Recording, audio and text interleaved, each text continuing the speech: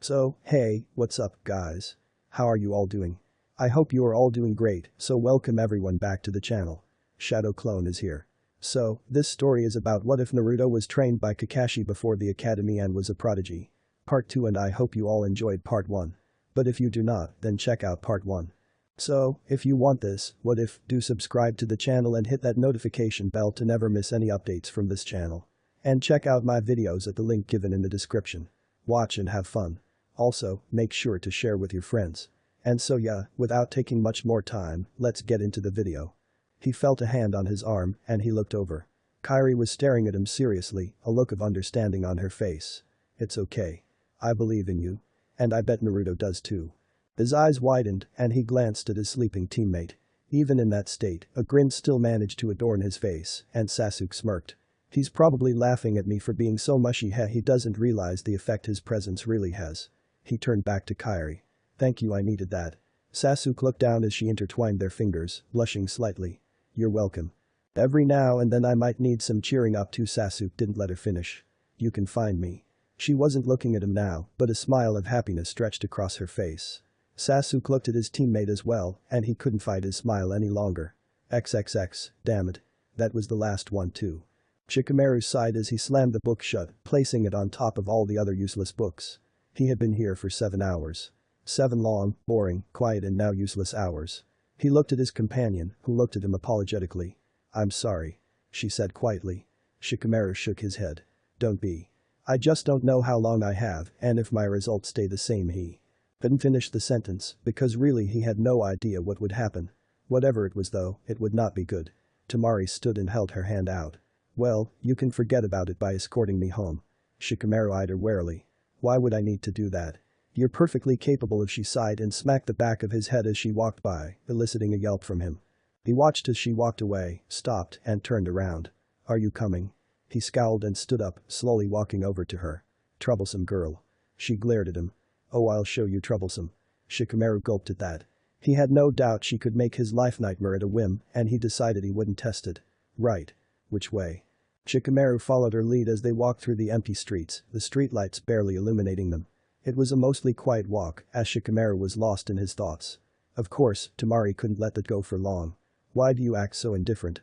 Shikamaru's brow perked up, and he shrugged. Because I am indifferent. She rolled her eyes. Don't give me that.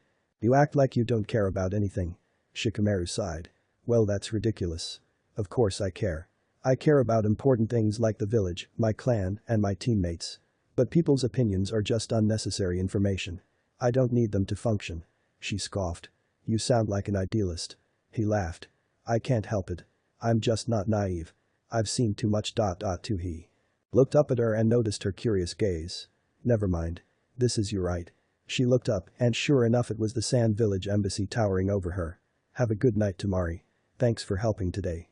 He turned and walked away, not bothering to wait for a reply. She stared at him for a few moments as he walked away, before she called out to him. Will you be there tomorrow? He waved his hand in affirmation and she smiled.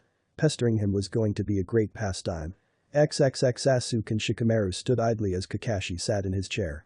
He was reading a few papers, and finally he looked up at them. Okay, so as I'm sure you're aware, things aren't so great right now. That much is obvious.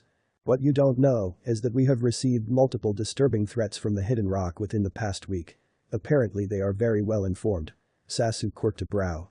How well informed? Kakashi sighed. They know of Naruto's condition. Both of his students' eyes widened. And since they know the son of their greatest enemy is on the sidelines, they're feeling a little confident. Shikamaru cursed. Well, that's just great. What do we do? Kakashi turned his chair around. Well, we need to show them we're not weak.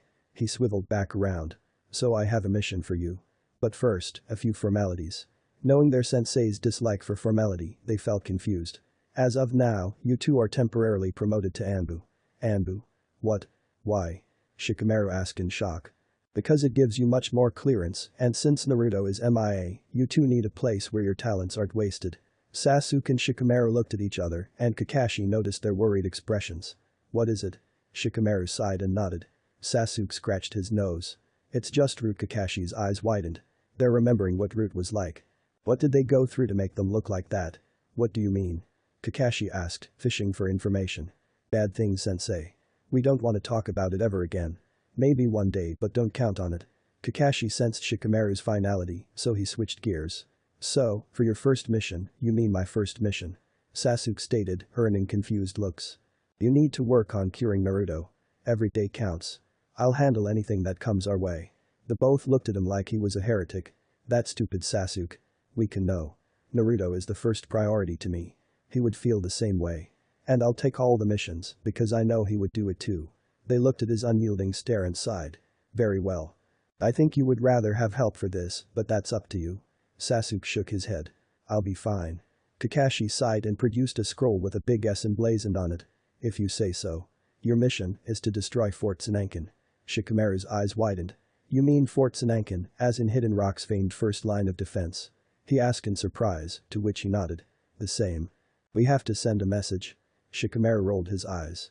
Well, that'll certainly do the job. How the nightmare do you plan on getting away with this little stunt? Kakashi smiled. I don't. That's the brilliance of it. You see, Hidden Rock is going to know who attacked as soon as it happens. And if we send in an invasion force, then by sunrise the entire Rock army would be right up our asses.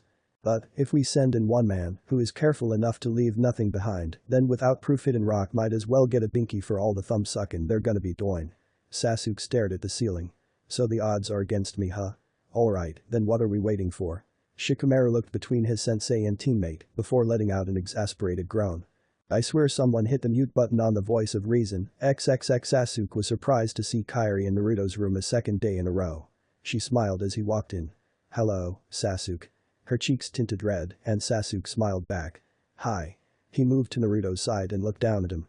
Don't get lonely while I'm gone. I'll be back soon. Hopefully. Kairi's head snapped up. What do you mean? Sasuke had forgotten he voiced that out loud, so he turned to face her. I have a mission. I'm not sure if I'll come back. He explained solemnly, looking down. Her eyes widened. What? He sighed. Not exactly what I had in my mind with a promotion, but I guess that's our life, right? They made eye contact, and Kairi walked over to him. Why? Things aren't stable right now. So sacrifices must be made, he sighed. I may die, but I won't fail my mission. Don't say that. Sasuke looked down at Kairi in surprise, her ocean blue eyes pleading with him. You can't die. You can't. How would Naruto feel if you died? Sasuke looked over at his teammate. He wouldn't feel. He'd do what his heart told him. Kairi sniffled and hugged him. She may have been 3 years older, but his peak physical condition and his good genes put him a few inches taller than her. Well, my heart is telling me that no one else I care about needs to get hurt. Your heart tells you the same, right? Sasuke was quite overwhelmed by the emotional display. Quite frankly, this was unknown territory to him. But it was surprisingly comforting, and he decided that it was a welcome feeling. Yeah, it does. She backed up and looked at him. Good. I'll never forgive you if you don't come back. Sasuke shuddered. For some reason, he really didn't want to disappoint her. XXX extra content. Route destruction, target confirmed. 1 Kyaku Nasada identified. Orders dose. Hold firm comedy. Let's see if he moves. I'd rather not start a fight in such a populated area. Got it. Keeping distance. The 3 route operatives were spread out across the rooftops around their target, using communicators to talk. Currently, they were on a mission to assassinate a notorious missing ninja, who hailed from the Leaf Village. He was too dangerous for the regular Anbu to handle, but for Rudy was perfect. Someone with as much information as he possessed needed to die quickly, by any means necessary, and their time was running short. He may have been a Jonin, but Team 7 was ready. An hour passed, and Dosa's voice crackled over the comm. He seems pretty comfy. Let's get this over with so I can go cut myself. At that morbid thought, explosive tags lit up the plaza. Horrified screams echoed through the air as civilians were demolished in the blast. Human limbs flew everywhere as a result, bringing a nauseous feeling to Dosa's stomach. As the dust cleared, tragedy approached the scattered remains of their target. He picked up the discarded headband and surveyed the area. Blood stained the battered ground, rubble was strewn about everywhere, blown-off limbs were hanging like decorations, and a child's head was eerily staring at him, as if to condemn him for his actions. Kill confirmed. Casualties, too many. Tragedy looked over at Dose, who was already walking away. Come on, let's get out of here. Tragedy and comedy followed, wanting to bury their sins here along with the rest. Chapter 21. The life of a friend. Twinkling stars decorated the night sky, like beacons on light in an abyss of darkness. Sasuke stared at the sky as a small fire crackled next to him, illuminating half of his face. He had been on the road for 4 days already, and he was within half a day's walk from the fort. He took a bite of his cooked pork and washed it down with a can of tomato juice, savoring the flavor. Tonight was a night of luxuries, and Sasuke was taking his time. He finished the meat with a satisfied grin, wiping his mouth with his sleeve. He took the time to do one last check of the area, searching for any pulses or traces of chakra. Satisfied that no one was around, he put the fire out and unrolled his sleeping bag. He climbed in and gazed at the starry sky, thinking of his home and his friends. Shikamaru was probably just leaving the library now, or rather being kicked out for staying too long. Kakashi was definitely cursing his luck for being named Hokage. A set of blue eyes invaded his mind's eye, and a smile crossed his face. He didn't really know what was going on with her, but those moments with her he would remember them forever. Even with Naruto lying comatose in the hospital bed, she had made him feel confident. She was sure they would cure Naruto, and he'd be damned to the 7th layer of nightmare if he let her down. But most of all, he would not let Naruto down. Naruto didn't know the meaning of the word failure, he always found a way. And he always came out of it alive. "I'll be back. I can't die yet," Sasuke whispered to himself, mostly for reassurance. But he wasn't nervous, no, he was far from it. In fact. He was calm, extremely calm, like his body was stuck in a stillness that he hoped would never move. But that's what scared him the most. XXX Fort Sanankan was the pride of Hidden Rock. While they had certainly lost wars before, not once had the actual fort been taken. With 20-inch stone walls, wrought by powerful Earth-style techniques, watchtowers on every corner, and a decent-sized battalion stationed there at all times, it was truly a magnificent asset of war. However, the most impressive thing about it, and what had really kept it impregnable, was the fact that it was built into the side of a mountain. And said mountain happened to be parallel to another range of mountains, creating a valley of murder for any invasion force dumb enough to assault Hidden Rock by land. So when Sasuke actually laid eyes on the fortress, his stomach dropped a little. That's Fort Sanankan. Well, Dross, no wonder it's their perfect defense. He sighed wearily as he went over his plan in his head. If Kakashi's intel is right, then there should be 45 Genin, 15 Chunin, and 3 Jonin commanders. And apparently one of them is Kuritsuchi of the lava style and granddaughter of the Tsuchikage. Damn it, what the funk did I get myself into? He shook his head. Too late for regrets now. Well, then let's see if I can't start things off with a bang. From the tree he was perched in, he jumped out and ran up to the fortress. His headband was safely hidden at the campsite, and he was wearing a blank white mask to hide his identity. As he approached, he heard the warning shouts from the sentries in the watchtower, and he flew into action. Lightning style. Shockwave eruption. Sasuke came to a halt and slammed his hand on the ground, and blue lightning leapt across the ground, tearing it up as it blazed toward the fort. More lightning arced up from the ground as it collided with the fort, alerting any unknowing rock ninjas of an attack. Sasuke gaped as he saw that his attack had done little more than crack the wall, and he cursed as about 10 enemies, most of them genin he assumed, charged out of the fort. He charged forward and activated his lightning blades, beheading 2 genin who couldn't have been any older than him. He continued to weave through the attackers, taking limbs and spilling their blood as he ruthlessly tore through them like sweating paper. When he saw more reinforcements pour out of the fortress, he knew these would be Chunin, and he gave himself some space. Lightning style. Illumination.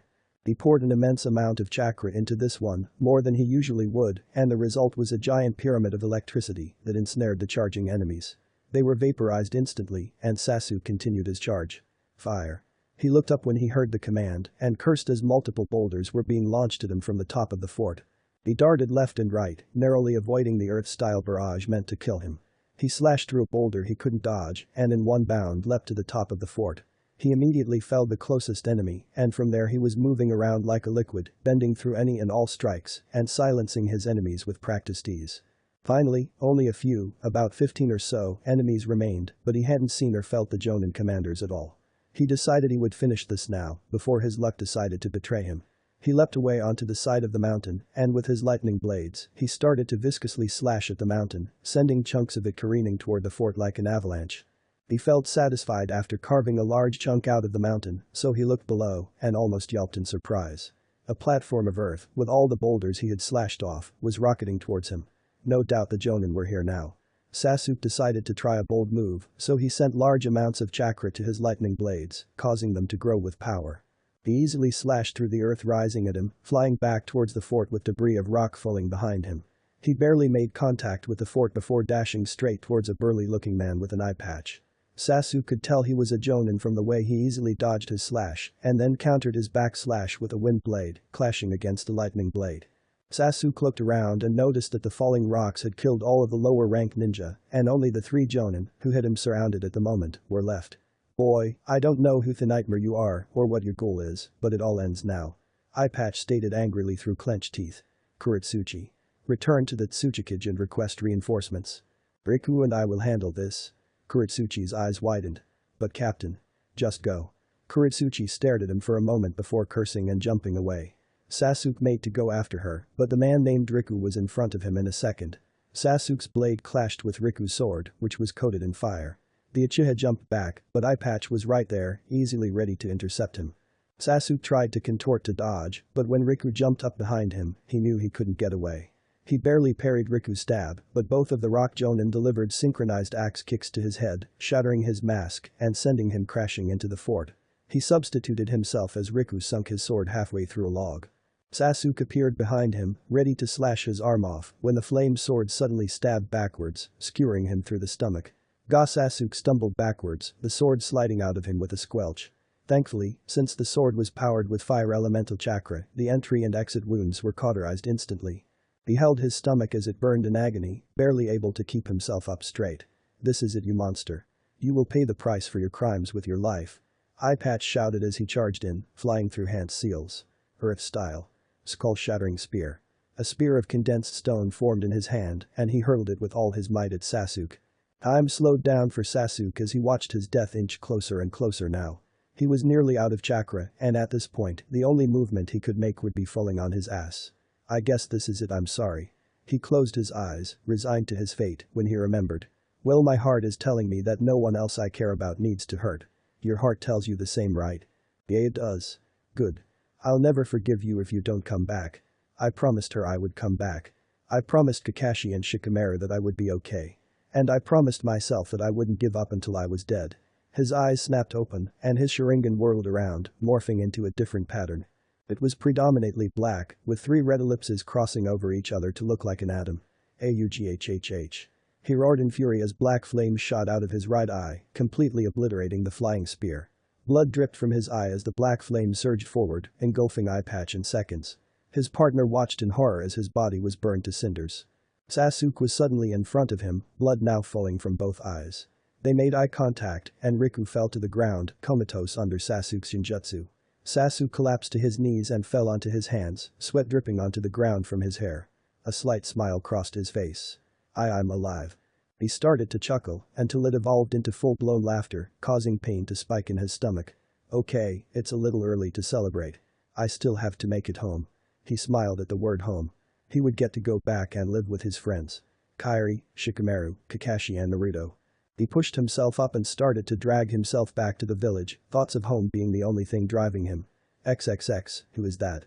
The gate guard asked, pointing past the gates. A lone figure with a tall cane was slowly approaching the village. Dunno, probably some old merchant. The other answered, only glancing at the figure. The first guard squinted at the approaching figure, gasping when he saw the sunlight reflect off of something on the man's forehead. It's a leaf ninja. Come on, he's injured. Both gate guards swiftly jumped through the gates and went to aid their comrade. Sasuke smiled as he saw 2 leaf ninja bound out of the gates toward him. Finally he collapsed on the spot, knowing that he was safe now. XXX, he's waking up. Sasuke groaned groggily as his eyes flitted open. He found himself staring into the worried eyes of Kairi. What? Kairi shook her head. Don't talk. You're in the hospital. They said you weren't going to make it. Sasuke glanced over to see Kakashi and Shikamaru, leaning against the wall in almost mirrored poses, trying to mask their worry. Everything seemed a little blurry to Sasuke, but he chalked it up to his injured state. How long? He asked quietly, looking back at Kairi. A week. Kakashi answered, causing Sasuke's eyes to bulge. He tried to sit up, but the sharp pain in his stomach forced him down. Easy. Shikamaru shouted wearily. Your wound still hasn't healed yet. You know, you're lucky to be alive. There was so much blood floating around in your body that they filled almost 6 vials. Sasuke's eyes widened. 6. He really should have been dead. What about Naruto? The Uchiha asked, causing Shikamaru to look down. I haven't found anything yet. The Nara answered solemnly. Sasuke nodded and closed his eyes, sleep taking him in mere seconds. XXX Shikaku Nara stared at his son with an amused smirk as he paced back and forth in their kitchen. Various books from the Nara clan archives were scattered everywhere, making the kitchen look like a warzone. Usually his mother would throw a fit if it were this messy, but she understood the urgency. Calm down, son. This isn't like you. Shikamaru stopped and glared. Well, I can't help it. Naruto's completely screwed and I haven't gotten anything worth dross. He's gonna die. Shikaku's eyes narrowed. We've all seen comrades in tough spots. I've seen Choza and Inoichi close to death too many times, but I didn't let my mind get the best of me. Shikamaru's eyes narrowed back. Yay, but was it ever your fault? At that, Shikaku faltered, and rueful grin adorned the younger Nara's face. I'll never be able to live with myself if I can't fix it. Shikaku threw a book at him, which he deftly caught. Then you better keep looking. No Nara man can be bested by a simple setback such as this. You're better than that. Shikamaru sighed. Only because he made me that way. Shikamaru walked over to his seat and collapsed into it. I've been at this for days, father. I'm beginning to lose hope. Shikaku put a hand on his son's shoulder. You know, I'm very proud of you, son. I was a lot like you when I was a kid. Always stargazing, cloud gazing. Shikamaru corrected. I like the stars better. My point is that already, you've far surpassed any expectations I had. So the only thing I expect now is for you to surpass what I expect. Shikamaru gazed at his father with a raised eyebrow. You put too much faith in me. Well, someone has to. Shikamaru sighed and opened the book, grinning behind the pages. His father was right, he had just started, so how could he give up? XXX Kakashi placed a letter, marked with the seal of the Tsuchikage, down on his desk in front of his two students. They began to read it, wondering why Kakashi was so nervous. To the White Fangsbid, I don't know what kind of technique you could have conjured up to bring him back, but whatever you are doing should be left alone, Hokage. Madara Uchiha is a dangerous man, and those black flames are an omen of what is to come if he is alive. You better have nothing to do with this, or the entire shinobi world will bring its wrath down on you. Inoki of the Scales, 3rd Tsuchikage. Madara Uchiha. He's long dead, Shikamaru stated, completely baffled. What the nightmare is going on? Kakashi shook his head. Your guess is as good as mine. Sasuke, what happened at that fort? There were so many, I had killed most of them, but one of the Jonin, the Tsuchikage's granddaughter, got away, and the other two Jonin stayed behind. They had me, and I had accepted my death when something in me snapped, and I felt full of power. Black, unquenchable flames and a terrifying genjutsu, they went down like flies. Somehow my Sharingan evolved into the Mangekyo Sharingan. So much power. The Uchiha looked down at the ground, remembering the feeling of adrenaline that exploded through his body. Okay, but why is the Tsuchikage spouting stuff about Madara Uchiha? He was a founder of the village, he'd be at least 120 years old. Shikamaru asked curiously. Madara Uchiha is the strongest Uchiha to ever live. The power of today's shinobi world is said to be a whisper of Madara's full power. The Uchiha clan rose to greatness with the strength of his eyes, the Mangekyo Sharingan. Stories of his exploits were told in my clan as bedtime stories to the young ones. They were like fairy tales, because his strength was unimaginable. Amaterasu, the forever burning black flame, was but one of his powers. When Sasuke finished explaining, Kakashi chuckled. Then there's nothing to worry about.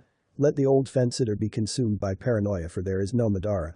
However, that technique, Amaterasu, I forbid you to use it until you can figure out a way to put it out. We don't need rumors of Madara Uchiha's revival spreading. Sasuke nodded at this. Good.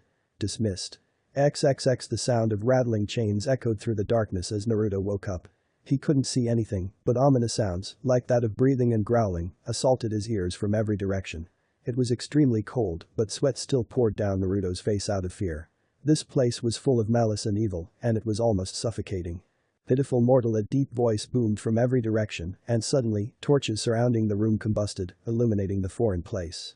Naruto looked around, and his eyes widened when he saw the source of the voice. Damn it, a low chuckle reverberated through the hall. The walls of the hall were made of stone, and carvings and drawings, looking like they were hundreds of years old, adorned the wall. The pictures depicted various scenes of battle, and all of them featured the Nine Tails in one way or another. At the end of the hall was a stone prison, where the demon fox himself resided, chained to the wall from every limb and his neck. Welcome to my domain. A laugh full of murderous desire filled the air, causing Naruto to gulp. This is gonna be fun. Chapter 22. Rising sun. You look terrified. The fox chuckled in amusement at Naruto, who stood stock still far away from the fox. Come closer, boy, I won't bite. He bared his fangs and growled menacingly, as if to contradict his statement. Naruto slowly approached the prison, his senses all on full alert. He had no intention of dropping his guard for a second. When he got close, the fox lunged forward and snapped his jaws shut inches in front of Naruto. The blonde shut his eyes and stood, frozen in fear, in his place. He decided that this was close enough, and he cleared his throat. Why am I here? The Nine Tails eyes him like a juicy kebab for a moment before snarling. You do not ask questions, boy. You are not even worthy to be in my presence, let alone be my Jinchuriki. Naruto took in a deep breath. So how would I be worthy? The Nine Tails' eyes widened a fraction of a centimeter, but then he squinted. He leaned his snout close to Naruto and sniffed him a few times. You are A very strange boy. Very few men have ever gained my respect. Your fatherless father was one of them. Naruto's face contorted angrily, but the Nine-Tails slammed his tail on the ground. Do not interrupt me, boy. I care not if he was your father and he was a hero. Naruto looked dejected, but nodded. Madara Uchiha, Hashirama Senju, and the Sage of the Six Paths are the only men throughout history whose power has overcome mine. You are weak. You are nothing but a piece of gum on the sidewalk. Naruto's eyes widened at that. Hey. I'm pretty strong. The fox roared. I'm aware of your battle prowess, I see everything you see. What you think is strong is nothing compared to the legends of the ninja world. I've battled millions of men over time, and all of them could have killed your Hokage in seconds. Naruto cringed. If you want to be worthy, obtain great power and one day we shall do battle. Naruto's eyes widened. You want to fight me? The Nine-Tails glared at him. You possess great potential, but you are nowhere near unlocking it. Until then, we shall never speak again. Naruto collapsed suddenly, and he was knocked out cold on the floor. The Nine-Tails closed his eyes as well, slumbering until the next time he could whet his appetite for battle. XXX goddammit, Shikamaru sighed exasperatedly as he shut another book and tossed it aside uselessly. It had been 2 months since Naruto fell into a coma, and yet Shikamaru was no closer to curing his friend than when he started. He had read close to every medical and psychological textbook in the library, some twice, as well as most of his clan archives. Nothing had even mentioned the shadow emergence technique, let alone anything similar. He wished he could have gotten the Yamanaka to dive into the blonde's mind, but he wasn't sure they would be thrilled to do that. He let out a grunt of frustration and opened another book before a hand shot out from across him and snapped the book shut. That's enough for today. It's nearly 10, and the librarian has been glaring at you so intensely I wouldn't be surprised if laser beams shot out. Tamari stated, giving him a sympathetic look. Shikamaru glanced over at the librarian, who really did look like she was willing him to burst into flames with her eyes. He got up without another word and meandered out of the library, Tamari close behind him. Tomorrow will Shikamaru whirled around suddenly, glaring at her. We'll come away with Jack Dross again. At this rate, Naruto would have a better chance at meeting Jiraiya in the afterlife than coming back to us. Tamari's eyes widened. That was more dark than usual. He was starting to feel really bad. Don't say that, I know you can, but I can't. I don't know why everyone has this blind faith in me. I'm no miracle worker, I'm just an average, lazy guy. I don't even know what the nightmare I'm looking for. First my father and now you, it's like I'm funking God or something. I don't know what to do and I'm scared. Tamari watched his face contort with anger, sadness, regret, and a slew of other emotions before he suddenly disappeared. She looked around, baffled by the abrupt escape, and cursed when she realized she'd have to find him. The first place she had tried was his house. His room had been empty, and even when she knocked on the door and asked his parents, they hadn't seen him. Then she tried Ichiraku's, but they were just closing when she had arrived, and neither of them had seen the Nara. The training grounds were completely empty as well, except for the Forest of Death, which had sadistic womanly cackles emanating from it. She had run out of ideas after that, so she had decided to climb to the top of the Hokage mountain and scout out the city for any probable hiding places. She was surprised to see him up there already, lying on top of Kakashi's head, gazing at the stars. She approached him and stared down at him, but his gaze stayed fixed on the sky. I can see why my dad likes the stars. She sighed and lied down next to him, turning her head to look at him in concern. The average life expectancy of a ninja is about 20. So you should always make the best of it, right? Well, Naruto is losing time right now, and he's never gonna get it back. So what right do I have to enjoy myself? Tamari frowned at his ramblings. She scooted a little closer and sighed. I don't know why you think like that. For a genius you're acting stupid. He grinned slightly and she turned her body toward him. You're being so hard on yourself, you're gonna drown yourself in your own regret and sorrow. Take a second to relax and think. Would Naruto want you to waste your time? I know he wouldn't, and you do too. So give yourself a break and let it go. Just for a little while. Shikamaru turned his head sideways and he was a little surprised at how close she was. He lost his train of thought quickly and his breath got caught in his throat as she stared at him, almost through him. He could see an intense urge to comfort behind her emerald eyes and his heart started to beat like a bongo. She leaned in suddenly and before he knew what was happening, his arms were wrapped around her and she was on top of him, their lips locked together. The rest of the night was spent in a similar fashion until she fell asleep under the moonlight, comfortably snuggled up against him in his arms. His mom would be furious in the morning, but those thoughts would be saved for when they mattered. Right now, he would let it all go. XXX Shikamaru opened the front door to his house, peeking in to check if the coast was clear. He immediately locked eyes with his mother, who was standing in the kitchen, hands on her hips, and a gaze that spelled death for anyone caught in it.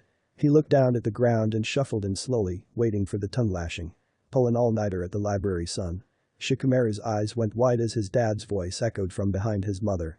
Shikaku was giving him a look that said agree or your life is over, and Shikamaru was more than happy to do just that. Ye still haven't found anything yet. A look of genuine sadness crossed his face, and his mother went from livid to concerned in a second. She walked up to Shikamaru and gave him a motherly hug before retreating from the room. Shikamaru and Shikaku's eyes locked, and the older Nara motioned his head toward the back door. About a minute later, both of them were in the Nara clan forest behind the compound. Shikamaru was staring at his father with a questioning glare. Would you help me out? Shikaku shrugged. You've got a lot on your plate right now. I figured you could do without Yoshino scolding. They both smiled before they broke into chuckles. So, where were you really? Shikaku asked after his fit of chuckles. Shikamaru grumbled something and looked at the ground. Shikaku raised a brow. I'm sorry. I didn't catch that. Shikamaru leveled him with a glare. I was with a girl. It took a minute for Shikaku to process the information, but when he did he burst into laughter, something Shikamaru had never seen his father do. Dad, come on, it's not, damn it. Shikamaru decided to scowl at his father until he finished laughing, which went on for quite some time, furthering Shikamaru's embarrassment. When he finally calmed down, he immediately started to ask questions. So, who is she? Are we really gonna play 20 questions? You'd rather I tell your mother? Shikamaru's face paled 3 shades wider, causing Shikaku to smirk victoriously. Answers, boy. Her name is Tamari. Shikaku's eyes widened in recognition. You mean the sand Kunoichi that's been following you around lately? Isn't she the daughter of the ex-Kazukiage and student of the current one? Shikamaru nodded. She stopped by last night. Looking for you. Shikamaru sighed, she already knew where he lived. Whatever happened to an average girl? Shikamaru looked away. Well, I certainly didn't expect this either, but she hasn't left my side since Naruto. He didn't need to finish that thought, for neither of them needed it repeated. It's been comforting. Shikaku put a hand on his son's shoulder. Well, my boy, maybe now you'll understand why I fell in love with your mother. Shikamaru rolled his eyes before they burst open, as wide as dinner plates. Oh god, she's just like mom. Shikaku let out another bellow of laughter. How ironic. Well, now you can never call me whipped again, boy. Shikamaru joined in on his father's laughter, following the advice of his new whatever Tamari was to him. Finally their raucous laughter died down, and Shikaku's face turned serious. So, how goes the research? Shikamaru spit on the ground and grunted. About as well as 3 genin taking an S-rank mission. Shikaku sent an accusatory glare at his son, and the younger Nara rolled his eyes. Not my team. Shikaku grinned, but it was gone as quick as it came. I've memorized every damn book remotely relevant to the problem, and I still got nothing. Shikaku nodded thoughtfully. You know, son, I think you're going about this the wrong way. Shikamaru cocked his head and raised his eyebrow. How so? Our peers may consider us geniuses, but our knowledge only carries us so far. I cannot claim to be an expert in medical or psychological matters, nor can you. Tactics and politics are our strong points. So instead of traditional means, you must use what knowledge you possess to solve this problem. Shikamaru urged his father to continue with a slight head nod. You don't get it. Fine, let me ask you this. What put Naruto in this state? Shikamaru shrugged. The shadow emergence technique. He guessed logically. Shikaku shook his head. Think broader. Don't give it a name. Shikamaru chuckled. Me. Shikaku scowled and smacked the back of his son's head. Don't give me stupid answers. Shikamaru sighed. Fine, broader means a wider range, so a wider range of shadow techniques. But that's too specific too. So ninjutsu you. Think I should create a technique to counteract the shadow emergence technique? Shikaku grinned. Exactly. Your grandfather created that technique during the Second Shinobi World War to help our village. Now you can create one to help your friend. Shikamaru just shook his head. I can't believe I didn't think of that. Shikaku chuckled. Well, it'll be years before you surpass me in knowledge, son. I'm a lot smarter than you think. Shikamaru scowled. Now, how about a game of shogi? XXX time slowed down around Sasuke. 1 minute, he had been walking through the forest with his Anbu team, and then All Nightmare broke loose. He was currently on a mission with Anbu Squad Delta, otherwise known as the Leaf Silent Killers. They were a top-notch assassination squad of the Leaf Anbu, only sent out on special occasions and to well-paying customers. Of course, the fact that it was an A rank and the guy had offered that much should have set off some kind of alarm bells, but apparently he had been a friendly man.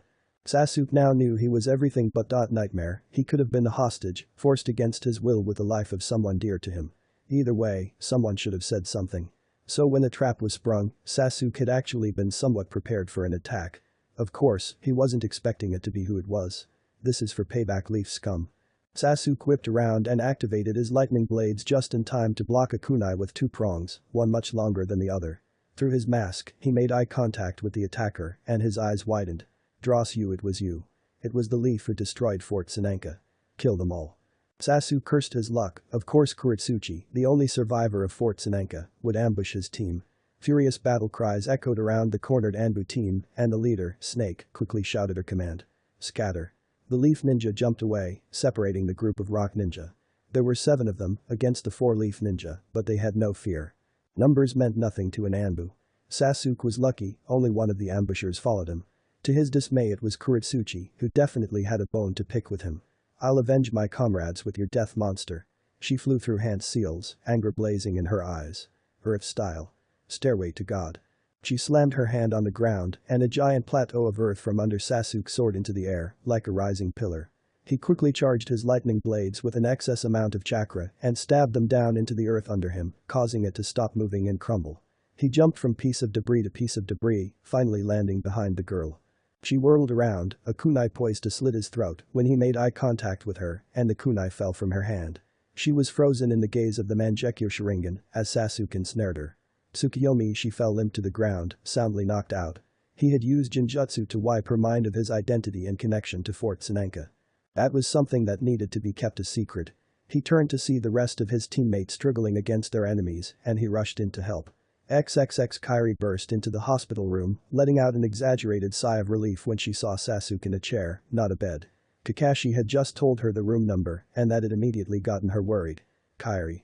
She walked up to him and hugged him. I heard what happened. I'm so glad you're okay. Sasuke returned her hug gently. I'm okay thanks to her. Kairi stepped back and gazed at the purple-haired woman lying in the bed. Oh, stop. Since when are Uchihas humble anyway? Sasuke cracked a tiny smile. We're more humble than you know, Captain Anko. The snake mistress waved her hand dismissively. Whatever. This just means I get to launch an Earth-style technique into your back one of these days. You better keep your guard up, Uchiha. Anko stated sadistically. Sasuke wholeheartedly believed her threat, so he would make sure to watch out for snakes. Right. Well, thanks again, Anko. I promise I won't tell anyone you saved me. Anko rolled her eyes. Whatever. Beat it, I'm tired as nightmare. Sasuke and Kairi exited the room at her command, and he led her out of the hospital and into the streets. Sasuke didn't know how she had led them to the merchant district, but soon enough they were moseying through the colorful streets, the sounds of haggling and arguing reverberating around them. Kairi admired the luxurious stands with curiosity and excitement, putting a smile on Sasuke's face. You seem to be enjoying this. Sasuke observed, earning a vigorous nod. Yay. My mother used to take me here all the time. There was one particular stand she always visited but never bought anything from. I never knew why, but she always looked sad. It was after my father had died, so I guessed it had something to do with him. But I never found out. Ah, there it is. She scurried over to the stand, a simple stand that sold valuable trinkets and accessories and everything of the like. Kairi examined the wares with wide eyes, like a kid in a candy shop. She plucked a necklace off of a tiny rack and marveled at it intensely. So pretty do you think it matches my eyes? She held the ocean blue jewel, chained on at the end of the tiny black silken rope. A tiny silver chain ran through the middle of the black silk, as if it were a sliver of moonlight. Yay, perfectly. She smiled at him and was about to replace it when he grabbed her wrist. Do you want it? She gaped at him like a fish. What? This is expensive, Sasuke. Why would you do that? He shrugged. I have too much money. Really? And the way your eyes lit up when you looked at that, I know you want it. He gently took the necklace from her hand and walked up to the merchant, who simply gave Sasuke a price and happily accepted Sasuke's money. She watched him do this with a huge blush on her face, utterly baffled and yet enormously giddy. He walked back over with a thin, rectangular black box, and he set it on the table before opening it and placing the gift around her neck. She blushed madly before stepping on her tippy toes and quickly caressing Sasuke on the lips before leaving him stunned at the merchant's stand. After a few moments, he turned around and saw her looking at him coyly, so he caught up with her, and they continued walking. She intertwined their hands as they walked through the crowd, enjoying the warmth it brought. Sasuke was a little surprised by her actions, but he definitely didn't mind them. They brought him a sense of peace, and that was something he craved these days. XXX Shikamaru stood over Naruto's bed with a determined look on his face. It had been a month since his talk with his father, and since then he had been crafting his technique, working day and night almost every day. His relentlessness as well as the help from Sasuke, Temari, the Hokage, and his father led him to success in the end. He had been able to bring a monkey back to consciousness after catching it in the shadow emergence technique. It required exact precision, however, so he needed to concentrate fully on Naruto and only Naruto. The technique had been simple to create really, it was mastering it that had taken so long. One wrong move could cause him to skewer Naruto's brain. He had forced everyone else out, telling them he wouldn't perform the technique if they didn't leave. That had got them out quick. Shikamaru stared down at the childish face of his friend and couldn't help but smile. "You're gonna be fine, Naruto. I'll see you in a little bit." Shikamaru sucked in a deep breath and exhaled sharply, zoning in on Naruto. His hand swiftly shifted through hand signs, his face not moving at all. Shadow scalpel technique. He held his finger up and a pointy wisp of shadow fluttered around his finger. He carefully positioned his finger over Naruto's forehead before sinking the shadow scalpel into Naruto's head to his finger, like he was poking him. Okay, now where would I be if I were shadow residue? The extension of shadow explored Naruto's brain, scouring for the cause of his comatose state. He felt a slight pull from his shadow suddenly, signaling that he had found the problem. Perfect, now to just absorb it back. The scalpel slowly siphoned the shadow residue clouding Naruto's head back to the Nara, and when it was all gone, Shikamaru did a quick check for any more, before retracting his finger with a smile. That should do it, I hope. He stared down at Naruto's face for a minute, and a minute turned to 2, and 2 turned to 10, when finally, the blonde's cheek twitched. His eyes opened slowly, and Shikamaru felt like crying. Through blurry eyes did Naruto see the world once again. He slowly blinked a few times to clear the moisture in his eyes, and he saw Shikamaru smiling at him extremely happily and relieved. Shikamaru the Nara started to chuckle before it turned into a laugh, full of happiness. The door opened, the others hearing the laugh, and they all felt relief wash over them when they saw Naruto's blue eyes. The blonde looked at everyone with a half-startled, half-confused expression on his visage. "What is, guys, what the nightmare?" Sasuke stepped forward, a relieved smile on his face. "Hey, why are you smiling? All of you are really freaking me out right now." "Shut up, idiot." Naruto scowled and he pushed himself up easily and leaned against a backboard. "By the way, why am I here? I feel fine." Naruto's eyes widened. "Wait, Danzo. We were fighting Danzo. Well, what happened?" Everyone in the room looked at each other, surprised at his energy level. It was as if he felt just as he did before the coma.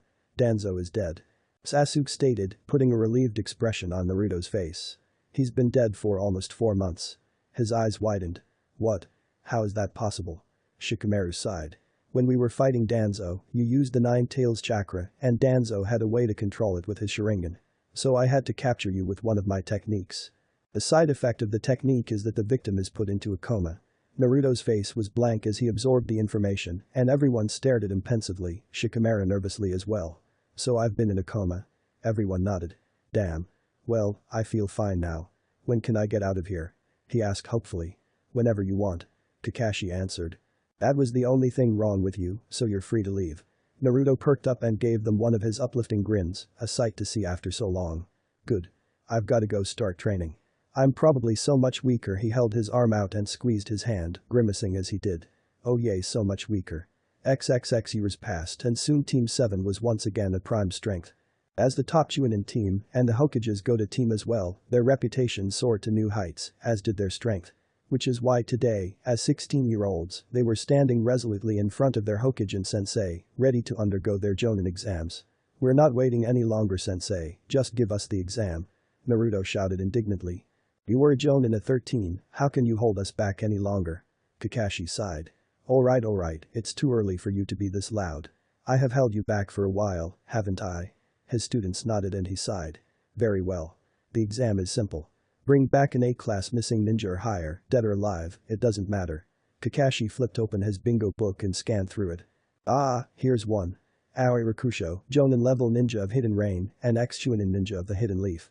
He betrayed our village a few years ago, taking with him the second Hokage's Sword of the Thunder God. He had no outstanding skills as a Chunin here, but it's been a while, and he could have gotten stronger. Still, I think you three will be just fine." The 3 Chunin nodded. "Where will he find him?" Kakashi smirked. "Ironically, I believe he recently defected from the Hidden Rain, as my latest reports have placed him in Western Rain Country. Find him before they do, and retrieve the Sword of the Thunder God." His charges nodded, and they exited immediately to prepare for their mission. They would set out tomorrow morning at dawn, so tonight would be spent relaxing. XXX extra content. A joint on the mountain. A flame jumped up from the tip of Sasuke's finger and licked the tip of the tightly rolled marijuana cigarette, courtesy of Shikamaru, and smoke billowed into the air. When Shikamaru had found the odd-smelling plants in the back of his clan's forest, he had laughed and laughed before telling his dad he found it, and there was nothing he could do to stop him from taking any.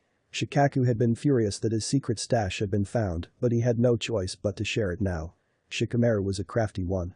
Sasuke passed the joint over to Shikamaru, who accepted it lazily and took a long drag. "So, are we the first people to smoke on my dad's head?" Naruto asked, accepting the joint from Shikamaru. They were seated in a little triangle on top of Minato's head, their knees almost touching together. "I think Kakashi said something about him and Genma on the first's head once." Sasuke's eyes widened. "Do you think the first Hokage could have used his wood style to grow wheat?" Both of his teammates' heads snapped towards the Uchiha, expressions of wonder adorning their faces. "That is possibly the greatest idea I've ever heard," Shikamaru stated, barely containing his excitement. "Where's Tenzo?" "On a mission," Sasuke answered, eliciting a curse from Shikamaru. "Damn. And we leave tomorrow morning. I'll have to mention it to him when we get back." Shikamaru sighed as he took a puff. "You think this Aoi guy is gonna be a challenge?" Naruto asked, looking up at the night sky. "I know Kakashi said we should be fine, but I have a bad feeling. Why would he defect from a place that he sought refuge? It doesn't make sense." Shikamaru shrugged. "You worry too much. When have we ever underestimated an enemy? I have no idea how strong this guy is, but I'm gonna go all out, and I know you two will too," he explained confidently. "And if that's still not enough, then I guess this is where we meet out end. But I doubt it will come to that. I don't plan on dying yet, and neither do you," he said to his teammates. "Yay, I have to restore my clan in Itachi's name and I want to see him at least one last time," Sasuke stated quietly. "I can't die until then. I have to continue Uncle Jiraiya's dream to bring peace to the world. And I have to surpass my father," Naruto added. Shikamaru nodded. "So there's nothing to worry about. Now just relax and hit the joint. We have 3 more and I'd like some sleep before tomorrow." Chapter 23. The first drop Team 7 stood in the middle of a grassy field, close to the border between the Land of Fire and Rain Country. They were staring across the plain in the direction of the Leaf Village, taking it in before they departed. "We may be gone for a while," Shikamaru stated stoically. He looked down at his headband and ripped it off, storing it in his weapons pouch. Naruto and Sasuke followed suit. They had ditched their Leaf Ninja uniforms in order to move around less suspiciously, so now they were dressed as bounty hunters. Naruto wore a mesh undershirt and a black pair of slacks, wrapped up under an orange hooded cloak.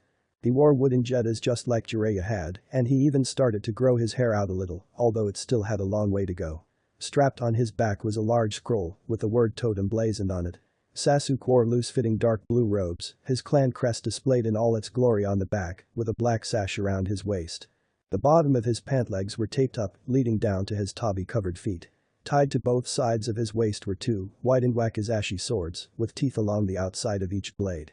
They were also made of chakra-conducting metal, perfect for his affinity. He wore a simple white rain cloak over his outfit, knowing he would need it for where he was headed. Shikamaru had a thick gray silk shirt, with a very thick layer of wire mesh under it. On his legs was a black hakama, and he wore simple gray slippers on his feet. Various pouches full of specially made chakra-conducting kunai were hidden along his body, as well as a few other surprises. He also wore a white rain cloak. "Come on, it'll be like a vacation," Naruto said eagerly, nudging Shikamaru with his elbow. The Nar rolled his eyes. "Yay, welcome to Rain Country where the sun never shines and nothing ever dries." Sasuke chuckled. "How poetic." They turned around and walked for a bit before they crossed the border, immediately noticing the darkness in the sky. "That seems a little dramatic," Shikamaru noted, feeling a drop on his arm. "Well, let's get sweating." Naruto gave both of them a foxy grin before dashing off. The 2 clan heirs looked at each other and sighed. "He's not taking this seriously," Shikamaru stated. "When has he ever?" Sasuke asked, shrugging. "If he was taking it seriously, I think I might be worried." Sasuke ran ahead after that, Shikamaru right behind him. They traveled through the country for a few hours, getting used to the endless rain pounding down on them. They knew to stay away from the village hidden in the rain, for it was extremely introverted to the ninja world. Nothing would be gained by going there, if anything the rain ninja would try to delay them in finding Aoi. Finally, there was no use in traveling anymore, so they set up camp quickly and retreated to their tent to get needed rest. It would become scarce in the coming trials, so they would take as much as they could get. A week in the rain had soaked their spirits with dreariness and disappointment. They had seen no sign of Aoi at all, not that they knew what they were looking for in the first place. "Damn it. I get that this is a Jonin exam, but Kakashi could have given us something better than Western Rain Country. He just likes to be a cryptic fatherless," Naruto ranted as they trudged through the mud. "We're never going to find this Aoi guy." He shouted in frustration, coming to a stop under a thick branch where he had a little more cover. Did someone say my name? Naruto's eyes went wide and he whipped around to see a man with long brown hair and a hidden rain headband with a slash through it on his forehead. Imagine my surprise when my scouts told me about a few dangerous-looking bounty hunters, only for them to be the students of the 5th Hokage. It's him. Naruto exclaimed excitedly. I can't believe he came to us. Sasuke and Shikamaru nodded in satisfaction. It seemed that Lady Luck favored them today. Let's end this quick so we can go home. Aoi scowled and activated his sword, sparks shooting off as it crackled to life. I'm no easy prey, children. You'll all die here. He flickered away and appeared behind Sasuke, who barely had his 2 blades, charged with lightning chakra, up in time to block. Shikamaru's shadow leapt up from the ground and morphed into a panther, crashing its fangs into the missing ninja's back, only for his form to splash into a puddle. Senbon shower.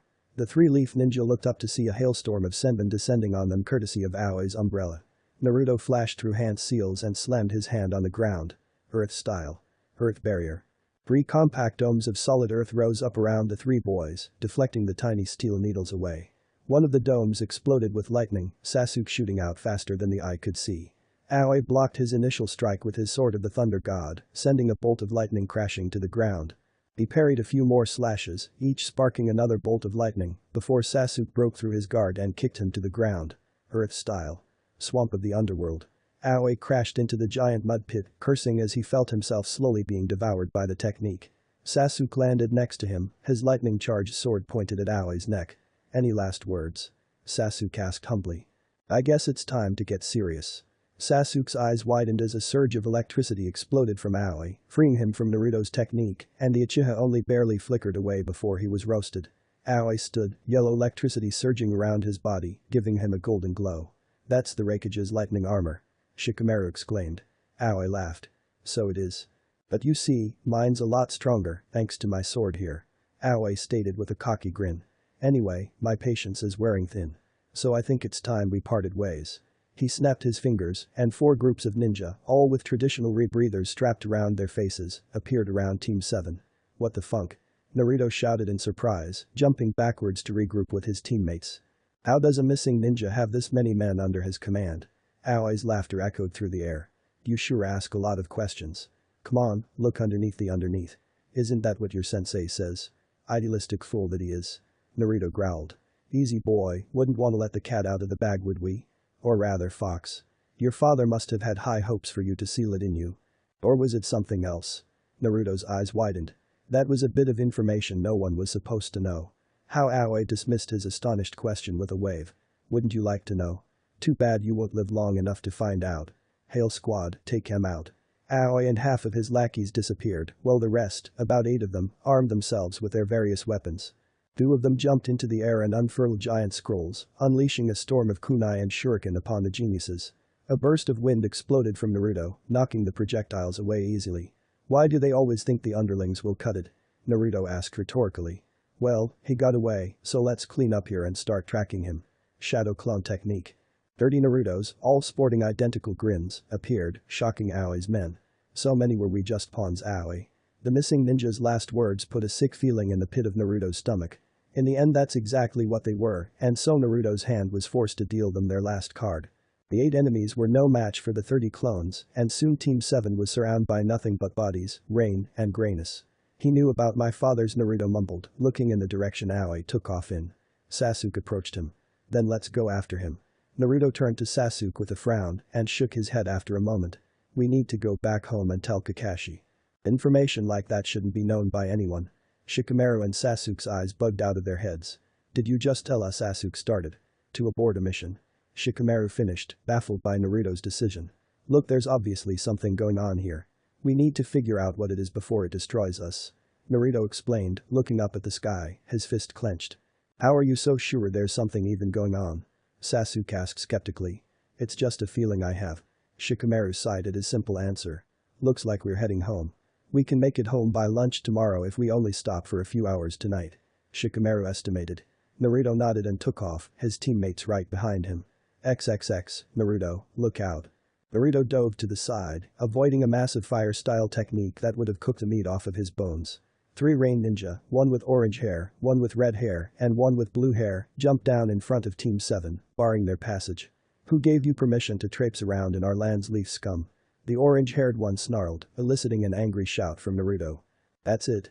I'm sick of getting ambushed in this country. Take this. Rasengan barrage. Two shadow clones appeared behind Naruto without the use of seals, and they reached out to his outstretched palms, generating two Rasengans in a second. In the blink of an eye he was in front of the orange-haired one, a moment away from demolishing his face. Fast. There was a flash of light, and Naruto felt the chakra in his hand disappear, stopping his attack. The red-haired ninja stood in front of him, hand outstretched and nary a mark on him. How? The orange-haired ninja rushed past his teammate and confronted Naruto. How do you know that technique? He asked, a hint of shock in his eyes. The Rasengan? He asked slowly, not dropping his guard. He got a nod. My sensei taught it to me. It's my father's technique. He looked down at the ground. What does the name Jiraiya mean to you? Naruto's head snapped up to the red-haired man. What? How do you know him? He asked adamantly. He was our sensei. Naruto's eyes widened, as did those of his teammates. Sasuke and Shikamaru were entranced by the scene. What were the odds? How is that possible? Uncle Jiraiya was in the village until he died. Who are you? Naruto asked curiously. Jiraiya was your uncle. The blue-haired one, a girl, asked. Well, more like a father, he was really my godfather. He cared for me until assassins came one day. The red-haired one's eyes widened, and the orange-haired one sighed sadly. I see well. I could never refuse the godson of sensei. Please come with us back to the village. He was met with stunned expressions and sharp inhales. Please do not be so surprised. I assume Jiraiya trained you as a boy. Naruto nodded. Then we are brother and sister disciples. We share a bond not many others can understand. Jiraiya was a great man, he saved us. Naruto smiled at that. Jiraiya was ever the noble one. I am Yahiko. This is Nagato, and that is Konan. If you would please follow us. Naruto, Shikamaru and Sasuke shared a look of utter something before following quickly. XXX Naruto, Shikamaru and Sasuke admired the architecture of the foreign village as they were led through it. The tall, sleek, silver skyscrapers were quite a sight, especially the way the lightning reflected off of them. Civilians, all dressed in rain cloaks, leisurely moseyed down the streets, the rain nothing more than a fleeting thought to them. They were led to the tallest skyscraper, and after what felt like an hour of climbing it, they found themselves in a rain-scented office, with stone furniture and a nice chill. So, you're hunting Aoi Rakusho? Yahiko asked, appraising the three boys. What a coincidence, so are we. Shikamaru's brow shot up. Really? Care to tell us why? Yahiko turned to Nagato, who nodded subtly. You know, I think we were fated to meet here today. We are in a bit of a tight situation right now, and allies are what we need. I'd be willing to tell you everything, but only an ally would be granted such information. Yahiko explained. Naruto could tell he was bargaining, but he was fine with that. The blonde sucked in a deep breath before nodding slowly and exhaling. Okay. You got a deal. Sasuke and Shikamaru balked at him. Are you crazy, Naruto? I know you want to be Hokage, but you can't just go around forming alliances for the village. Shikamaru reprimanded. Kakashi will kill you. Sasuke stated bluntly. Naruto shook his head. I know, but I trust them. They trained under Uncle Jiraiya. They have to be genuine people. He wouldn't train anyone else. His teammates eyed him warily. And I know Kakashi will agree once I share a certain piece of information with him, that is, if your friend's eyes are what I think they are. Nagato's eyes widened a fraction, and Yahiko chuckled.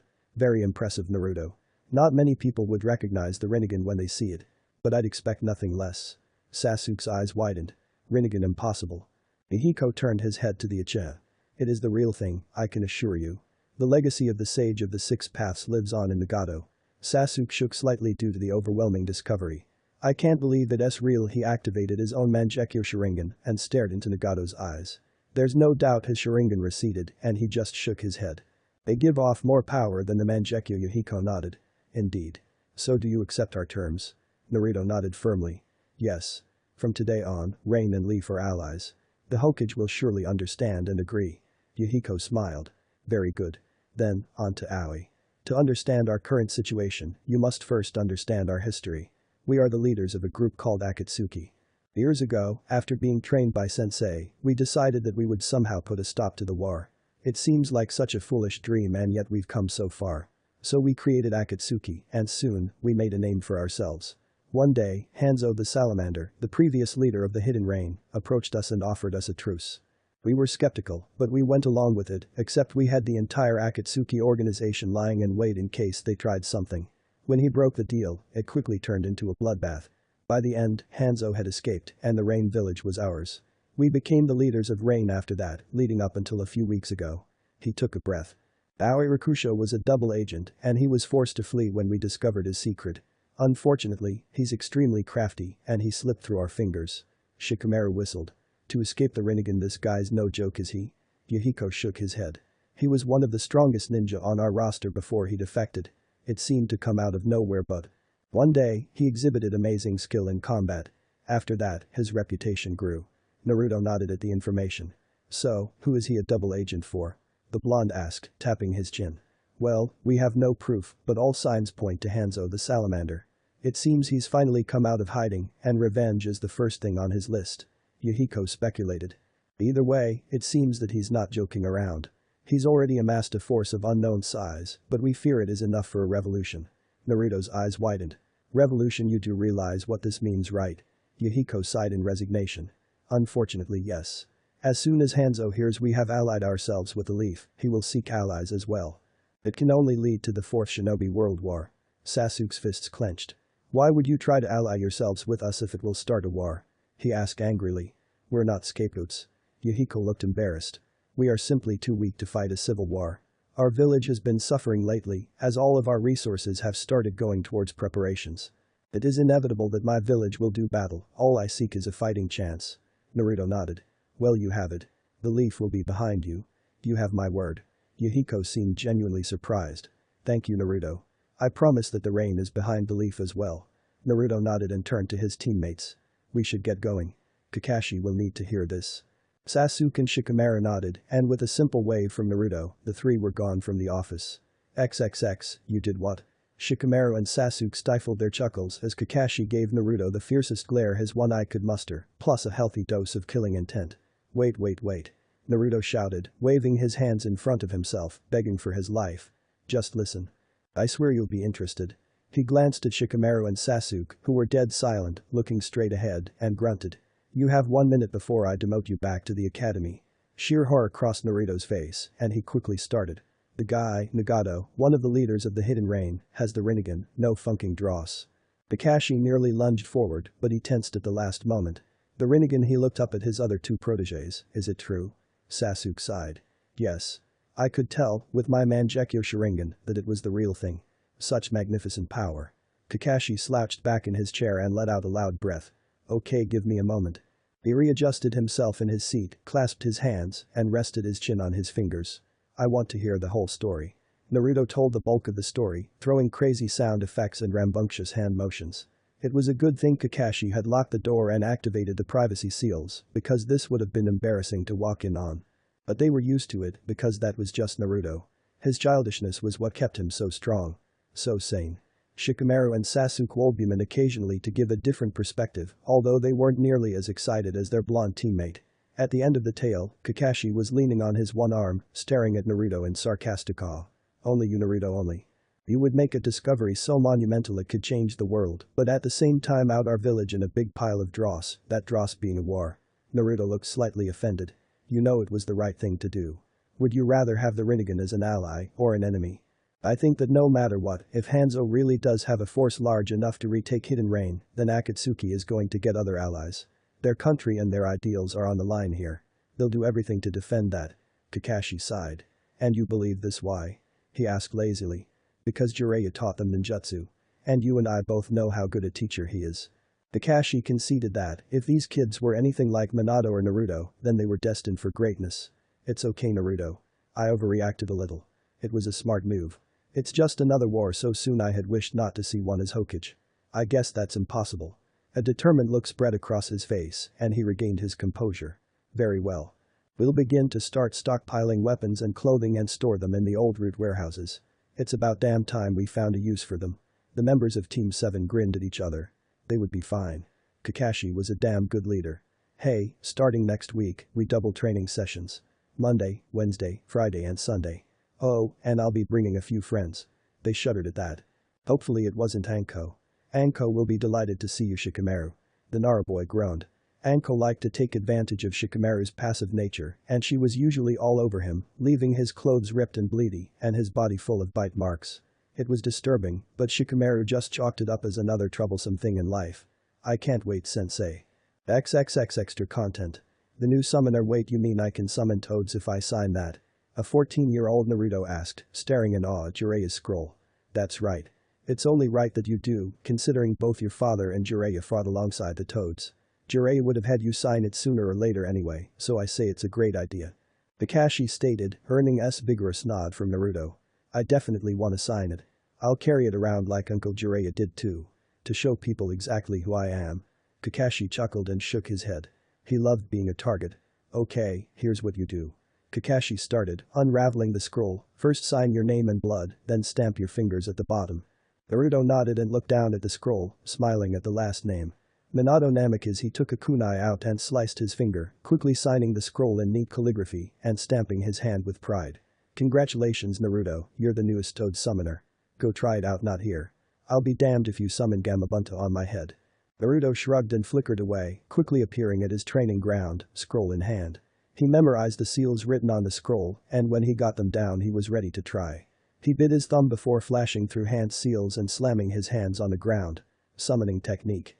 A large plume of smoke erupted around him, clouding his vision. When it finally dispersed, a 3-foot-tall orange and blue toad was sitting on the grass. Yo. Who the nightmare are you? Naruto cocked his head. I'm Naruto, ninja of the Leaf Village. Who are you? The toad grinned. I'm Gamakichi bro. I come from Mount Myaboku. Naruto smiled as he shook his hand with Gamakichi's flipper. Nice to meet you. So, what kind of techniques do you know? Naruto asked eagerly. Gamakichi flexed his muscles. Yo, I'm good as nightmare at frog kumite and my ninjutsu ain't that bad. Pops is gonna teach me how to wield a weapon soon, but I haven't decided what kind yet. Naruto nodded thoughtfully. Awesome. We have to spar one time. Gamakichi nodded back. Yay. Hey, I should bring you back to Mount Myaboku to meet the boss and the elders. They need to meet the new summoner after all. Naruto shrugged. Okay, how do we get there? Gamakichi took his arm. You don't want me to explain. Naruto gulped, and then suddenly it felt like he was torn in half, stitched together, and torn in half again, before his equilibrium balanced, and he was on his hands and knees, breathing heavily. You okay bro? Gamakichi asked, sounding slightly concerned. I feel like I just died. He panted out. Yay, that'll happen the first time. Next time, it'll only feel like all your bones are broken. Naruto winced and slowly pushed himself up. Right, well let's get this over with. Gamakichi led Naruto to his giant home, where Shima, Fukasaku and Gamabunta were lounging about, drinking sake. Gamabunta exhaled a large amount of smoke from his cigar as he spotted his son and the new summoner. Gamakichi, that's an interesting thing you've got there. Naruto looked up at the giant toad and waved. Hi, I'm Naruto Namikaze. Nice to meet you Gamabunta. Gamabunta's eyes widened and he scrutinized the boy. Namikaze, it's been a while boy. Naruto cocked his head. I held you the day you were born. Naruto smiled. That would make sense, nice to see you again too. Gamabunta laughed. I like you boy. Come share a cup of sake with me. We shall finalize the bond between Toad and Summoner. Naruto took the cup offered and downed its contents in one go, grimacing at the taste. Gamabunta. How can you force a child to drink? Shima scolded loudly. Old enough to kill, old enough to drink. This is Minato's son, so I bet he's a damn fine ninja. Let him relax. Shima sighed, and Fukasaku chuckled. Do not worry dear, he'll be fine. Fukasaku hopped over to Naruto. So you're the boy Jiraiya wouldn't shut up about. Naruto rolled his eyes. I'm Fukasaku, and this is my wife Shima. We were there when. Naruto's eyes widened in recognition, and he nodded. Fukasaku studied the boy for a moment before smiling. You've got your father's eyes and Jiraiya's determination. I can't wait to train you. Naruto stared at him in confusion. Train me? What do you mean? I could train you in the art of Senjutsu, just like I did with Jiraiya. You could be the next Toad Sage. Nightmare, maybe you'll master it where Jiraiya could not. Naruto gazed at Fukasaku with determination. I want to do it. If Uncle did it, I can too. Fukasaku grinned. Are you sure? You would have to come live here for a year so I could adequately train you. Leaving your village could be scary. Not only that, but this training is brutal and vigorous, and there's a slight chance you may never come back. Naruto flinched at the warning, but steeled his resolve. I won't give up. I'll surpass Jiraiya, just watch. Fukasaku clapped his hands together. Excellent. I shall visit the Leaf Village to make arrangements with the Hokage. Get ready Naruto, because when I'm through with you, you'll be one of the most dangerous people on the continent. Chapter 24. Dark Horizons. Congratulations, you three are the newest Jonin of the Hidden Leaf. Naruto's eyes widened. What? But we failed our exam. Kakashi rolled his eye. And instead you uncovered a ticking time bomb waiting to explode on the continent. Not to mention a man with a power not seen in centuries.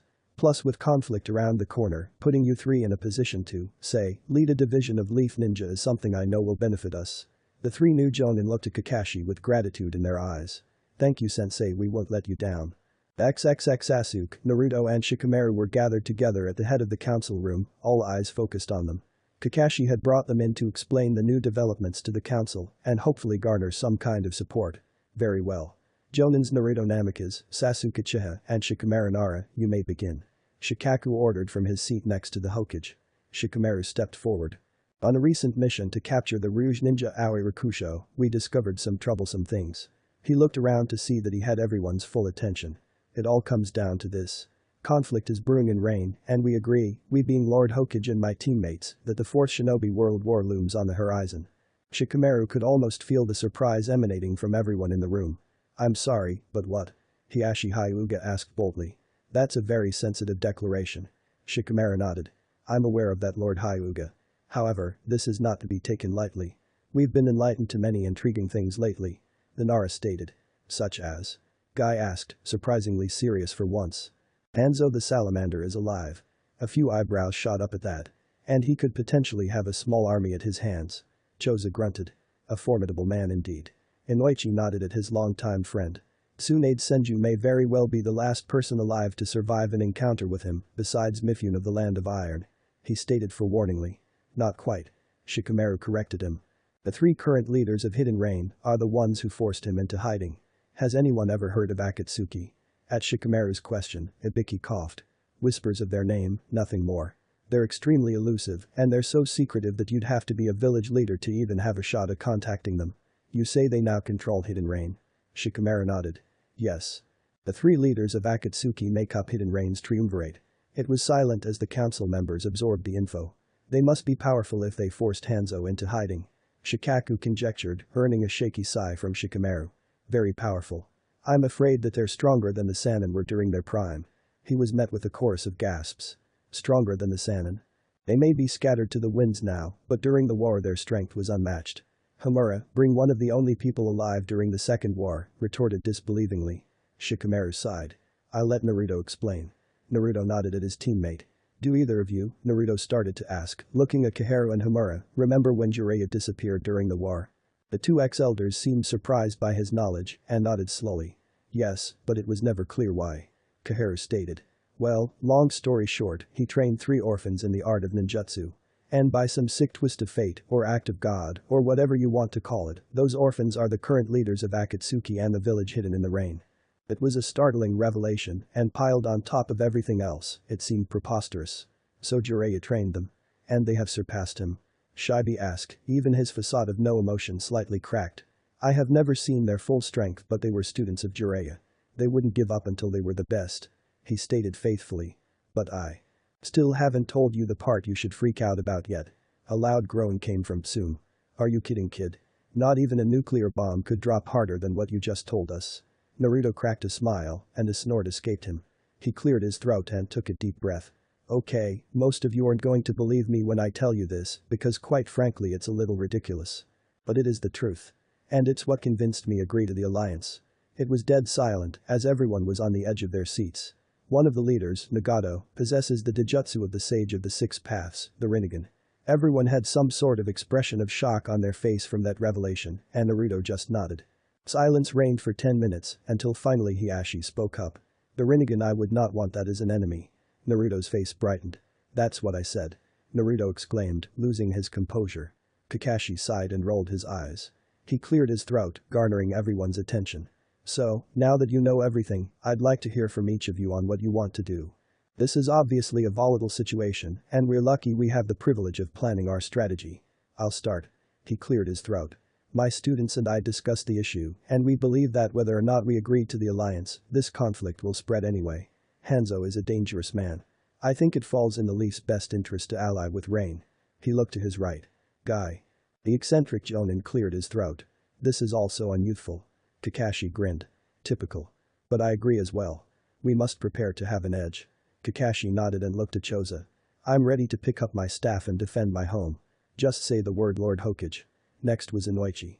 Well, the Inoshika-cho trio never deserts each other. I'll stand by my comrade. Choza smiled at his friend. Kakashi looked at Hamura. I will not fight in this war, so my opinion means little. But I will give a piece of advice. Think not only of yourselves, but of the village as a whole. He leaned back after that, and his old teammate gestured to her right, having the same sentiments as him. Tenzo cleared his throat. Anbu is ready for war. We go where you command, Lord Hokage. He replied loyally. Kakashi motioned for the next speaker to give their input. The Rinnegan Hiashi started wearily, a troubling sign indeed. As I said before, I would not want it as my enemy. If in order to do that we must ally ourselves with it, then so be it. Kakashi nodded and looked at Tsume on Hiashi's right. We have close to no information on our enemies, and they've issued no threat to us directly. We're basically charging in deaf and blind. She stated negatively. But then she smirked. You'll need my nose if you want to get anywhere. Shibi sat next to her. The logical thing to do would be to do more reconnaissance in our enemy before we come to a decision. However, that would be a waste of time, seeing as our enemies have already eluded us for decades. Any information to be gained on them would be through Akatsuki. Shibi gestured to Ibiki to go next. T&I is gonna be busy soon, huh? I love it when you can hear the echoes of the prisoners. There was a slight pause, considering how funked up that was, until finally it came full circle, and Shikaku was the last to speak. I have a lot of faith in my son's team. If they believe we need this alliance, I support them. Also, as my teammate said, the Ino Shikacho trio never deserts each other. Kakashi nodded with finality. Very well, it looks like we're going to war. Not that we really had a choice. He leveled Naruto with a glare, and the blonde looked away abashedly. I've already started to stockpile supplies, so the next thing to do is to train our forces. Do not mention the war yet, but see if you can't inspire some of your friends and family to train harder. As for you three, he said, pointing at his students, you have a long-term mission. They let out a collective groan. But we just got back. Naruto retorted. Kakashi shrugged. Your fault for bringing back information like that. Take the rest of the day off and meet me in my office in the morning. Temari is going to kill me. Naruto looked at Shikamaru with pity, and Sasuke's eyes expanded to the size of golf balls. Oh Dross, his teammates looked at him, their expressions voicing their question. I forgot to tell Kairi we were on a mission. At that, everyone's eyes, even those of the clan heads and such, widened. Oh dude, you're so dead. XXX, she actually cut him. Naruto shouted as he fell on the ground in a fit of laughter. Shikamaru was just staring at the scene with hopelessness on his face. I can see Temari doing something like that, he mumbled. Meanwhile, Sasuke was staring down at his chest in shock, for a bleedy gash stretched from his left shoulder to his right ribsage. You actually cut me. He shouted traumatically. I told you if you got any closer I would. Kairi shouted angrily, her katana still gripped tightly in her hand. I didn't think you would actually do it. He shouted back. At least heal me? He asked after a moment. She looked at him, sighed, and sheathed her katana. She approached him and her hands flared up with green chakra. It took her about 5 minutes to heal the wound completely, but a scar was definitely going to be visible. She sighed and looked up at him. I'm sorry. It's just that's how it feels. His eyes widened and he pulled her into a hug. They stayed like that for a moment, reveling at the comfort, before Sasuke realized what he was going to do. I'm sorry too. But I have to tell you something. He pushed her off him and she looked at him curiously. I have another long-term mission tomorrow. Her eyes widened. Are you funking? She stomped off suddenly, leaving Sasuke confused. Where are you going? To kill the Hokage. Sasuke's eyes widened and he immediately surveyed his surroundings, hoping to whatever god there was that no Anbu were around. Don't say that out loud.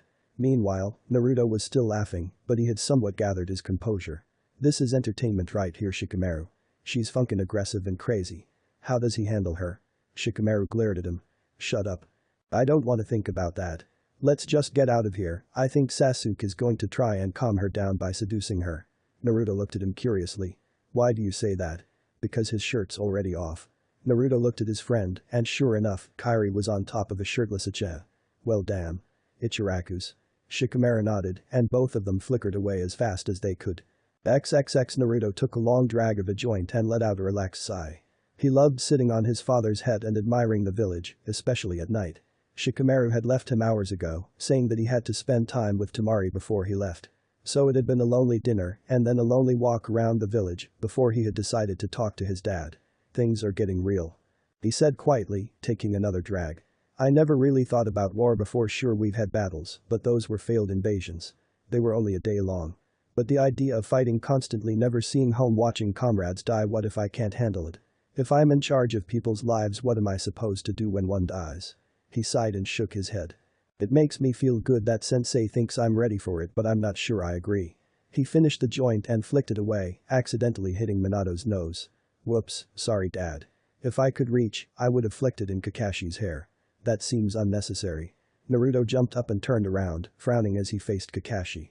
I hate that I still can't sense you unless I'm in sage mode. Kakashi smiled cheekily. Remember who taught you ninjutsu, Naruto? The blonde rolled his eyes but grinned. So how much did you hear? From what am I supposed to do when one dies? The Hokage sighed and approached Naruto, putting a hand on his shoulder to comfort the boy. War is never easy, Naruto, and it's unforgiving. As much as I hate to say it, you must steel your heart. You cannot stop everyone from dying, this isn't a mission. You can only try to kill them as fast as you can. Naruto looked up at Kakashi. I see. Then could I ask a favor? What kind of favor? Kakashi asked skeptically. Can you postpone our mission for a week? Kakashi motioned for him to elaborate. If I need to kill them faster then. I need the Flying Thunder God technique. Kakashi's eye widened. You can't learn the Flying Thunder God technique in 1 week. I don't care how many shadow clones you use. Naruto smirked. Watch me. XXX, and so he did. And right now he was going to prove it to Kakashi. Naruto stood on the roof of a building across from the Hokage's office window. Kakashi was completely unaware and Naruto was itching to show off. He knew the Anbu in the office would probably attack him, but with his new technique it was no problem. Kakashi's pulled his headband up as his window shattered open, a single, familiar-looking kunai embedding itself in his desk. It had 3 prongs and an orange seal tag wrapped around the handle. For funk's sake he couldn't finish because suddenly Naruto appeared in an orange flash, kneeling on Kakashi's desk. He teleported away as one Anbu dove at him and he reappeared as he passed it once again he disappeared and teleported back as an Anbu helplessly charged into nothing. Kakashi sighed. Anbu. Disengage. The operatives disappeared in flash, leaving the Hokage and his student alone. Damn it Naruto, what the nightmare. Naruto smiled. What do you mean? I did it. Kakashi glared at him. You do realize that my Anbu could have killed you, right? Naruto shook his head. No, they couldn't. Since when can anyone keep up with my father's technique? You don't have to worry anymore, Kakashi. I can win. Kakashi's eye widened. He finally understood. Naruto simply wanted to shoulder the burden alone and save everyone else the trouble. With the Flying Thunder God technique and 1,000 shadow clones the boy would be unstoppable. Naruto, you don't, I'm a Jinchuriki. My life is a sacrifice. If I can save people I'm okay with it. Kakashi felt a twinge of sadness stab at him. His student was so noble and yet one day it would prove to be his downfall. Very well. I'll send for Shikamaru and Sasuke. Your mission starts now. XXX Aoi grinned as he stepped foot into a small, remote village in the middle of Rain Country. It was an average-sized village, with average people that were averagely wealthy. To an outsider at least. The village was really a cover for the secret hideout of Hanzo the Salamander and his followers. Each villager was really a rebel rain ninja under Hanzo's command. The hideout was based literally under, the village, in a system of stairways, tunnels and pipes. Everything that they needed was down there, from food to clothing to training grounds, and if they needed anything, a merchant was sent to another village to procure wares. Steal it in essence. Everything about it was perfect, and soon their hard work would pay off. Hanzo had said they were almost ready. Aoi finally reached his master's chambers and found him admiring a glass tank with a purple salamander in it. Lord Hanzo. The ex-rain leader waved the formality away. Report Aoi. Akatsuki found me out and I was forced to flee the village. A minor setback. However, I met a few hostiles that could potentially be dangerous. Hanzo's eyebrow rose. Go on. The son of the 4th Hokage. Hanzo stiffened. As well as the last Uchiha and the heir to the Nara clan. You've read my reports about them in the past. Hanzo nodded. Yes, they could possibly throw a wrench in our plans. Especially considering the piece of information one of your spies brought me. Aoi scowled. What information? The Hidden Rain and Hidden Leaf have come to some sort of agreement, thanks. The dynamic is boy. Aoi's eyes widened. So soon suddenly a devious smirk crossed his face. If I may, sir, I think I have a solution to our problem. Hanzo nodded. I've come to possess certain knowledge about an international secret dealing with Fort Sananka XXX extra content. Sasuke's new blade, so why are you leading us to an armory again? Naruto asked as he and Shikamaru trailed behind Sasuke. I told you, I want swords to use with my Chikari. Sasuke repeated. Hurry up, we're almost there. They finally reached the armory and Naruto's eyes widened in awe as they entered. Whoa, so many weapons. Sasuke walked back to the swords immediately, leaving the other two to explore. Hey Shikamaru, check this out. Naruto grabbed a battle axe off of the wall and hefted it onto his shoulder, slightly wincing at the weight. You know somehow that's perfect for you in every way. The Nara stated, shaking his head. Would you actually use that? Naruto shrugged. Possibly. I'd have to get used to the weight and I'd have to learn how to be really quiet while lugging this thing around. It would be so much fun though, he sighed and put it back on the wall. I don't really need a weapon. I like to use my hands. Shikamaru looked up from a set of kunai. You can never have too many tools, Naruto. Take these kunai for example. Naruto walked over and stared curiously at the kunai. Instead of a dull black, they were matte green and they shimmered if you looked closely. These aren't normal kunai, they're chakra-conducting kunai. Not only that, but they're camouflage as well. These are perfect for me because now I can catch people in my shadow techniques without getting near them. He picked up 2 bags of the kunai.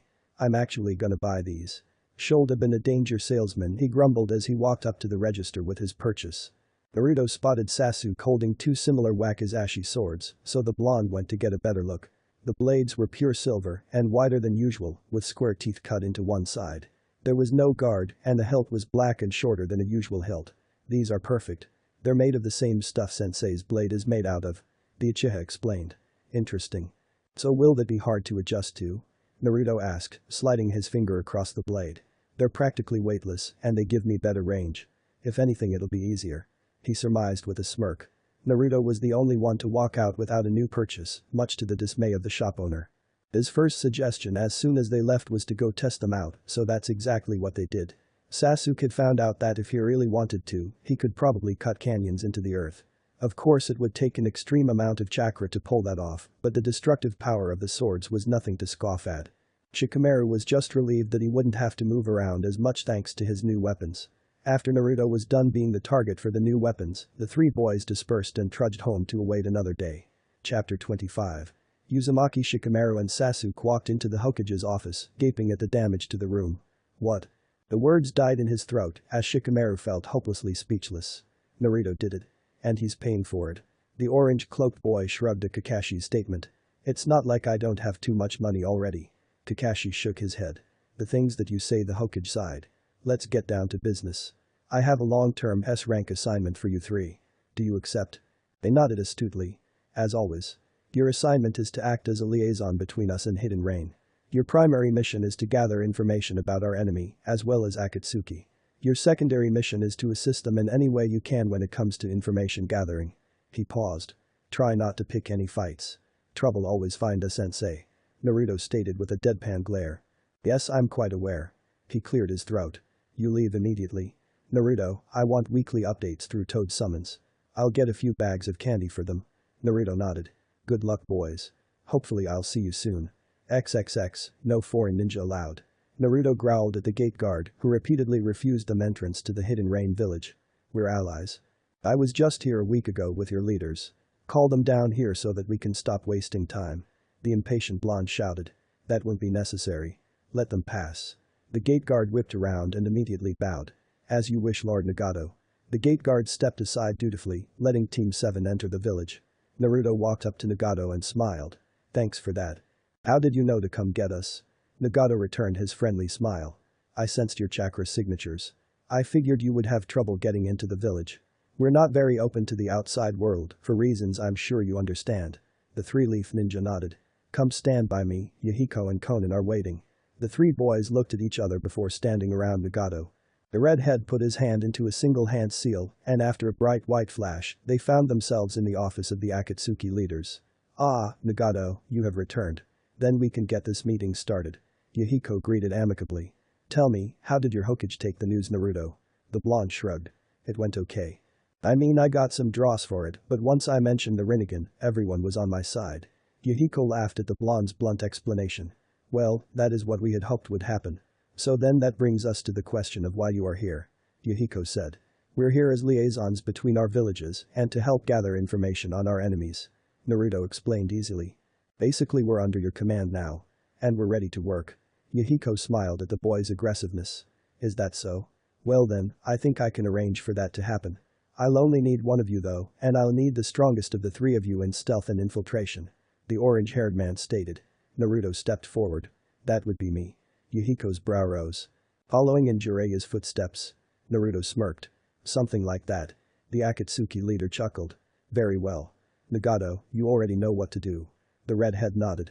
take Naruto and explain on the way. I'm afraid we've let this drag out long enough. Nagato nodded. Of course. We'll get it done. He whipped around, his cloak sweeping up around him as he did, and motioned for Naruto to follow. The blonde quickly shot confused glances at his teammates before rushing out after Nagato. Sasuke and Shikamaru looked at Yahiko with questioning eyes, who cleared his throat to ease their confusion. Naruto and Nagato are heading to the supposed location of the rebel hideout. They are going to infiltrate the base and gather information on our enemy. He explained quickly. It seemed to appease the Leaf Ninja, and they nodded. Since your teammate is gone, would you like a tour of the village? Conan would be glad to show you around.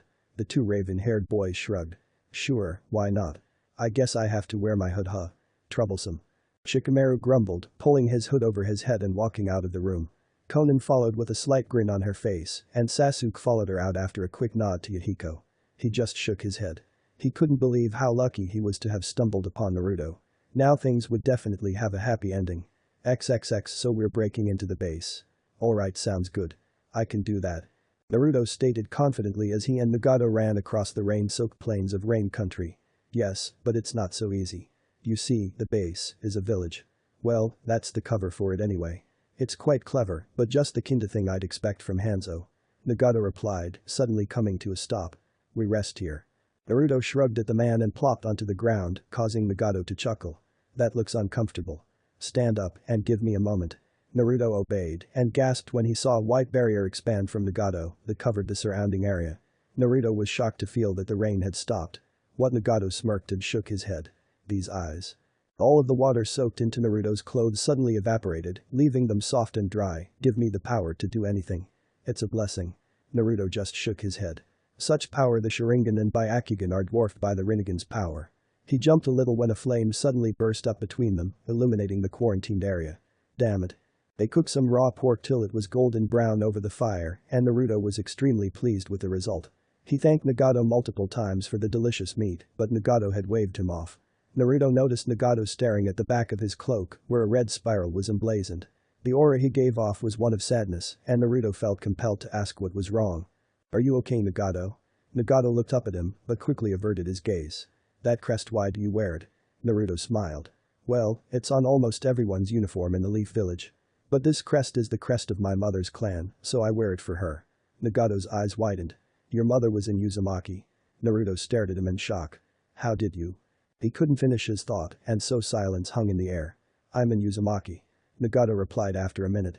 I can't believe there are other survivors. Naruto just shook his head. So we're related. I wonder how closely. Nagato shrugged. No idea. What was your mother's name? I was very young when we left, but I remember a few people. Like my friends and family. Her name was Kushina Uzumaki.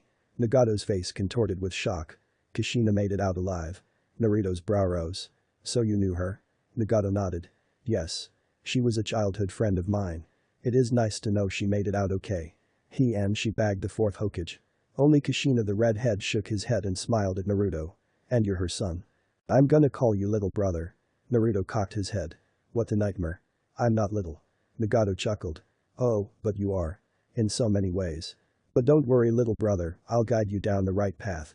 Nagato watched Naruto with great amusement as the blonde boy glared at him bizarrely. Do I have to call you big brother now? Nagato waved him off.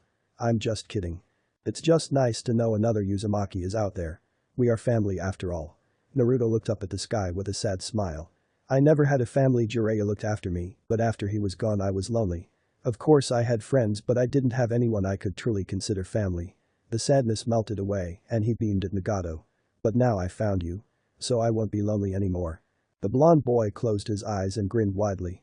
And neither will you, big brother. XXX, there, that's the village. Nagato stated, pointing off in the distance. Now we need a way in. Naruto nodded. I got it. He flew through a few hand signs and slammed his hand on the ground, causing a small gray and blue toad to appear. The toad's mouth unhinged unnaturally wide, and Nagato watched with interest. Hop in. Nagato's eyes widened. And he couldn't finish his sentence, for he had been shoved into the toad's mouth by Naruto, who followed him in. The Rinnegan wielder was surprised to find himself standing in what looked like a small cavern. This is by far the oddest thing I've ever experienced. Naruto shrugged. I figured you wouldn't believe me if I explained. Better to just show you. Fair enough. So explain to me what happens from here. Nagato said curiously. Well, right now my toad is heading to the village. He'll look for anything that looks like it could be a secret base or hideout and infiltrate it easily. Once in, we'll get out and do some exploring. Nagato nodded. So now we wait. And wait they did. The little toad easily found the secret entrance to the hideout when they got to the village. There had been so many out-of-place scents leading right up to it.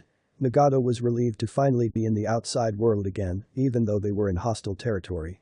Naruto activated his cloaking technique, while Nagato activated one of his own, and they started to scour the base. They took note of the various supplies and rations as they maneuvered through the base, avoiding any rebels with practiced ease. The base was quite large, so it was a tedious process, but they stayed vigilant and on guard in case anything went wrong. Finally, they had searched almost every part of the base when they came to a large glass hallway. They started to walk through it and Nagato looked down, halting in his tracks. That's impossible. Naruto looked down immediately and let out a gasp. So many, it's an entire army. Below the glass hallway was a room of gigantic proportions that was currently housing what looked like an entire hidden village of ninja. They were going through various training exercises and drills, honing their skills for when Hanzo struck. Hanzo's been busy. Nagato could only nod. I think this is when we report back. The redhead wholeheartedly agreed, and they zipped through the base as fast as they could, urgency pushing them harder. As they exited, they happened to see Aoi leaving the village, and Nagato made a split-second decision. Naruto, can your toads act as messengers as well? He asked, earning a nod. Good. Have one relay our intel to your teammates. We're going to follow Aoi. There had to be a reason he's leaving the village, and I want to know what it is. Naruto summoned a small toad and handed it an encrypted message he had written moments ago. They dashed off as soon as the toad left, hot on the trail of the traitor. XXX Sasuke, please have a seat. The raven-haired boy sat down in front of Yahiko, his muscles slightly tense. He had no idea why the Akatsuki leader had wanted to talk to him alone, but he wasn't dropping his guard. What do you want? Yahiko stared at the boy before a chuckle escaped his lips. I suppose I should be used to the no liar act. The Uchiha quirked a brow and he sighed. Sasuke, certain things have come to my attention that will probably shock you. You probably don't know much about Akatsuki, so I'll fill you in. Akatsuki fights for the greater good. Our cause is one that leads to peace, even if the ways we go about it are not. But, as you know, we keep a very low profile, and so only the best can be in our organization. So we're mostly made up of S-class missing ninja from around the elemental nations, since we hold loyalties to no village officially. There was a pregnant silence, and Yahiko sighed quietly. He asked that he be allowed to see you, and I didn't have the heart to refuse.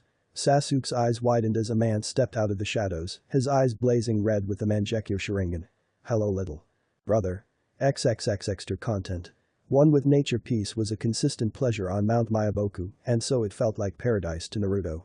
The beautiful golden brown oil falls, the luscious colorful and lively vegetation, the bright and cheery picture-perfect sky, Naruto couldn't have described heaven any better. Pretty cool huh bro? Naruto glanced over at Gamakichi, who was admiring the oil fall. Mount Myaboku is a sacred place, and nature energy flows abundantly and easily through here. It's why the landscape is so different. Naruto nodded. It's amazing. He heard the banging of a cane against the ground behind him, and the blonde turned to see Fukasaku staring at him. You'll have time to admire later. Your training will begin now. Naruto shrugged and nodded. Alright. I'm ready. Fukasaku grinned. Boy, this will be the hardest training you will ever endure, but when I'm done with you, even the 5 Kage will think twice about messing with you. Naruto's eyes widened. That's ridiculous. Can you really make me that strong? Fukasaku shook his head and jumped up, poking Naruto in the chest. That is up to you. You have more potential than anyone I've ever seen, and you have the drive to push yourself beyond your limits. As long as you give it your best, then I have no doubt you will succeed. Naruto smirked. Well, I'll never give up. If my uncle could do it, I can too. Fukasaku nodded. Let's hope you're right. The first exercise is to help you feel nature chakra. Go sit under that oil fall and meditate until you feel the nature energy flow through you. You'll know when you feel it. Naruto obeyed and started his meditation. A few minutes in, a smile crossed his face. Whoa, this feels incredible. Is this nature energy? Fukasaku nodded.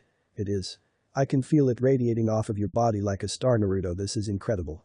Fukasaku stated, admiring the boy in awe. Naruto continued to meditate, letting the comforting feeling spread through his body. This is the strongest you will ever feel natural energy. The oil here on Mount Myaboku is a sort of conductor for nature energy. Right now, the oil is seeping into your skin and working cells in ways they have never worked before. Your chakra coils are strengthening in preparation of molding nature chakra. You'll have to memorize this feeling, because you will need to emulate it. As of now, you're one with nature. Naruto's eyes flashed open, and for a second the marks of the Toad Sage appeared before fading away. Fukasaku's eyes widened. That was the mark of the sage. This boy is truly a prodigy.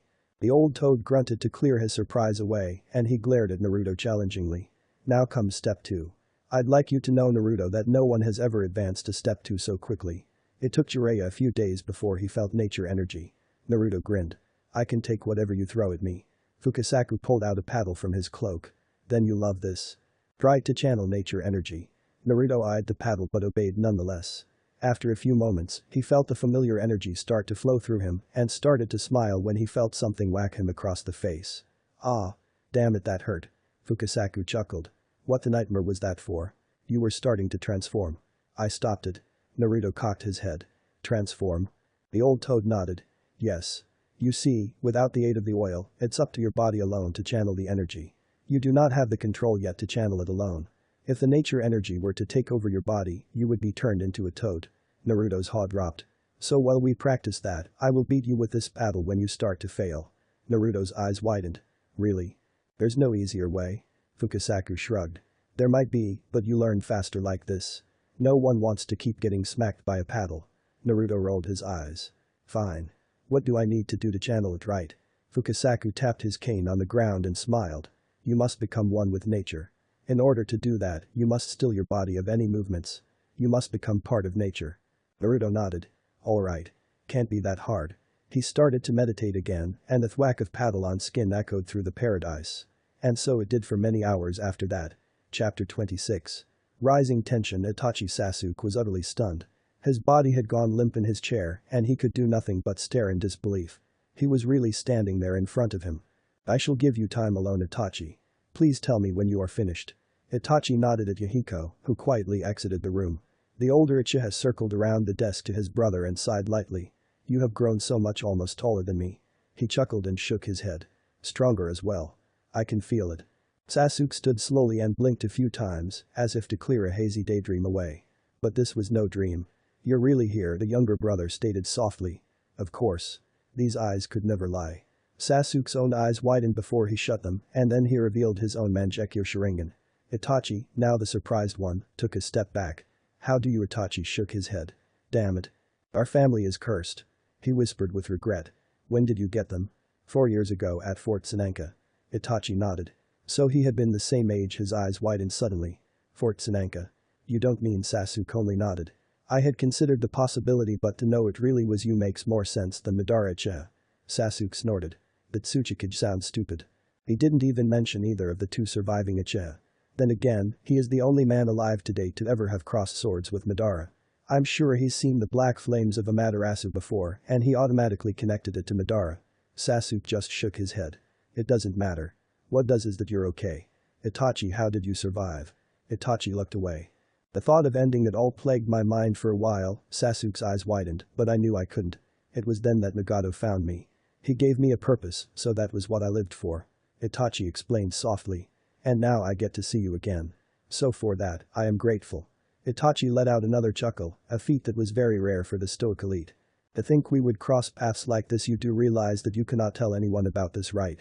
Sasuke rolled his eyes. No dross, but it doesn't matter anyway. Kakashi is Hokage and Danzo is dead. As is Root. Itachi's brow raised. How do you know so much? He took a breath and paused, deciding whether or not to keep asking questions. His curiosity got the better of him. What happened to the third, and Danzo? The third sacrificed his life to seal the souls of Jiraiya and Tsukumo, which had been resurrected by Orochimaru's dastardly technique, with the dead demon consuming seal. Kakashi killed Orochimaru and was Hiruzen's chosen successor. He paused and sighed. I killed Danzo. That caused Itachi's eyes to twitch. You can't be serious. Sasuke looked down. I was in Root, Itachi. It was an inside job. After too many months Danzo staged a coup. So we betrayed him and killed him. Itachi's eyes were wide now. You were in Root. What was your cell specialty? B-S rank assassination and annihilation. We didn't let anyone go. The younger one looked into space for a moment and sighed. But you still had worse somehow. Danzo got you in Root anyway. Itachi's eyebrows dipped in annoyance. It angers me to hear you put it that way. Please do not say that ever again. Sasuke smirked. Relax. One day you'll be back. When Naruto is Hokage. Itachi smiled sadly. If only XXX, god funking damn it, he's going to Hidden Rock. Nagato looked at Naruto curiously. Why do you say that? Well, they're the guys you go to when you want to pick a fight with the Hidden Leaf. They're the second strongest village and their army outnumbers ours 3-1. And they fucking hate us because of my father. And now my team by association plus all of the shenanigans that have been taking place. The blonde explained. Shenanigans? Nagato asked with a slight grin. Yeah, you know, like the destruction of Fort Sananka and the ambush they sprung on Sasuke during an Anbu mission. Nagato's eyes widened. You were behind Fort Sananka. We had been searching for the attacker, thinking he was a Rouge ninja we could recruit. Naruto shook his head. It was actually just Sasuke. But yay, if he even mentions the Leaf going to war, that Tsuchikage will absolutely sign on the dotted line, if you get what I mean. Nagato chuckled. You're extremely odd. But I guess you get that from your mother. Nagato smiled and looked out over the horizon from the lofty cliff edge he was standing on. He could see Earth country ahead of him, it was so high. Are you sure that's what he's doing? Naruto nodded. It's gotta be. It's the only thing that makes sense. Nagato turned and nodded. Okay, we go back to Hidden Rain and inform our teammates of these developments. You must tell your Hokage, as well as enlist in Hidden Sand's aid. It seems it is time to start hunting for allies. We'll have a discussion when we get back. Nagato took off towards home, and Naruto followed closely with a grunt. What a waste of a trip. XXX Aoi was glad Hidden Rock was so easy to get into. The village hidden in the rocks was much different than any other ninja village. It was the capital of Earth Country, and both the daimyo and the Kage lived in the village. One would think that is illogical, but the city is so large that any invasion would have to number over almost 1,000,000 men to succeed. They had the rock-hard defense, and no one could breach it. Which is why security was so lax. The irony brought a chuckle to the missing ninja's lips as he wandered through the streets, making no rush to see the Tsuchikage. Sneaking up on that old geezer was gonna be ugly. He finally saw the Capitol building, where both the Earth Throne and Kage office were located. They each had separate housing in the nicest district of the capital, of course. Aoi decided the best way to meet with the old Kage was to be direct. He didn't need to get himself killed because he was mistaken for an assassin after all. He just hoped that the Tsuchikage was in his office right now. He'd be damned if his infiltration succeeded and the old coot wasn't there. He melted into the wall with a technique taught to him by Hanzo, and in seconds he was in front of the Tsuchikage, a grin on his face. Lord Tsuchikage, a pleasure to meet you. The old Kage disappeared and reappeared behind Aoi, with a tiny light springing to life in his palm. Move and I'll obliterate you. Aoi's eyes widened. Already with the particle style, I have not come here to kill you. I'm not that stupid. The Tsuchikage didn't deactivate his technique. You're still an intruder. Tell me why I shouldn't send you to the afterlife. Aoi smirked at that. Because I know who decimated your force at Fort Sananka. Inoki's eyes widened and his technique flickered out. Talk. XXX, so Hanzo has made his move very well. Then it seems that the Fourth Shinobi World War has unofficially started. Yahiko stated heavily. It was a truth they had all acknowledged, even if it didn't hit them yet. We must begin preparations. Supplies and rations will need to be stockpiled. We'll create a war council with our allies of the Leaf, and we'll need to look for new allies as well. Hidden Sand is our ally. With their help we should have no problems. Shikamaru stated lazily. Conan raised an eyebrow. You have a lot of confidence. The Nara shrugged. It's just the truth. We've never lost a war before. And the village is in great shape right now. I believe it would take at least 3 of the 5 great villages to take us down. Rock may outnumber us, but numbers mean nothing to a Leaf ninja. That means that both the Hidden Mist and Hidden Cloud will have to be pulled into this war if they want a shot. We just have to stop that from happening. Yahiko looked at Shikamaru with great interest. Please, elaborate. You seem to have some sort of plan. Naruto and Sasuke grinned. When didn't he? Well, our biggest worry is Hidden Mist. We can't fight a war on 3 fronts, we'd be spread too thin. Hidden Mist has the far less desirable front, seeing as they have an ocean to royally funk us with. Especially with Wave Country in between as a foothold. First priority is to send someone there and negotiate their aid or neutrality. That earned a few questioning looks. Back in the Chunin exams, the Mizukage helped a third against Orochimaru. I think we could work something out with him. Sasuke stated. Alright, Itachi and Sasuke will take that one. Yahiko ordered, surprising both brothers. Wow, Itachi, this is the first time I've ever seen your expression change. The older Uchiha rolled his eyes. This has been a relaxing few days. Yahiko smiled and then nodded at Shikamaru. Please continue. Well, Hidden Cloud matches Hidden Rock in strength, so with those two, it's a fair fight. As for I'm sorry, but how can you be so confident that you can take on 2 ninja villages and call that a fair fight? Conan asked, interrupting Shikamaru. Shikamaru just smirked. Well, I'd say we're outnumbered 4-1 by both. Hidden Rock's strength lies in their numbers. While there are some devastatingly powerful ninja from Hidden Rock, their Jonin are not all on Jonin level, if you get what I mean. Because of the large population. Itachi stated, earning a nod from Shikamaru. Exactly. With such a large ninja force, in order to appear strong, their Jonin numbers have to be proportionate with the other villages. So of course there are Chunin level Jonin. You see the training methods over there are very outdated thanks to the old guy wearing the hat. It seems stupid, but they're just not trained as well. Our spy network confirms it. Nagato's eyebrow rose. Spy network? Do you mean Jiraiya's spy network? Naruto chuckled and scratched his head. Actually it's my spy network. That earned him a few surprised stares. Really? You have taken over his network? Itachi asked with great interest. I see. Then I will be needing to speak with you, Naruto. Yay kinda. I mean I've only really scratched the surface.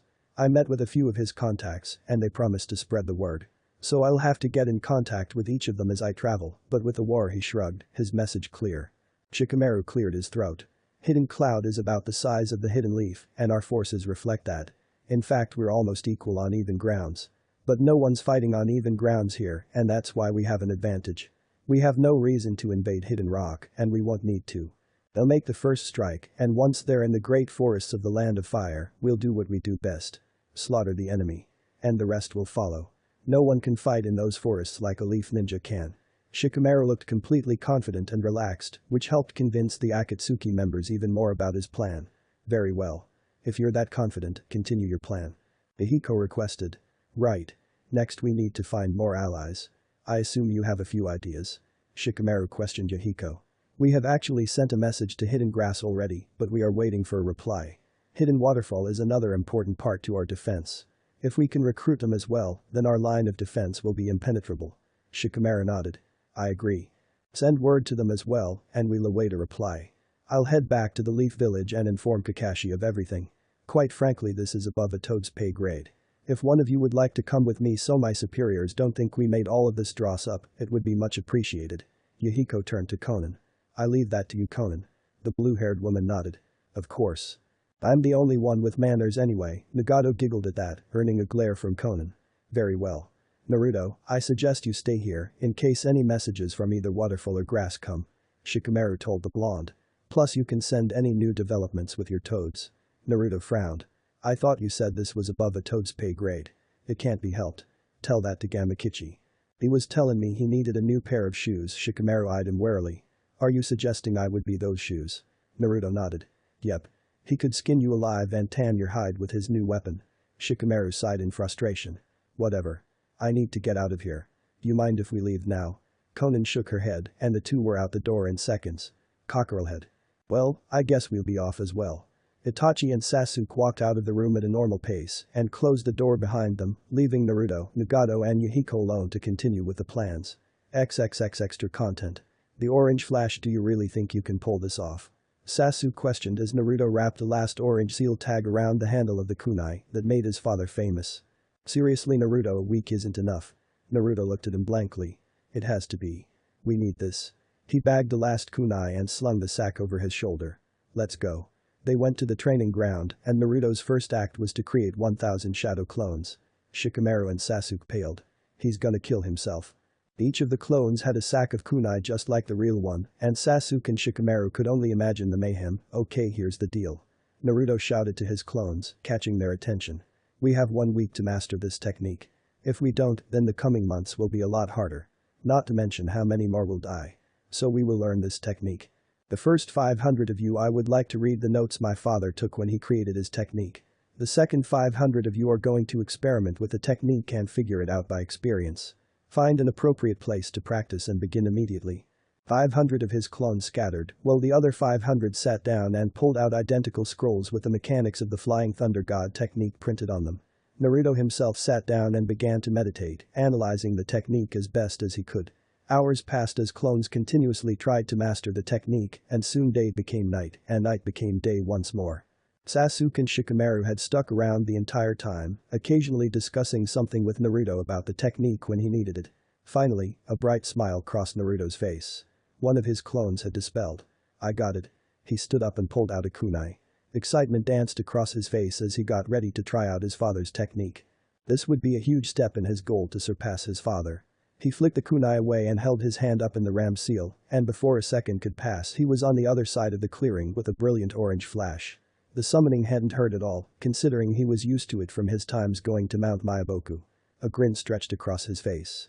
Easier than I thought. Now I gotta master it. He dispelled his clones, too excited to care about the mind-numbing pain that came with dispelling that many clones. But he wasn't worried about becoming a psychopath. If anything, he already was one. He did it. Shikamaru said in disbelief. He does it every time. He stood abruptly. I'm going home. I feel like death. Naruto watched as his teammate left the training ground, probably to sleep the day away. Sasuke sighed and stood. I'm leaving too. Good luck. The Uchiha disappeared and Naruto was left to train alone. Now to work on the speed. XXX 2 days had passed since Naruto first figured the technique out, and by now it was safe to say he was quite proficient with it. He could now zip between targets without hesitation, and his coordination had finally caught up to him. He was proud to say he was a master of his father's technique. So you did it in 4 days. What now? Shikamaru asked lazily, choosing to ignore the impossible feat. I want to work on the technique and improve it. I have a few ideas but it'll take a lot of reading.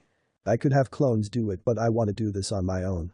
The world started to spin for a second, and when the vertigo stopped he found himself in Sasuke's grasp. Right after I sleep, that is. And so he spent the next few days at the library, reading and memorizing the most complicated Fuinjutsu scrolls he could find. The possibilities for the technique were limitless really, and Naruto was anxious to get started with it. Chapter 27. Jailbait, the legal way, title pending, a reply has come from Hidden Grass. They're willing to help, but there's a catch. Naruto rolled his eyes. There was always a catch. They would like assistance with a high-priority situation, as they called it. Naruto nodded at Yahiko's briefing. So you want me to be this aide? Not a problem. But alone though? Yahiko sighed. They asked for a solo ninja. It may sound odd, but I don't believe they will betray you. And if they do, I wholly expect you to slaughter every last one of them and return, brother disciple. Naruto grinned, of course. What else would you expect? Naruto gave a quick salute to Yahiko and exited the room. Itachi was standing against the wall, seemingly waiting for him. The frog in the lake sees all. Naruto's eyes widened. But the veil can never be broken. Well, I'll be damned. You're part of the network. Itachi grinned slightly. Indeed. It will be a pleasure to work with you, Master Naruto. Naruto seemed surprised by the honorific, but took it with a smile. Good luck on your mission. The stoic Uchiha walked away at that point, and Naruto stood there for a moment before heading the other way. He had an alliance to secure. XXX, are you the contact from Hidden Rain? Naruto whirled around at the sound of the voice, completely taken by surprise. He hadn't sensed her approach and… Speaking of her, holy dross. In the pale moonlight, only half of her face was illuminated, but Naruto was speechless. Her tan skin almost glowed in the low light, and the way the moon reflected off of her silver hair was enrapturing. They locked eyes, and Naruto almost lost himself in their cloudy blue haze. She was gorgeous. Hidden Leaf, actually, he responded after a moment, but… We're all allies. She nodded, dismissing it as a minuscule detail. I'm Ryuzetsu, Anbu, Black Ops commander of Hidden Grass. Naruto whistled. Commander, huh? You must be strong then. Naruto said with a grin. She merely turned around. You'll have to find out for yourself. He scoffed. We don't have time to waste. I'll escort you back to the Hidden Grass. He frowned at her professionalism, but followed her nonetheless. They traveled through the trees under the cover of the night, arriving in the village hidden in the grass by dawn. People were just starting to vacate their homes to open their shops and do their jobs. Ryuzetsu brought Naruto to a building with a large green rotunda atop it. They entered through the third-floor balcony, directly into a small, organized room. This is my office. You can grab some rest on that couch. She pointed at a couch against the wall. It pulls out into a bed. After you rest, you will be briefed, and then the mission will begin. She explained this quickly, and as soon as she was done she turned her attention to a stack of folders on her desk. Just pretend I'm not here. Naruto's brow raised at this, but he felt quite tired, so he decided not to question her and collapsed onto the couch, not bothering to pull it out. Naruto jolted as he felt something prod at his side. You must not be a very good ninja if I could get that close to you. He looked into the stoic cloudy eyes of Ryuzetsu and groaned. Isn't this supposed to be an extension of alliance? Nothing is ever as it seems. Surely you must know that deceit is a ninja's greatest weapon. Naruto looked down. I felt safe around you. I had no reason to distrust you. Her eyes widened, but she scoffed. You trust too easily. Get up, the briefing is in 5 minutes. She walked away and exited the room, leaving him to get himself up. He pushed himself up and sat there for a moment, staring at the door, before sighing and following his new partner. She awaited impatiently on the other side and started walking as soon as he was out. She led him down a hallway to two tall wooden double doors and knocked twice before entering. The room was dimly lit by torches surrounding it, and a large ornate table sat in the middle. Surrounding the table were three young-looking men, each dressed in full Anbu gear. "Ah, Uzi, so glad you could join us." One of the men, a red-haired one, greeted. "I have brought the ally from the Leaf with me. And use my name please, I don't have my mask on, sir." She stepped aside and resented Naruto, who cleared his throat nervously. Hey there." The three men quirked their brows but shrugged his informality off. They were no cage, they needed no formalities. "I'm Naruto Namikaze." "Namikaze? Well, I'll be damned, pleasure to meet you, boy." "I'm Gentoo," the red-haired one stated. "This is Yado, and that's Shintoho," he stated, pointing at the blonde and black-haired men respectively. "We make up the Hidden Grass Triumvirate, so we are the leaders of this village. As we stated before, an alliance is agreeable, but we need your help first." He gestured to Yado. "There is a tale of ancient lore in our village about a mystical box with the power to grant any wish. The box of extreme bliss. With it, literally anything could happen." He looked at Shintoho. "It is said that the Hidden Grass once conquered the world with this box, in the era of the Sage of the Six Paths. But then, one day, the village mysteriously vanished without a trace, leaving behind only a barren wasteland and the box of extreme bliss." Gentoo cleared his throat, gaining back the attention. "Quite a dangerous object, as you can see. Now, we have received reports that someone is after the box and they cannot be allowed to take it. The box is hidden underneath Hazukiho, a prison meant for distrusted ninja. You will be sent there, along with Ryuizetsu, and oust the intruder before anything happens. Any questions?" Naruto looked between the three village leaders and Ryuizetsu, sighing. As Shikamaru would say, this sounded extremely troublesome, and he was seriously wondering if this had been a good idea. Still, he was here, and backing out would just be absurd. XXX stone walls loomed forebodingly in the distance as Naruto and Ryuizetsu were led by a few grass ninja to the prison. They were shackled together by thick chains wrapped around each of their extremities, and the guards were being extremely rough with them. Naruto thought they were enjoying it. They were led up the stairs that ascended to the marvelous stone structure, with walls so steep it would take one of the toad summons to destroy it. The massive iron gates rose slowly, almost ominously, as if to taunt them. They were led into the camp and forced into a lineup of new prisoners. The warden, a man named Nui, gave them a speech meant to strip them of any hope of escape, as well as a burning seal that stopped all chakra flow, called the Tenru, before they were led to the barracks. Ryuizetsu and Naruto were thrown into a cell together, and the guard had slipped a key in Ryuizetsu's pocket. When they were finally alone, Ryuizetsu, who looked like a young man now with the way her bandana was tied, started to go over the plan. "For now, we act like real prisoners. Our first objective is to create a list of possible suspects, and then we'll go from there." After her explanation, she laid down and rested her head on the cold stone surface, not seeming even slightly uncomfortable. "Get some sleep. You'll need it to survive here." Naruto watched his new partner as she drifted into a state of lulled awareness. He could tell she wasn't really asleep, which disappointed him a little. She didn't trust him, but that was fine. He'd show her how trustworthy he was. So he too laid down and succumbed to sleep, not bothering to stay alert. A sharp jab in the side woke Naruto up, and he groaned.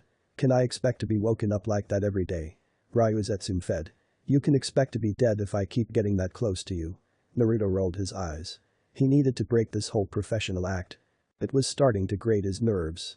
"I told you I feel comfortable around you. You give off a gentle aura, I trust you." Her eyes widened for a second before she scoffed and turned around. "No wonder they call Leaf Ninja tree huggers. You're too soft." Before she knew it, she was pinned against the wall of the cell, Naruto's feral face inches from her own. "I am the farthest thing from soft, and don't insult my village. You have no idea of the things I've done for my village." The sound of guards making their morning rounds echoed through the barracks. Naruto let go of Ryuizetsu and sat down on the other side of the cell, going into a meditative state. Ryuizetsu stared at him in shock, recalling the fury that had shown on his face. Those fangs, those blood-red eyes, and that murderous intent. Who is this boy? "Hey. Breakfast. Get your asses to the mess hall," one guard ordered as he unlocked their cell, startling Ryuizetsu from her thoughts. Naruto stood and walked out silently, and Ryuizetsu followed with a half-contemplative, half-worried expression.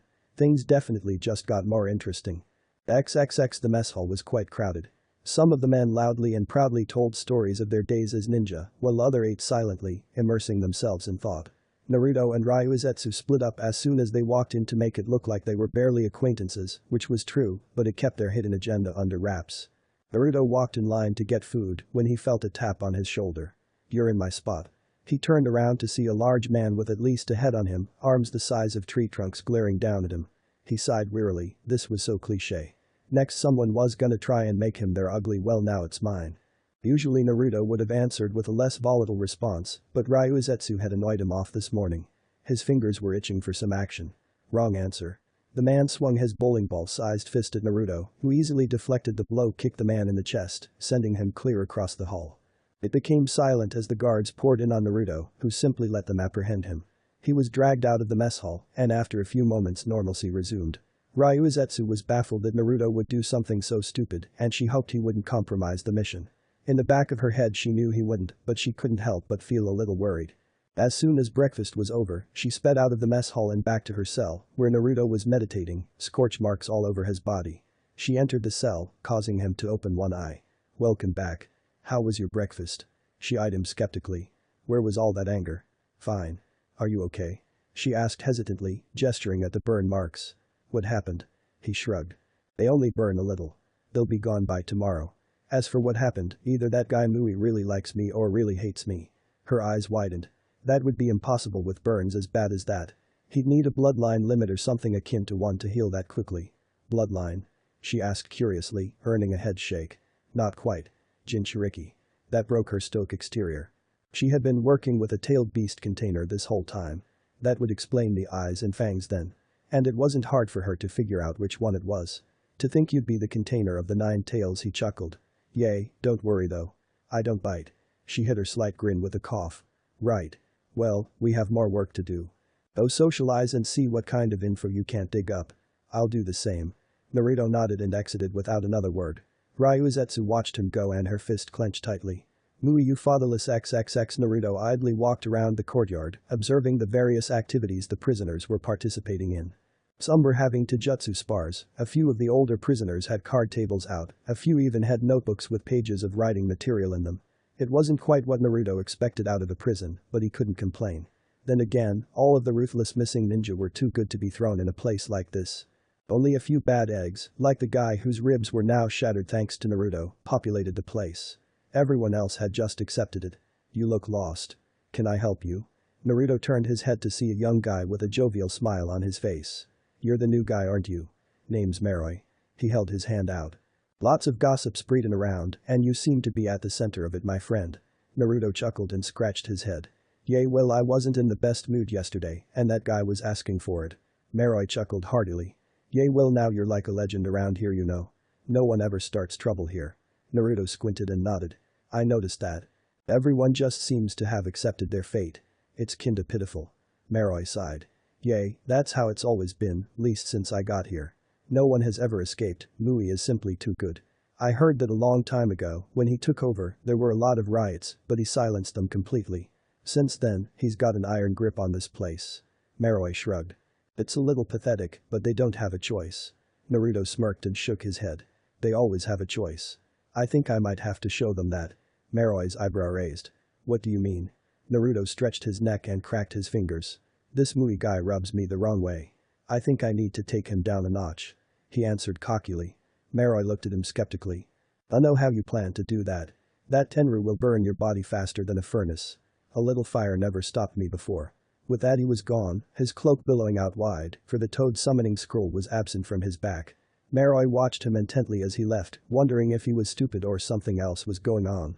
XXX ripples of clear blue water rose across the surface of the ocean as Itachi and Sasuke dashed across it. The islands of the land of water were clearly visible now to the brothers, and it was a reliving sight to see. A few days running on the ocean would tire even Naruto, so it would be nice to get their land legs again. Sasuke had suggested that they enter the city immediately, but Itachi ruled against him, instead choosing to camp on one of the tiny islets around the main island for the night. They still had to come up with a plan after all, and they were quite exhausted, even if neither would admit it. "What kind of plan do we need? Can't we just go talk to the Mizukage's foreign dignitaries?" Itachi shook his head. "That could work if you didn't mind your enemies finding out about it." Sasuke rolled eyes but nodded. "Also, I cannot just talk to anyone. With Itachi Uchiha, it's kill first talk later." That was also very true. Sasuke doubted that the Mizukage would be thrilled to see arguably the most dangerous missing ninja to come from the Leaf Village, who was exiled for killing his entire family. "It would make even less sense if you were seen with me. Or we could both be branded traitors." Sasuke's eyes widened. That was in the realm of possibility after all, right? So I do the talking. What are you going to do? Itachi looked towards the hidden village, which could be seen from the islet. Information gathering. Who knows if Hanzo has already been here? Naruto would love a full report from his contacts, wouldn't he? Sasuke's brow shot up. How could you know Naruto's contacts? I'm one of them. Sasuke choked on his own spit. How is that possible? He asked after his fit subsided. Well, even though Jiraiya was dead when I was exiled, the network was still around. The third had ways of contacting various contacts, and I turned into one of them. A secondary objective of my final mission, if you will. Sasuke nodded at his brother's explanation. I see. So you never met Jiraiya? Itachi shook his head in disagreement. No, I met him once. I was very young, but I was a chunin by then. It was during the time I was being scouted for Anbu. He gave me great advice that has stuck with me ever since. If there was one man that I wish I could have fought, it would be him. What was his advice? Itachi smirked and chuckled. He said, you know the best thing about fronts, Itachi? There are two of them. When one gets all old and saggy, you'll always have another to play with. Of course, as a young boy I just thought he was an idiot, but now I can see the true meaning in his message. Sasuke laughed loudly. I don't mean to burst your bubble, Itachi, but I think he may have been serious. Itachi shook his head. I'm sure he was, after all everyone has heard of Jiraiya's famous description of Tsunade's assets. But he would have no reason to tell that to a 9-year-old. It was back when father started to really push me, and I started to have less and less of a choice in what I wanted to do. I think his message was to always find the silver lining. And in the end, that's what saved me. Sasuke cocked his head. Saved you? Itachi smiled at him warmly, causing Sasuke to be taken aback. It taught me to look past the bad things. Our family may have died by my hand, but the village is safe, and you are alive. For that, I would gladly pay any price. Sasuke looked at the ground quickly, hoping that his brother wouldn't see the lone tear that had slid down his cheek. Itachi. The older Uchiha turned away then and walked into the tent they had set up, saving his brother the embarrassment of being seen crying. Get some rest. We depart at dawn. XXX extra content. A training session with the Hokage. Come on boys, I know you're better than this. Kakashi shouted with a hidden grin. Will someone shut him up? Naruto shouted as we weaved through the ninjados of 2 Anbu. The day Team 7 found themselves on the Anbu training grounds, thanks to Kakashi. They had been invited to the Anbu training session, which had turned out to be a war game. A very one-sided war game, with Naruto, Sasuke and Shikamaru against a few of the best Anbu teams under Kakashi's command. And so for the past hour or two, they had been literally fighting for their lives, while listening to Kakashi's incessant taunting. You shut him up. We're busy. Sasuke shouted back as he and Shikamaru were attempting to hold off at least 2 teams of Anbu. Scorch marks decorated the ground from the constant fire-style technique Sasuke was shooting off like fireworks. It was all he could do to put distance between him and the Anbu. Shikamaru had meanwhile melted into his shadow and was harassing the Anbu at close range. His control of the shadows had only advanced over the years, and now he was able to create all-black doppelgangers that wielded various types of weapons. Not only that, but every shadow was an extension of himself, so the masked ninja were surprised to see giant shadow swords weaving around the battlefield. It was an eerie sight to say in the least. Fine. But I need a little time. And he knew just how to get it. Shadow clone technique. A few hundred clones appeared and engaged the Anbu operatives, while Naruto escaped to a temporarily safe place. He immediately sat down and began to channel nature chakra, needing as much as he could very quickly. He could feel his clones dispel one by one, but he stayed calm and focused until the last one dispelled and his eyes flashed open, showing the mark of the sage. He sped back to the battlefield in time to block a massive combination attack from the Anbu with a powerful earth-style barrier. The lava-hot rock slide crashed into the barrier and both of the blonde's teammates sighed in relief. Finally, I'm out of chakra. Sasuke panted, sporting multiple slashes and bruises on his body. Shikamaru was hardly in a better condition. I got it from here. I know Shikamaru is dying to go watch the clouds. He felt his 2 teammates disappear and he lowered the earth-style barricade. Kakashi stood at the head of his Anbu, 12 Naruto counted total. Ah, the honored sage mode. I've always wondered how powerful it really is. Kakashi taunted, his hands crackling with electricity. Don't disappoint me. The Rasengan swirled to life in Naruto's palms and he dashed at Kakashi, kicking up a trail of dirt behind him. Rasengan barrage. The 2 Rasengans clashed with the 2 Rakiri and bolts of lightning shot in every direction. The Anbu had to jump back to avoid the destructive arcs of lightning that tore through the ground. 3 beams of wood shot up around Naruto and aimed to crush him, but the blonde flickered away in time. Kakashi jumped away as Naruto fell upon him, the blonde's fist creating a crater where the Hokage had stood. A couple Anbu rose up from the ground around Naruto and flew through Hans seals. Earth style. Earth trap smash. Two square blocks of earth rose from the ground and shot towards each other, splattering Naruto in between them. To the Anbu's dismay, the two blocks of earth fell to pieces, easily cut up by a wind chakra charged kunai. The blonde quickly flew through a string of hand signs and jumped into the air. Sage Art. Pressure crush. Some of the Anbu struggled to breathe as the pressure in the area around Naruto increased dramatically, and they were knocked unconscious before Naruto released the technique. He then charged at Kakashi, gathering another Rasengan in his hand, except this one was gigantic. Sage Art. Massive Rasengan. The rest of the Anbu team only barely erected a barrier in front of their leader, a solid combination of wood and earthen walls.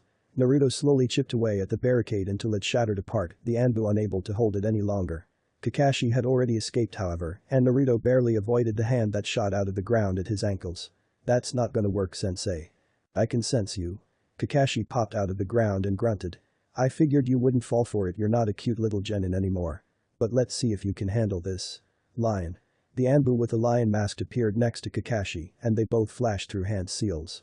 Kakashi's signature technique crackled to life in his hand, and he dashed forward, while the other man unleashed three water style.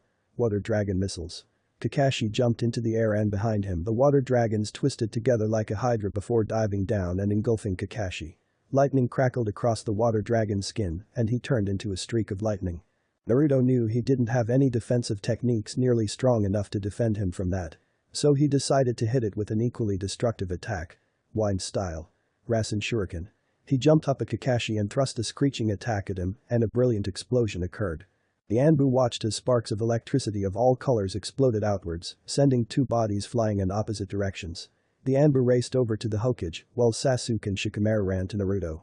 I think you went overboard again, Shikamaru said with a weary sigh. Me? Did you see what he threw at me? Naruto half shouted in defense. Damn it, just get the medic over here. I definitely broke my arm. The medic appeared as if out of thin air, and Naruto blinked. That was fast. Standard procedure. Lord Hokage also ordered me to check on you first. Naruto rolled his eyes. Cocky fatherless XXX, so you two created that combination back in Anbu together? Naruto asked Kakashi and Genma as they sat around a fire. Yay, we were a fearsome duo if I do say so myself. Genma stated with a smirk, which could be seen now that his lion mask was removed. But I stayed under the radar. Everyone and their sister knew Kakashi the copy ninja, but that's probably because he funked everyone's sister. The brown-haired man said as he ribbed Kakashi. That's not true. I had a few moms too. Naruto cackled as Genma passed him a joint. Apparently everyone in Anbu indulged in the pleasure daily because it was a great way to stay grounded with jobs like theirs. The dirtiest jobs were like D ranks to them after all. Are you sure you're not related to Jiraiya? Naruto asked after his fit of laughter. That would have been an honor, but alas, the great Jiraiya has no heirs of his own. An inquisitive look appeared on the Hokage's masked face. Actually, I think he's the reason I'm a pervert. How do you figure that? Genma asked, taking the senbon out of his mouth to hit the joint, only to replace it right after. His books are works of art. He explained fondly. I miss him. Naruto stated. Kakashi smiled. You're a lot like him. More so than your father. Naruto's brow rose. Really? Yes. Sensei was always extremely kind and gentle, but he had a switch. If you flick that switch, well, no one survived long enough to see. On the other hand, Jiraiya is carefree and playful, and always in a similar mood. He's no different in a fight or on the street. Not to say he doesn't take it seriously, but you know what I mean. Kakashi explained. I do. He was always in control of himself, but he gave the appearance of a fool. Had you ever seen him do the kabuki poses? Naruto asked, causing Kakashi to smile. In his defense, those are funking hilarious. Naruto conceded that easily, that it always made him laugh as a child. That they were. Chapter 28.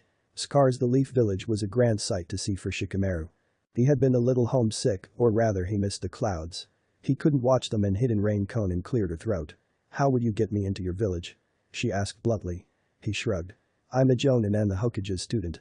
No one's going to deny my guest entry. She looked at him strangely. Your security is so lax. Shikamaru smirked. But our response is ruthless. You're in an organization with knowledge about most of the ninja world, you heard about the Sound Invasion. And the civil war that ended with Danzo's life.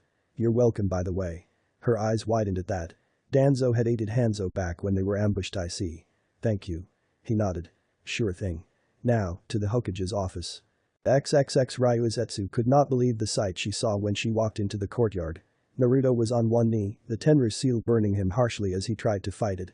Mui stood in front of him with a blank expression on his face. Would you like a repeat session of last night?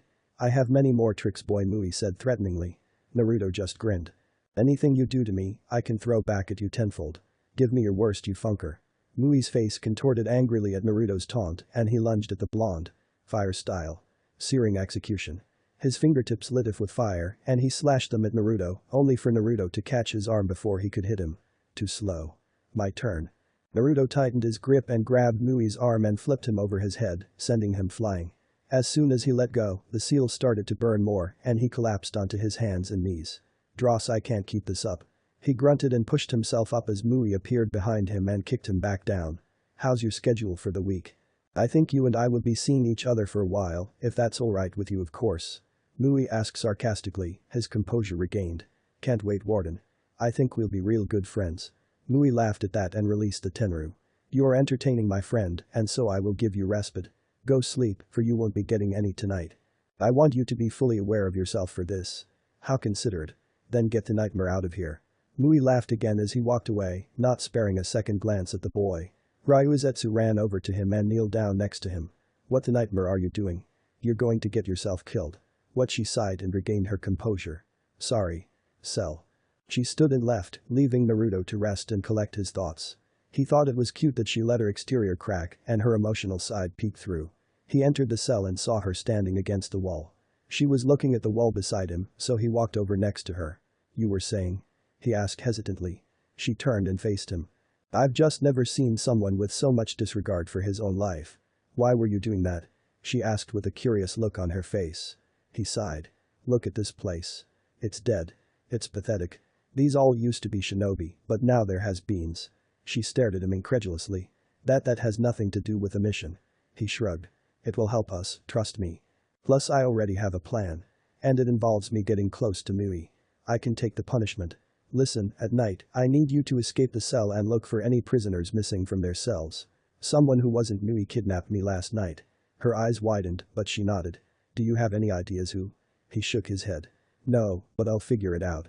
I just need to make a few clones. They'll have to transform into something. I'll deal with that later. He sighed. This seal is ugly.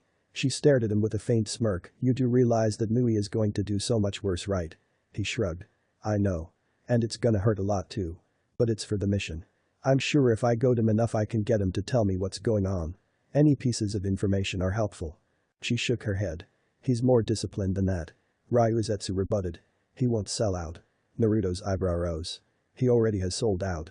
He's working with a planted agent to obtain the box of extreme bliss. Who else would the other guy be? Mui has no use for an ugly boy in this pathetic place. He's already got all of them. She shook her head. Your logic is so flawed, but you're right. It's the only explanation.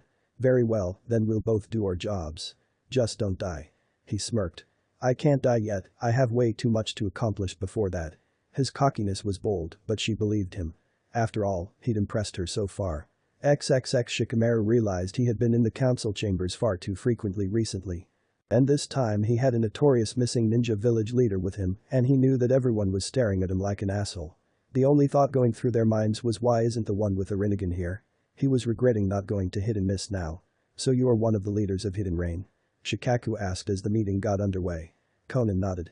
Yes, my name is Conan. It's a pleasure to meet you. Her respect was not unnoticed and Shikamaru was wondering where that had come from. And you as well. Kakashi responded. It is nice to see that Naruto is not full of dross. Shikamaru shot a pointed look at Conan, who suppressed a smirk. So, please, would you explain exactly why you and Hanzo are going to war? She nodded. Yes. Many years ago, when Akatsuki was still relatively small, Hanzo approached us with the prospect of alliance. We had started to make a name for ourselves as the result of a few battles, and he said he could use a band of good men. She rolled her eyes. We agreed to meet at another place to finalize the details, but we didn't trust him. So we had the entire Akatsuki back us up in case of an ambush. And that's what happened. We lost many men that day, but we won in the end, and Hanzo was forced into hiding. After that, we assumed leadership of Hidden Rain. It hasn't been until recently that we've had any contact with Hanzo, but he's back. And he's ready for war. Kakashi nodded at the explanation. Then you have our support. But then we need to act now. Shall the Leaf Village be the base of operations? Strategically, it has the best position for what we could possibly encounter. Conan nodded. Yes, that will do fine. However, my team and I will be on the front lines. Of course we'll have a representative here, but our place is with our soldiers. Kakashi nodded admirably. I can see that you are good leaders. I will have to get things running on my end, but I can assure you I'll see you out there. Conan grinned. I look forward to it.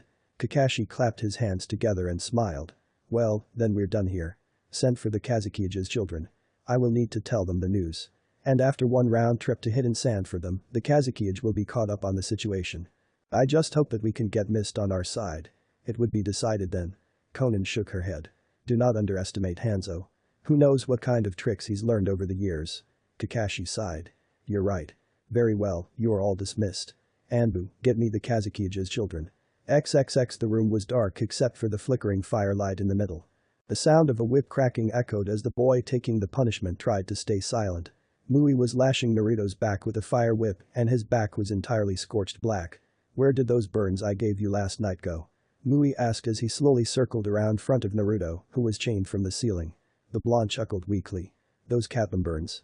He croaked with a grin. Those are nothing for me. Mui's eyes flashed with anger and he suddenly whipped Naruto across the chest, eliciting the cry of pain he had been waiting for. Let's see how you deal with these then. And if you heal them, well, torture won't be the only thing we're doing down here. You gonna make me your ugly? He croaked, giggling deliriously as he did. Mui rolled his eyes. Not quite. I'll harness whatever power you have and kill you with it. Naruto kept his face calm, but inside he was alarmed. He was suspicious of him. Not good. Try me, cockerelhead. Mui turned to the shadows with a sigh. Take him back. He's getting on my nerves. Naruto was joyful to hear he was going back, but he was in oh so much pain right now. That last one across the chest had really funking hurt. He felt Mui's partner pick him up and start to carry him back. He always wore a black ski mask over his face, so Naruto could never tell who he was. But tonight he would find out. The clone back at the cell dispersed at that instant and power surged through his body, but he immediately contained and suppressed it. Now, he would be able to memorize his captor's exact chakra signature and pick it out even in a crowd. The man dumped him back in his cell, and as soon as the sound of his footsteps disappeared, Ryuzetsu rushed over to Naruto. How bad is it? Oh, she knew it was bad. She knew because she had smelled the burned flesh from the other side of the room. And it was strong. Naruto simply turned over and she gasped at the sight of his charred back. There were cuts and slashes everywhere. He would die if someone didn't heal him. She immediately started using the healing palm technique and green chakra coated her palms as she soothed the pain in his back. You're so lucky I know medical ninjutsu. She felt her Tenru flare, but she ignored it. She winced slightly and Naruto tried to roll over. You shouldn't. She grabbed his back and yanked him back, causing a burning surge of pain to shoot through his body. He was able to stay silent for the most part, but a tiny whimper escaped at the end. Don't do that. I could have killed you if I hadn't reacted in time. And I can take the pain. This was much more important. And this technique barely used any chakra, so the pain wasn't so great. After about an hour of healing, with a few breaks at Naruto's behest, Naruto's back was much better than before and he told her the Nine Tails would handle the rest. She stopped and stared at him, concern and worry etched on her face. Is it really worth it? Do you really need to put yourself in this much pain? He chuckled weakly. Right now? No, but I'm not dead, right? So everything is okay. And I got the chakra signature of Mui's partner, thanks to that shadow clone I left with you. She shook her head. That's not what I mean. Why are you even doing this? This pain is unnecessary. She said softly. I'm a Jinchuriki. I am the power of the sacrifice, and I never lose sight of who I am. Ryuzetsu's eyes widened, and he looked down. I know during this war I'll be used as a weapon. I'll be killing hundreds, but for the village I'll become a weapon, because I just want to protect my village and let them live peacefully. Ryuzetsu was staring at him in pure awe, and a tear rolled down her cheek. His eyes widened and he slowly pushed himself up. Why are you? She turned her head away and wiped the tear away. It's nothing. He was now sitting, and she looked at him out of the corner of his eye. He looked concerned. Oh, that was the most emotion I've seen you display. What is it? She sighed and looked down. It's just you sounded a lot like my childhood friend Myuku. He cocked his head. Do you not keep in touch anymore? He's dead. Naruto's eyes widened. I'm sorry. She smiled. Before he died, he said the same thing. That he would never lose sight of himself. And then Naruto shook his head. It's okay. No, it's not. It was that fatherless Mui. He did it to his own son. Naruto's eyes widened and anger flowed through him. His own son will kill him. Soon. I have a plan, but we'll need a few days. Did you see anyone missing from their cell? She nodded. Yay, one guy. Maroi, I think. Naruto's brow rose before he chuckled. No kidding. Cheeky fatherless, she looked at him oddly. I have a plan, but I'm too tired to tell it to you. She deadpanned. Seriously? Yay, seriously. Mui loves to party. With fire. She winced. Sorry. He chuckled. I'm kidding. But seriously, I'm going to bed. I'm about to pass out. He lied on his side and shivered, his shirtless torso touching cold rock. He was extremely surprised when he felt slender arms wrap around him and Ryuzetsu pressed herself against his back. He turned his head around and looked at her. What? She looked down. You looked cold and uncomfortable. You said you trust me, right? He chuckled and closed his eyes. Yay. I do. He couldn't help but feel a little grateful. This was nice, just a beautiful girl and some peace and quiet. Maybe when they got out of here XXX Sasuke was sure that one of the Mist Ninja eyeing him up was going to attack him any second now. Foreign ninja were always a suspicious sight, and the fact that his headband was on display for all to see didn't help. He decided to approach the closest jonin to end the suspicion. Excuse me, but I'd like an audience with your cage. He said politely, earning a cold look. Why should I grant you that, outsider? Sasuke held back his frustration, that wouldn't help him at the moment. I am no threat. I come with proposition of alliance. Please let me talk to your cage. The jonin's eyebrow rose. As a seasoned veteran, he knew that an alliance meant one thing very well. Follow me. The jonin led Sasuke through the village and to the Mizukage's office quickly, and before he knew it he was standing in front of Yagura. I recognize you. You're the teammate of the boy who holds the 9 tails. Sasuke was a little surprised to hear that the Mizukage knew him. Yes, Naruto is my teammate. Yagura nodded. Then welcome to the Hidden Mist. I could never refuse the friend of a Jinchuriki. He stated genuinely. What do I owe the pleasure? Sasuke was surprised by and satisfied with the fact that this was going so well. Well, I do not want to waste your time, so I will get to the point. The 4th Shinobi World War is coming, and we would like to negotiate with you. Yagura was taken aback by the bold declaration. I see. If I may ask, how do you know this? I was on a mission in Rain Country when we came across the leaders of the Hidden Rain. By some odd coincidence, they had been trained by Naruto's uncle, and so they took us to their village. There, they told us that Hanzo the Salamander is alive and he plans on starting a rebellion. As of now, we are allies with him, but Hidden Rock has joined Hanzo. I've come to you in hopes that you will aid us, or at least stay neutral in this conflict. Yagura eyed the Uchiha in contemplation for a few moments before nodding. I see. Well, as you might suspect, I am not too keen on bringing my nation into a war that doesn't involve us. Sasuke's expression dropped. However, I would rather see the leaf come out on top than anyone else. So here is what I will do. Officially, the Hidden Mist shall be neutral. But, who's to say we can't cut you a discount on supplies or send over some foreign exchange ninja? Sasuke grinned. Thank you, Lord Mizukage. Your assistance is greatly appreciated. Yagura smiled back. Of course. But next time we meet, do send Naruto. I would like to have a chance to speak with him. Sasuke nodded and then his eyebrow quirked. May I ask you a question? Yagura nodded and extended his hands in affirmation. Why are you so interested in Naruto? Well, he is a fellow Jinchuriki. I have only met one other Jinchuriki, but he is a quiet, boring man. He does not speak much. Yagura looked out of the window on the side of the room. Everyone handles their problems differently, Jinchuriki are no different. Some become twisted, insane murderers, while others become great heroes. Naruto seems like a hero. Sasuke chuckled at that. He's more than a hero. Yagura nodded. Good. Then I cannot wait to meet him. Until then, I wish you fortune and health, and I await to hear from you again. Travel safely. XXX Naruto stood in the center of the prison courtyard and looked around, spotting Maroi talking to a bald man with a goatee. Maroi was laughing and joking as always, but the other man had a serious expression on his face. Ryuzetsu stood next to him, waiting for him to confirm their suspicions.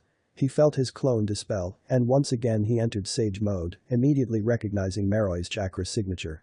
It's him. No doubt about it. What do we do then? Ryuzetsu asked. Naruto bent down to whisper in her ear.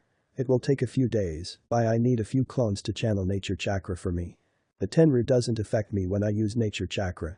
I'll start a fight with Mui, and unless his partner steps in I'll kill him. And then I'll kill them both. Ryuzetsu shook her head. That is so reckless. But it always works. He replied with a grin. Just trust me. Okay. She nodded slowly. Okay, I will. He grabbed her wrist and started to pull her away back to the barracks. Come on, I have to find a place my shadow clones can meditate safely. Ryuzetsu let herself be dragged, a tiny smile bubbling up to the surface. XXX war, you say? Then I will be needed on the front lines. Gaara said monotonously. Kakashi nodded. Yes, your aid would be a considerable boon. But first you must talk to the Kazekage. Temari stepped forward and nodded. We'll deliver the news. But Lord Sasori will be behind you 100%. He's committed to this alliance. She explained firmly. Very well. Then your trip should be short. Since the Hidden Leaf will be the base of operations, he can either come here or appoint someone else to command his forces strategically. The Hokage stated. You're dismissed. Leave by nightfall. The three Sand siblings nodded and exited the office to prepare for their trip home. XXX Sasuke waited as the crunch of soft footsteps padded up the trail behind him. He recognized them immediately. Anything good? The younger Uchiha asked. Itachi shook his head. We have much traveling to do.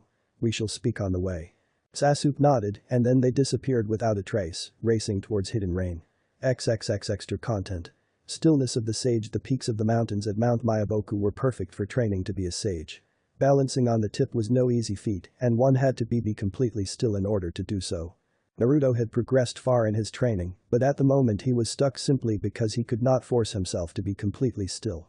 And every minute or so he would lose his focus, which caused him to fall constantly and almost get impaled by a peak before Fukasaku saved him. You are so close, Naruto, and yet you fail every time. Fukasaku scolded. You must let go of your body and feel your mind. Forget the outside world. I'm trying. I just can't stay that way. Fukasaku sighed. You must, or else this training will be for naught. We've been at this for a week now. Was I wrong in thinking you had more potential than Jiraiya? Naruto knew he was baiting him, but he bit anyway. No, I'll get it. Naruto assumed a meditative position on the slab of stone once again. Fukasaku admired him secretly. He's very focused. It won't be long now, and so it wouldn't be. 3 hours or so later, and Naruto was balancing himself on the slab just as he had promised. Very good, Naruto. Your drive is what helps you succeed. It is most impressive. The old toad smiled. Now it is time for you to enter Sage mode. Naruto opened his eyes and nodded. He jumped off of the stone slab without disturbing it, making Fukasaku raise an eyebrow. The old sage followed him to the ground and landed on the boy's shoulder. This is where the real training starts. You will have to break through any barriers you've come across before in your training, but on the other side, you shall find a power that will give you the strength to accomplish all of your goals. Naruto nodded seriously. I'm ready. Fukasaku's eyes narrowed and he grinned. Then we'll start right away. XXX all of this nature energy you have been feeling is only the tip of the iceberg. When you go into Sage mode, you can convert nature energy into Sage chakra, which gives you the ability to create powerful technique. For example, take your technique the Rasengan. How big can you make yours? Naruto held out a palm-sized Rasengan. That's it. I've seen Jiraiya create ones almost as big as Gamabunta with Sage chakra. Naruto's eyes bulged. As big as Gamabunta? That's insane. Fukasaku chuckled. Such is the power of the sage. The toad cleared his throat. Now, I want you to start to meditate. Naruto nodded and sat in a relaxing position. Good. Let the nature energy flow through you, become a sort of beacon in the darkness for it. A sanctuary. Let your mind attain peace, let your body attain tranquility, and let your chakra mold the nature energy and make it one with yourself. Naruto listened intently as he gathered the potent energy. He could literally feel the chakra flowing through each and every one of his chakra pathways as he deepened his focus. It felt incredible. His body was bristling with power now, and the world exploded into view around him, even though his eyes were shut tight. I can see everything, by God, it's breathtaking. Naruto breathed out, causing Fukasaku to smile. Yes, it is a great power indeed. And it will only grow stronger as you master it. Fukasaku sat next to Naruto and assumed a meditative position like his pupil. Today is the last easy day. For the rest of the day you will memorize this feeling, so that it will never be a problem to call upon it. Immerse yourself in it, make it instinct alone. The rest of the day was the picture-perfect example of serenity for Naruto, the feeling of the nature chakra filling him with relaxation. He let his thoughts wander throughout the day, as he was totally at peace, and all of his focus was in his mind. He was able to think clearly and really delve into his thoughts, and so reflection was the word of the day. And although he was young, Naruto was proud of himself, and he had no regrets to this point. When night rolled around, Fukasaku nudged Naruto out of his trance. How do you feel, boy? Naruto smiled. Great. I feel like I just slept for a week too. He commented, stretching his arms. Fukasaku jumped up and away from Naruto, crouching into a battle stance. Then you'll have no problem putting up a fight. It's time to train your body now. Naruto grinned. Alright, but I won't hold back. Deep yellow eyes, not unlike that of a toad, stared into Fukasaku's own eyes. The old sage chuckled. Of course. I'd kill you if you did. And then he was gone. Naruto threw up his arms to block a powerful kick from his left, and shockwaves rolled through the earth from the force of the impact. Fukasaku fell down and jumped up again as he threw a punch at Naruto's face, who dodged it just in time. Or so he thought, until he was skidding across the ground like a rock on a lake. When he finally came to a stop he groaned painfully, and Fukasaku landed beside him. The first technique I'll be teaching you is called Frog Kumite, and it is the Taijutsu style of the Toad Sage. As you can see, merely dodging it is not an option. Naruto nodded as he finally stopped seeing stars. No kidding, Fukasaku smirked. The secret to Frog Kumite is the control of your Sage Chakra to strengthen your physical prowess. In order to get extreme power behind your blows, you must charge your chakra until the point of impact and then release it at the point of impact all at once. It's the same with blocking, which might I add, is the only way to effectively stop a Frog Kumite strike without disengaging. You must release your chakra at the point of impact to nullify the incoming blow. The old toad explained. Try practicing on the ground with aerial attacks, and once you get it down, we will spar again. Naruto cocked his head. Why have me start off with such a complicated maneuver? He asked curiously. I'm glad you ask. For the same reason I started your training at night. By learning how to do something in unfavorable conditions, it will be second nature in favorable ones. Fukasaku explained wisely. It is how I was taught, it is how I taught Jiraiya, and now it is how I will teach you as well. There are many things about Sage Mode that you don't know yet, but you will have to master each aspect.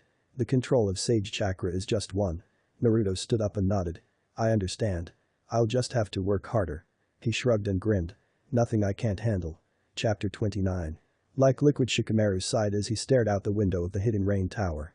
Once again he found himself longing for big blue skies and puffy white clouds, but there were more important things to deal with. So Naruto is in hidden grass? Sasuke asked, earning a nod from Yahiko. The blonde was now the only one absent. Yes. I do not know the details, unfortunately. We haven't heard from him. Yahiko explained, causing Shikamaru to sigh. Troublesome. He scratched his chin and shrugged. I think he'll be fine. If he needed help we would have heard from him. Or he could be dead. Sasuke gave Konan a dry look. It would take more than a few hidden grass ninja to kill Naruto.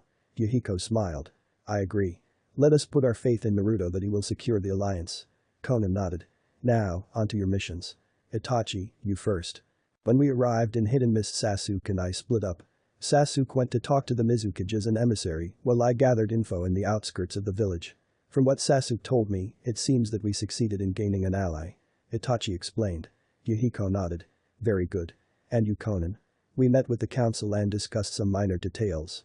I could tell they were disappointed I wasn't Nagato. She smirked. We established that headquarters will be based in the Hidden Leaf. Yahiko nodded. Very well. Then we will need to appoint someone to assume tactical command of our own forces. Yahiko turned to Itachi. I'd like it if it were you in there. Itachi's eyes widened. Sir, Yahiko held his hand up. I know. Sasuke, can you somehow get Itachi into the command center? I know the circumstances behind his defection. Sasuke gaped. Surely your cage could pardon him, we can do it. Everyone turned to Shikamaru. Kakashi will see reason. As for everyone else, well, what they don't know won't hurt them. The Nara devised with a smirk. I'm sorry, but how do you expect to hide me? Itachi questioned. Next to Orochimaru, I'm the most notorious missing ninja in Hidden Leaf history. Cocky are we? Just skeptical. Shikamaru laughed. Well, after this you won't be. Sasuke, please arrange meeting with Kakashi. Here's my plan. XXX, the roof? Really? Ryuzetsu looked at Naruto like he was an idiot. Yay. Come on, it's perfect. No guard is gonna look on the roof because it's too obvious. And plus, this is the only angle you can see them from. Last time I checked, guards don't patrol on top of the wall. He winced suddenly and one of his legs slipped. Whoa. Okay, let's get out of here before this Tenru kills me.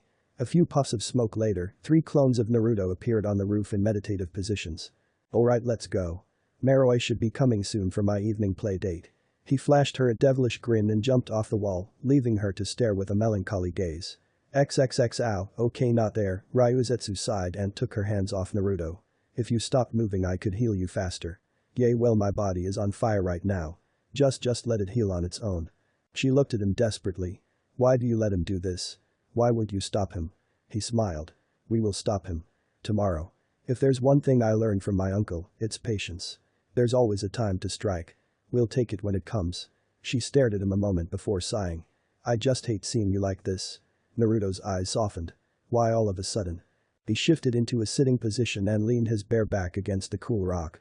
Oh, that feels good. Before this mission you only cared about completing the mission. What changed? He asked. She looked down. You changed. I was driven by revenge before. All I wanted was to avenge Miku. So I dedicated myself to being a ninja so I could do that. Her head snapped up. But you changed that. I realized that I had lost sight of myself. I broke the very mantra I had swore my revenge on. She ripped the bandana off of her head and clutched it tightly. I see him in you, but you're so much more.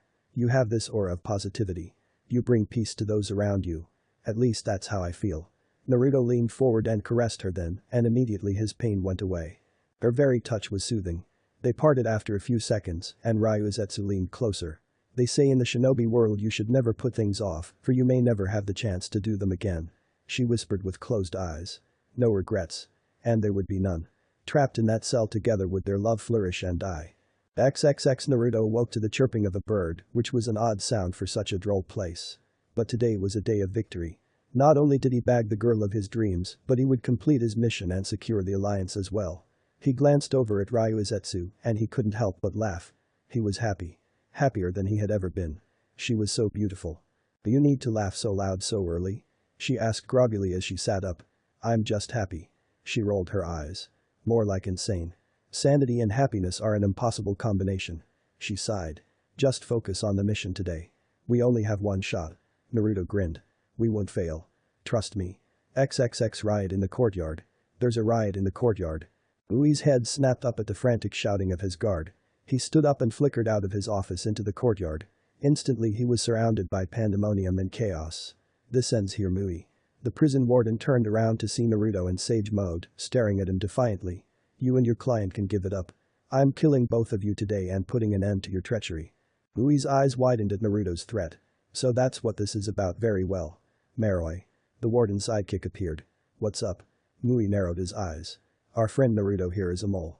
I think it's time we gave a demonstration of our weapon. With the help of our friend, of course. Mui grinned and flew through Hant's seals. Summoning technique. Box of extreme bliss. The large seal array spread across the ground, and with a great puff of smoke the box appeared. 4 masks, each with an odd expression, adorned each side, and Mui and Maroi stood on top. It ends here for you, Naruto. Or should I say, 9 tails. Naruto's eyes widened. What, you thought we didn't know?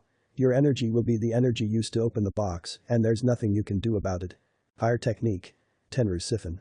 Mui slammed his hand on the box, and a stream of fire whipped out at Naruto, grabbing him and wrapping around him. His Tenru started to flare up as his chakra was drained into the box, and Mui was laughing maniacally. Yes. More power. Prepare to see the wrath of the hidden grass. The box started to spout steam, and the front started to open. The mouth of the mask opened up and a path extended to the ground. Naruto watched from his knees as a boy around his age walked out with a blank expression on his face. Miku. Ryuzetsu ran forward and stared disbelievingly at the brought-back-to-life boy. Mui stared at his son in awe. Miku. He took a step forward, and in an instant, Miku was in front of him. Hello, father. Mui gasped as his son's hand pierced his heart. Now we're even. Naruto stood up as Ryuzetsu stared in shock. Miku, no, what are you doing? Miku pulled his hand out of his father, who crumpled like a rag doll to the ground, and turned to face his childhood friend. Miku does not exist anymore. All that exists is hatred. Miku's skin ripped apart, and a giant black-feathered creature emerged like a butterfly from a cocoon. He had claw-like hands and feet, and great black wings on his back. His extremities were bone-thin, and his torso was only his spine. 4 curved fangs protruded downward from his mouth, and he had no eyes at all. What the funk, are you kidding me? The prisoners started to flee in fear of the beast, leaving Maroi, Naruto and Ryuzetsu alone. Dross, this is bad, Maroi said to himself. I need extra backup. Lightning style. Signal fire. He raised his hand and shot 5 bolts of lightning into the air, then jumped away before the monster could crush him. Naruto and Ryuzetsu stared at the beast in horror. Miku, oh, Miku. Naruto's head snapped to her. I know it hurts. But please, snap out of it. Now. He grabbed her shoulder and she stared at him for a moment and nodded. Good. Go get Mui and heal him up. We'll need him to seal this fatherless. I'll take care of this. Ryuzetsu's eyes widened. What? You can't beat him alone. I won't be alone. Just trust me. Trust me. She stared at him. Damn you. Fine. Don't you dare die. She jumped away then, not bothering to hear his response. Naruto watched her grab Mui and move him to safety before tensing up and jumping away from a hammer strike. The creature had started its attack, and Naruto was surprised by its speed. It was just as fast as he was. Then he would have to use his father's technique. Alright, here we go. Summoning technique. XXX, Lord Raikage, urgent news from Hazukiho. The Raikage stood. Go. Maroi has launched 5 signal flares. It's a code black signal. We're dispatching both teams Arc and Ion, don't bother. I'll be going myself. Maroi doesn't want Bolt. Ready your transportation technique, Mabui. The woman's eyes widened. But sir, do as I ask, Mabui. Mabui sighed. Yes, Lord Raikage. It will be ready in 10 minutes. XXX, yo Naruto. It's been a while. Not now, Gamakichi. We're in a bad situation right now. Gamakichi looked around and gaped at the enemy monster. Holy dross. What the funk did you do to release Satori? The toad asked, drawing his battle axe. You know him? Naruto asked as he jumped on Gamakichi, who was almost the size of Gamabunta now. He blocked Satori's claw with his axe and flung him back against a building. Yay, he's the guy from the box. He brings destruction and fear wherever he goes. Can't blame him though, if I were trapped in a box I'd wanna funkin' slaughter everyone too. Nice to know you sympathize with him. Now oil. They both sucked in large breaths and spat out streams of fire and oil. The result was a burning hot laser that zoomed towards Satori, who jumped away just in time to avoid it. Gamakichi jumped at him with his axe reared back and started slashing at him like the axe was a wooden sword. Satori easily weaved through the strikes, making any Sharingan user look like an amateur. Ha ha ha. No one can touch me. Die. The winged beast countered Gamakichi's relentless attack and switched onto the offensive. The giant toad waved his axe around expertly and parried his strikes until one got through, sending him crashing to the ground. Naruto burst from the cloud of smoke, a giant Rasengan swirling in his hand aimed right for Satori.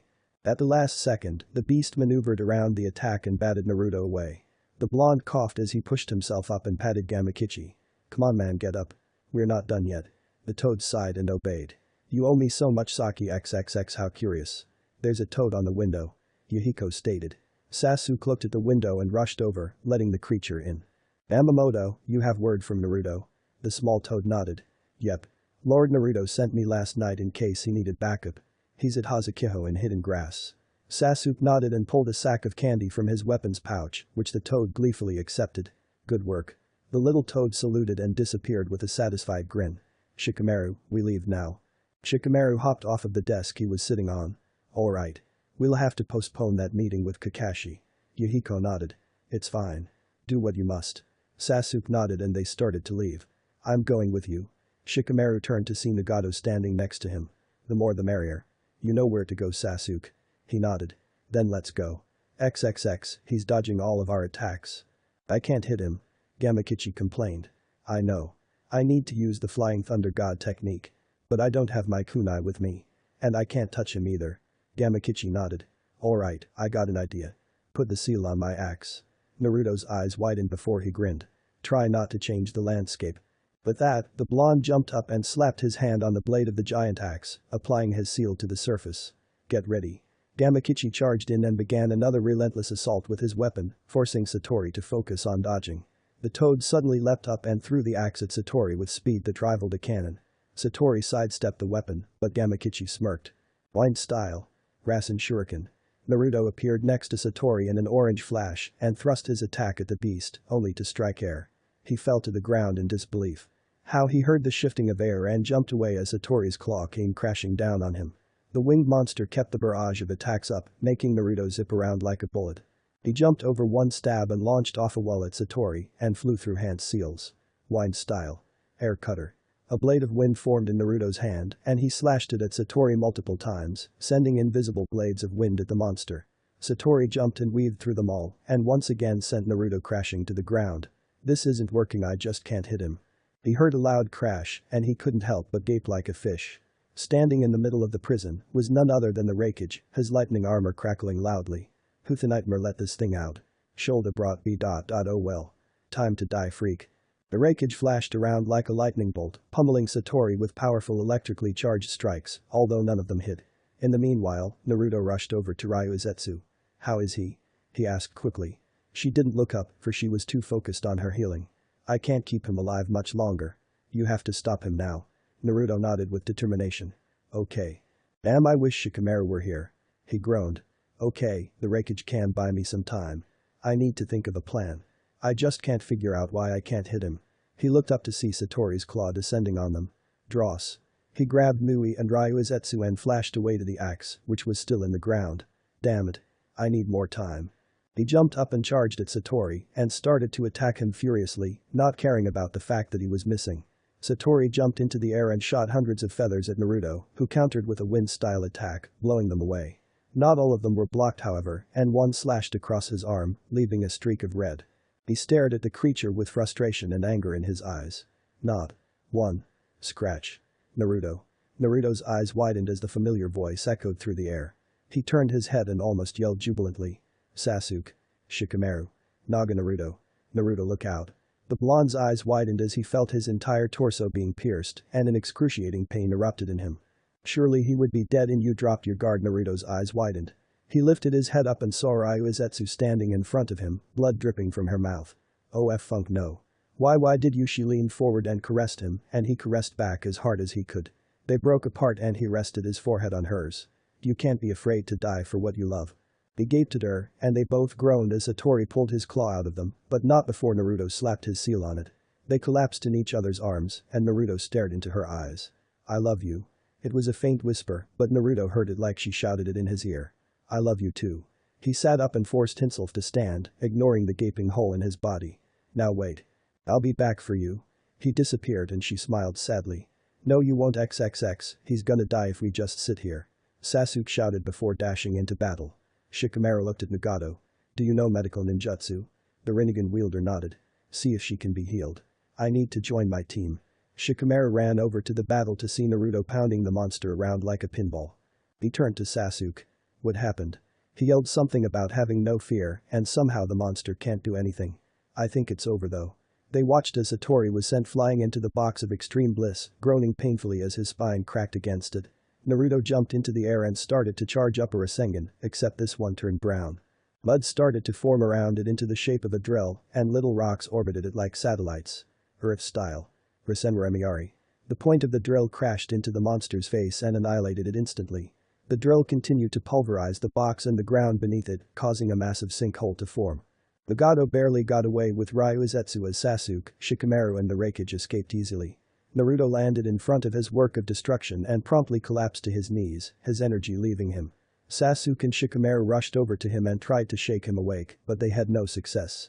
Bring me to him. Nagato looked down at the girl in his arms. She was staring at him pleadingly, so he nodded and picked her up. He rushed over and set her next to Naruto. She pushed herself up and stroked his face, ignoring the pain, knowing she wouldn't live much longer. Thank you for everything. Never lose sight of your way. You're the light that guides everyone else, so you can't falter. I'll be there along the way. The tear dropped from her face onto his cheek. In here.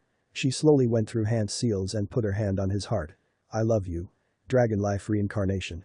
She leaned down and caressed Naruto, and a green light enveloped his body. She slumped over as the light faded, and Naruto woke to see her head lying in the crook of his neck. Ryuzetsu, what happened? She didn't move. Ryuzetsu. Wake up. He felt her cheek. Cold. No, he looked at her stomach. The blood was dried now. Why? He sat up and cradled her body. He noticed Nagato, Sasuke and Shikamaru staring at him with sad expressions. She sacrificed her life to save yours. Nagato stated solemnly. The blonde looked down. He was speechless. To think she was ripped away so fast. She was just a dream to him. A scattered memory. You can bury her later. Sasuke stated. We need to leave. The Raikage is still here and I don't fancy taking him on. Naruto's head snapped up and his face contorted with anger. I do. It's his fault she's dead. This stupid mission was to stop his weasel. He gently moved Ryuzetsu's body and stood up. Sasuke put a hand on his shoulder. Stop. You're being stupid. It's the Raikage. Naruto turned to him and his eyes flashed red. Don't. Sasuke seemed stunned, but he backed away and let Naruto confront the Raikage. Is he stupid? Nagato asked, watching dumbly as Naruto went to confront the leader of Hidden Cloud. Quite so. But he won't die. He's too focused. I've never seen him like this. I'm a little scared for the Raikage. Shikamaru stated, earning odd looks. Naruto walked up to the Raikage and glared at him. You lose. Your agent is probably dead. Now you lose your life. Glared at him. Who are you acting so cocky, boy? Naruto grinned. Surely you remember my father. A's eyes widened. The Nine-Tails Jinchuriki. Damn it all, I really should have brought B. He grinned. Well then, let's see if you live up to your father's name. Both of them blurred out of existence, and the only evidence of their clashes were the sparks of lightning that erupted with each strike. They were moving around so fast that it appeared to be a shower of fireworks, mesmerizing in a deadly way. They stopped after a minute, neither showing signs of fatigue. You are indeed his son. No one has speed like that. Today is not the day we do battle Namikaze, but we will meet again soon. Of that you can be sure. In a flash of lightning he was gone. Naruto stared at the empty expanse of rubble for a few moments before walking back and picking up Ryuzetsu's body. Let's go. Everyone followed silently, not wanting to break the silence. Nothing they could say would help anyway. XXX Naruto gazed down at her body, resting peacefully in her earthen tomb. His fingers were bloodied from digging it, but the fox would fix it. He was numb now anyway. Her bandana was wrapped around his arm, her blood stained into the cloth. He smelled the rain before he felt it, but it was comforting. It was cooling, much like her touch. The way she had made him relax. The rain was a good veil for his tears, but he only shed a few. Just enough to let her know he loved her too. And he would never forget her. The dirt had turned to mud now, and Naruto had no choice but to use an earth technique to finish her burial. When she was covered he placed a single white stone on her grave, one that would probably blow away in the next storm. But he would never forget the spot, it was ingrained into his mind. A remote location in the land of fire that only he knew about. His sanctuary. When he finally left the rain was pouring hard. But he didn't care. He was heading to hidden rain anyway. Gray never seemed so welcoming. Chapter 30. History's pen. I don't like him like this. Mom, I've seen Naruto beat his knuckles red on a training post plenty of times. He's fine. A loud crack resounding through the air. He's broken plenty too. Sasuke turned to his teammate and deadpanned. He's not fine. Sasuke stated with finality. What a nightmare do we do? Shikamaru just shook his head. There's nothing we can do. Unless you can bring her back, he's gonna hate the world for a while. Nara said sadly. I hate to see him like this too. But we have no idea what he's going through. Temari and Kairi are still alive. Sasuke looked back at Naruto, who now stood still in the rain, staring blankly at the stump of the training post. Did he fall in love with her that fast? The Uchiha asked quietly. It seems so. You know how Naruto is. He loves with everything he has. There is no middle ground. Shikamaru explained. He's gonna be hurting for a while. This can't happen now. We're about to go to war. He's gonna get himself killed. That statement hung in the air for a while. It was certainly true. A guy like Naruto, who would surely be on the front lines for most of the war, had to be focused. War was too chaotic to lose your focus, because the next thing you would lose was your head. Naruto snapped out of his daze and turned to his teammates. Which one of you wants to spar with me? Sasuke and Shikamaru looked at each other, and Sasuke sighed. Fine. I could use a good fight. He jumped down to the muddy training field, and as soon as he touched down Naruto was on him. Shikamaru watched as they exchanged blows, and he grinned as Sasuke's Sharingan flared to life. Screw Sky watching, this would be great afternoon entertainment. XXX The Sand siblings walked into the Hokage's office, led by Gaara. Kakashi put down the report he was not really reading and smiled under his mask. Ah, so good to see you back safely. Tell me, what are Sasori's plans? Gaara stepped forward. My sensei will be on the front lines with our men. I am to assume tactical control of Hidden Sand's army. Temari and Kankuro will be the field commanders under our sensei. Kakashi blinked. Wow. Every other village leader is making me look like a huge cat right now. Damn that Sasori, he did it on purpose. He sighed. Well, I look forward to working with you. Although now it will only be for a short time. Gaara grinned slightly. What, you guys don't think I'm a cat, do you? Kankuro coughed. Well, you are the only cage staying behind, he said quietly. I have things I need to take care of. You do realize that since all of the other leaders are so brave that I'm the one stuck dealing with the administrative dross. He stated indignantly. They shrugged. I hate you all. Very well. Good day, Lord Hokage. Gaara walked out of the room, leaving his siblings and a confused Kakashi behind. He did know I was kidding, right? Temari chuckled, you never know with Gaara. They walked out after that, and Kakashi sat down with a huff. Genma.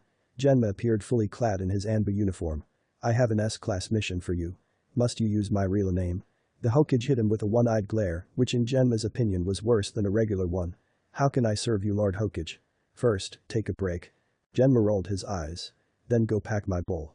To the top, Genma. You know, the old man smoked, but he never ordered us to do it for him. I didn't say you couldn't get in. That's why I told you to take a break. Now go before Tenzo finds out and gets mad. Genma was gone in an instant, and Kakashi smiled. It was good to be king. For now anyway. XXX well, we'll be off then.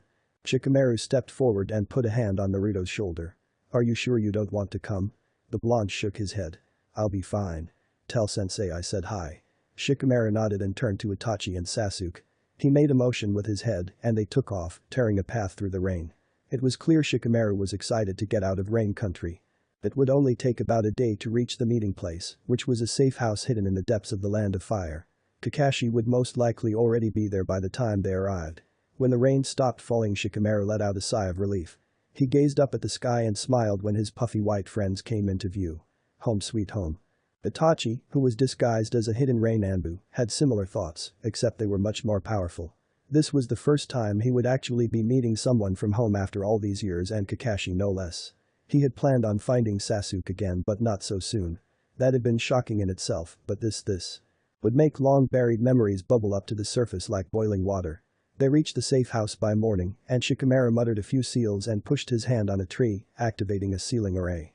The tree slid open, and the three black-haired ninja walked through. They descended down a swirling stairwell until they hit the bottom, where Kakashi was reading one of Jiraiya's books. He shut the book and beckoned his students over. "It's been a while. Where's Naruto?" he asked, noting the missing blonde. "He's in Hidden Rain. He's not in the best place right now," Sasuke explained. Kakashi cocked his head.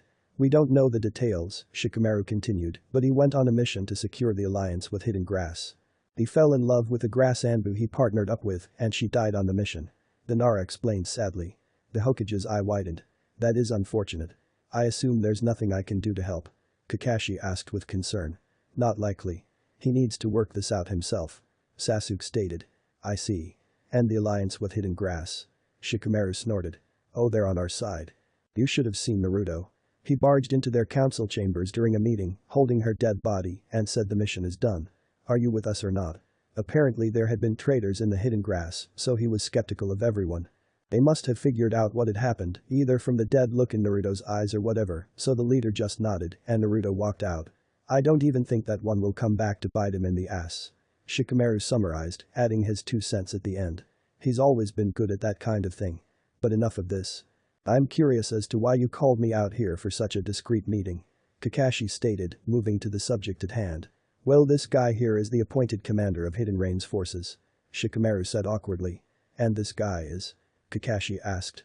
"You have to promise you won't do anything drastic," Sasuke stated. "I'm serious. Why are you so worried? It's not like it's your brother." Sasuke and Shikamaru looked at each other nervously. "Funking Christ, it is Itachi. I was kidding. Why are all of my jokes falling flat? You never were that funny, Kakashi," Itachi said as he removed his mask. "You have a kill on side order and you're mocking me?" Kakashi stated with disbelief. He turned to Sasuke. "Is this an elaborate prank? Is Naruto laughing at my expense somewhere?" "No. It's all real. But there are things that you don't know," Sasuke said, earning a curious glare. "What information could you possess that I don't?" the Hokage asked. "The truth about the Uchiha massacre," Itachi stated. "You wouldn't know because it was never recorded as a mission. How could it be? Such an atrocious act could not be condoned by the village." "Are you saying what I think you're saying?" Kakashi questioned seriously. "That I was ordered to kill my entire clan?" "Yes." Silence hung in the air as Kakashi digested this. It was bitter to say in the least. "So for the past 10 years you've been living a lie?" Kakashi sighed. "Damn it, Itachi, you should have said something." "I would have, you wouldn't have done anything." "I cannot go back to the village as Itachi Uchiha. My name is disgraced forever." Itachi sighed. "I have a new home now. It has not been so bad. But I am not here to discuss this. I am here as the commander of Hidden Rain's army." Kakashi stared at him for a moment before nodding. "Alright. But this does pose the problem of getting you into the village." Itachi placed his porcelain mask back over his face. "Not as Leviathan." Kakashi's eyebrow rose. "Leviathan? Hidden Rain Anbu codename. I must admit they are cooler than animals." Sasuke eyed Itachi oddly. "You just said something was cool. Let us forget I said anything. Kakashi, if you could escort me back to the village, I can assume my duties as commander." Kakashi shrugged. "Fine with me. I just hope this little stunt pays off. For your sake." XXX Team 7 was back together in rain again after Itachi's drop-off, and both Shikamaru and Sasuke noticed a slight improvement in Naruto's demeanor. But just a slight one. Information on Hanzo's army was scarce of late, and it put a bad feeling in the pit of their stomachs. So naturally, when the Hidden Rain Jonin scrambled into the office and shouted something about an attack, none of them could say they weren't ready. "Lord Yuhiko. Intruders. In every part of the city." Yuhiko stood quickly. "Push them back. Don't let them get the upper hand," he commanded. "And send the fastest hawk to the Hidden Leaf." "Yes, sir." The Jonin disappeared from the room as fast as lightning, ready to carry out his orders. And so it begins. Come on, we got a job to do. Naruto stated apathetically. He opened the window and jumped out, hopping off of various pipes as he descended to the ground. Sasuke and Shikamaru followed after a moment and Nagato right after. Yahiko turned to Konan. Let's not let them have all the fun. They finished the exit and 6 figures descended swiftly and gracefully from the tower, landing in the middle of chaos. Oh, it's Hanzo all right. Nagato stated angrily. Each of the attackers had on the old hidden rain gas masks, the signature mark of Hanzo's rebels. We'll split up here. We must not lose the city. Yahiko shouted enthusiastically. Don't worry, we won't. Naruto was off after that comment and both of his teammates followed with worry in their eyes. But now wasn't the time. War had begun and with it a new era of destruction. XXX, what? Hidden Rain is under attack. The chief of the Cipher Corps nodded. Yes. Apparently it happened at midday. The battle would be over by now. He conjectured. Kakashi cursed. Alright, no more time to funk around then. Tenzo. The Anbu captain appeared. Yes, Lord Hokage. Hidden Rain has been attacked. He sighed. Put together a battalion of Chunin through Anbu class units and attach 3 medic teams to it. No, make it 4. I want them in Hidden Rain yesterday. When they get there, whoever's in charge will defer command to Shikamaru Nara. Tenzo nodded. Anything else? Send a few of your men out to gather a war council. Just the commanders, I don't care about the council.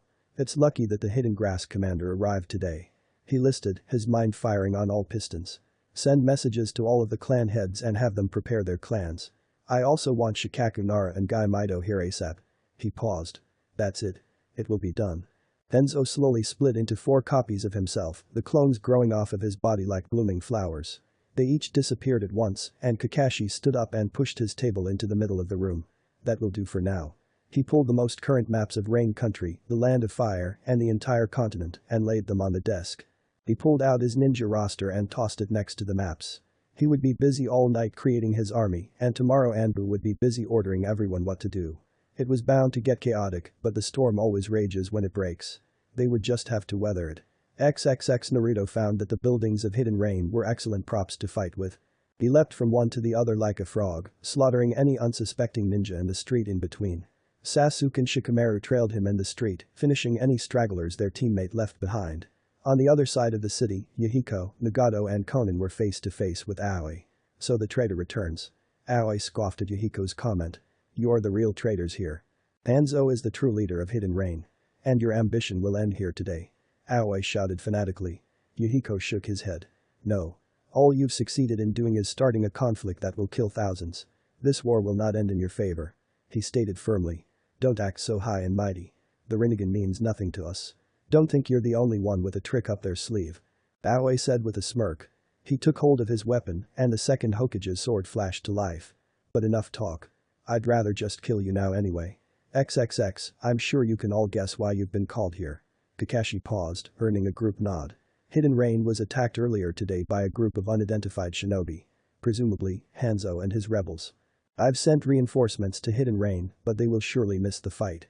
As of now, the 4th Shinobi World War has begun. The Hokage stated. Then we shall beat them back. My Hidden Rain comrades will not fall so easily. Leviathan said confidently. We must mobilize our other forces as well. Gaara said slowly, as if pondering something. Ai-sensei will lead our army to our borders to prepare for invasion. Hidden Rock must go first. The young commander decided. Agreed.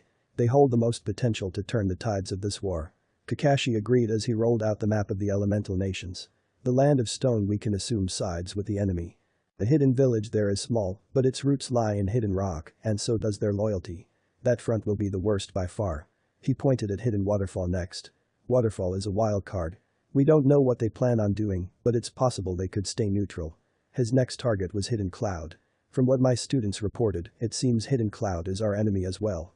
The land of Hot Water and Frost Country will become the battlefields for this front, as well as the islands of Old Whirlpool Country. He finished his assessment with a clap of his hands. We must coordinate an offensive. I suggest a pincer attack on Stone Country. Hidden Rain and Sand could wipe them out easily, even if Rock does send reinforcements. Gaara suggested. An early, easy victory. I agree. Once I have the logistics of the outcome of this battle, I will issue my orders to the army. Leviathan stated with a nod. It would be best to send word to Hidden Grass too. They will be able to bring aid to Rain faster. Shintoho added. We shall send word now. Write out your orders, and our fastest messenger hawks will bring them to your villages. Have them carry out these orders as soon as they get them. Meanwhile, I shall move a bulk of my forces northeast to prepare for cloud invasion. An offensive strategy will work well there. All of their heads turned to the door as it slammed open. Kitetsu, the ever-petulant gate guard, burst into the office with a scroll in his hand. Lord Hokage. An outpost to the northeast has fallen to hidden cloud. He quickly informed them. Kakashi cursed. So, soon Tenzo. Once again the ever-faithful captain appeared. Yes, Lord Hokage. I want you to let Anbu teams Alpha, Gamma, Epsilon, Theta and Zeta to what outpost Kitetsu? Outpost 37. To Outpost 37. Hold the enemy off until I send reinforcements tomorrow. Tenzo nodded at his Hokage's orders. It will be done. Shall I defer control to the vice captain? Tenzo asked, as per protocol. No, just come back alive. That's an order. Tenzo nodded and disappeared to defend his country. Kakashi sighed heavily. And so they strike again. He snapped his finger twice, and 2 regular Anbu appeared. Take these orders to the communication corps and have them send on our fastest hawks. Give the hawks a soldier pill each to have their travel times. The Anbu nodded wordlessly and collected the orders before flickering away to the communication corps. Now all we can do is wait. Guy, Shikaku, I would like your help in dividing up our forces. The 2 advisors, who had been silent for the meeting, nodded. The rest of you are free to either stay or go. However, if you want updates, I suggest you stay. None of them moved. Very well. My secretary shall bring us tea every few hours. It's gonna be a long night. XXX extra content. Of white clouds and busty women. When Jiraiya had gotten to heaven, he had expected the cliché golden gates, white clouds and cherubic angels. What he hadn't been expecting was that heaven turned out to be exactly how he had dreamed it. A ugly house on a cloud. He was the luckiest funkin' guy. It was perfect too. Beautiful women, all with Tsunade-like busts, catered to his every whim. Nightmare, there was even a Tsunade clone, a guilty pleasure he couldn't resist. The best thing about the ugly house though, much to Jiraiya's surprise, was the bar. Forget the fact that all the alcohol was free and it was impossible to die from alcohol poisoning. God was his bartender. Funkin' God. And so whenever he needed to chat with someone other than a beautiful woman, he would saunter over to the bar, knock back a few glasses of whatever the funk he wanted, and shoot the dross with the man upstairs. It was truly glorious. So why do you suppose I was this lucky? Jiraiya asked as he swirled around his import ale. It has nothing to do with luck, Jiraiya. Every action you take is brought into account, and at the end of your life, you are judged. Throughout your life, you've done many great things, Jiraiya. Do not be surprised to see yourself here. Life is the trial. This is the reward. God explained as he dried off a glass. We overlooked your perverted faults. After all, there's really nothing wrong with loving the ladies. Jiraiya stared at him curiously. Are you just saying that because this is my heaven? God chuckled. Who knows? But I do know this. That Tsunade is eyeing you up. Jiraiya deadpanned. They're all eyeing me up. His deadpan turned into a dross-eating grin. And I love it. Well, go get what you deserve. I gotta close up early tonight. The wife has been complaining. God said as he pulled his jacket on. You have a wife? Jiraiya asked in surprise. God stopped in the doorway. Of course I do. You didn't really think Mary was a virgin, did you? Jiraiya's laughter bellowed through the bar as God closed the door and locked it behind him. Jiraiya went back to his ladies when suddenly a sharp pain pierced his chest. After that everything was black until the slab of wood in front of him opened up and he stared into the eyes of the 3rd Hokage.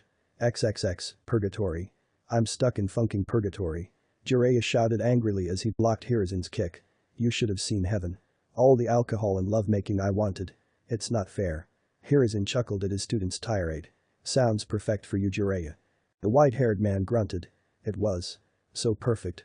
Oh, Tsunade. Hirazen jumped back to avoid the arsing slash from Sakumo's blade. Thinking about it only makes it worse, Jiraiya. Now you get to spend eternity with us. Sakumo said to calm Jiraiya down. The Sanin's eye twitched. I'm a nightmare, aren't I? Chapter 31. Together we march. The level of destruction to the village hidden in the rain was relatively low compared to other invasions in history. But the intruders' goal had been to take back the city, not demolish it, and it was a lucky break indeed. Hihiko stood atop a construction barricade as his ninja forces, along with a reinforcement sent by the ever-prepared Hokage, methodically cleaned the streets of rubble and searched for Kias. A Jonin, the same one that had warned the leaders of the attack, walked up from behind Hihiko. Sir. He called out, raising his voice to compensate for the height difference. Hihiko jumped down beside him. Report. Sir, after a third sweep of the city, we have confirmed 247 Kia, 455 Wia and 10 MIA. The Jonin reported respectfully. As for the enemy, we estimate that they retreated with statistics doubling ours. That brought a smirk to Yahiko's face. We must use this momentum to gain ground then. Good work, take a minute to relax Hiroku. The Jonin smiled at his commander. Thank you, sir. Hiroku walked away and Yahiko waved over Nagato. What's up? The redhead asked jovially. In times of despair, Nagato had always been the one to plaster a smile on his face and cheer everyone else up. Yahiko was glad he was here now. I need use of your astral projection technique. If you could project me over the village. Nagato held up a hand sign and a distorted, multicolored and giant visual of Yahiko's head appeared over the village. To the inhabitants of Hidden Rain, this was nothing new. But it was certainly something impressive to the Leaf Ninja. Citizens of Hidden Rain and our Leaf brethren, before I say anything, I would like to thank each and every one of you personally for defending my village. Your sacrifice today will not be forgotten. Many of the ninja bowed their heads in respect for the dead. This war was for them now, and their lives would not be wasted in vain. On a better note, I'm sure you'll all be proud to know that the enemy retreated with twice our casualties. His announcement was met with a loud roar of victory that spread through the city like a tidal wave. We have won the first battle, but we have no time for reprieve. We must capitalize and push the enemy out of our borders. Again, a roar of approval. Your confidence and determination make me swell with pride. And so, together, we will win this war. More cheers. For the pursuit of peace, and so that each and every one of you can lead complete lives, I swear that we will win. Now, form up and be ready for departure by tonight. It's our turn to strike back. A final roar of approval swept through the city as the projection faded. Shikamaru, Sasuke and Naruto approached the orange-haired ninja shortly after. Hello, the speech there. You really know how to fire up an army. Shikamaru commented. I've been given command of this battalion, so anything you want, you got. Hihiko nodded at his gesture. Excellent. If you could put together a scouting party to advance ahead and trail the enemy, by tomorrow we can chase the enemy out of my country. Yahiko stated with a grin. Done.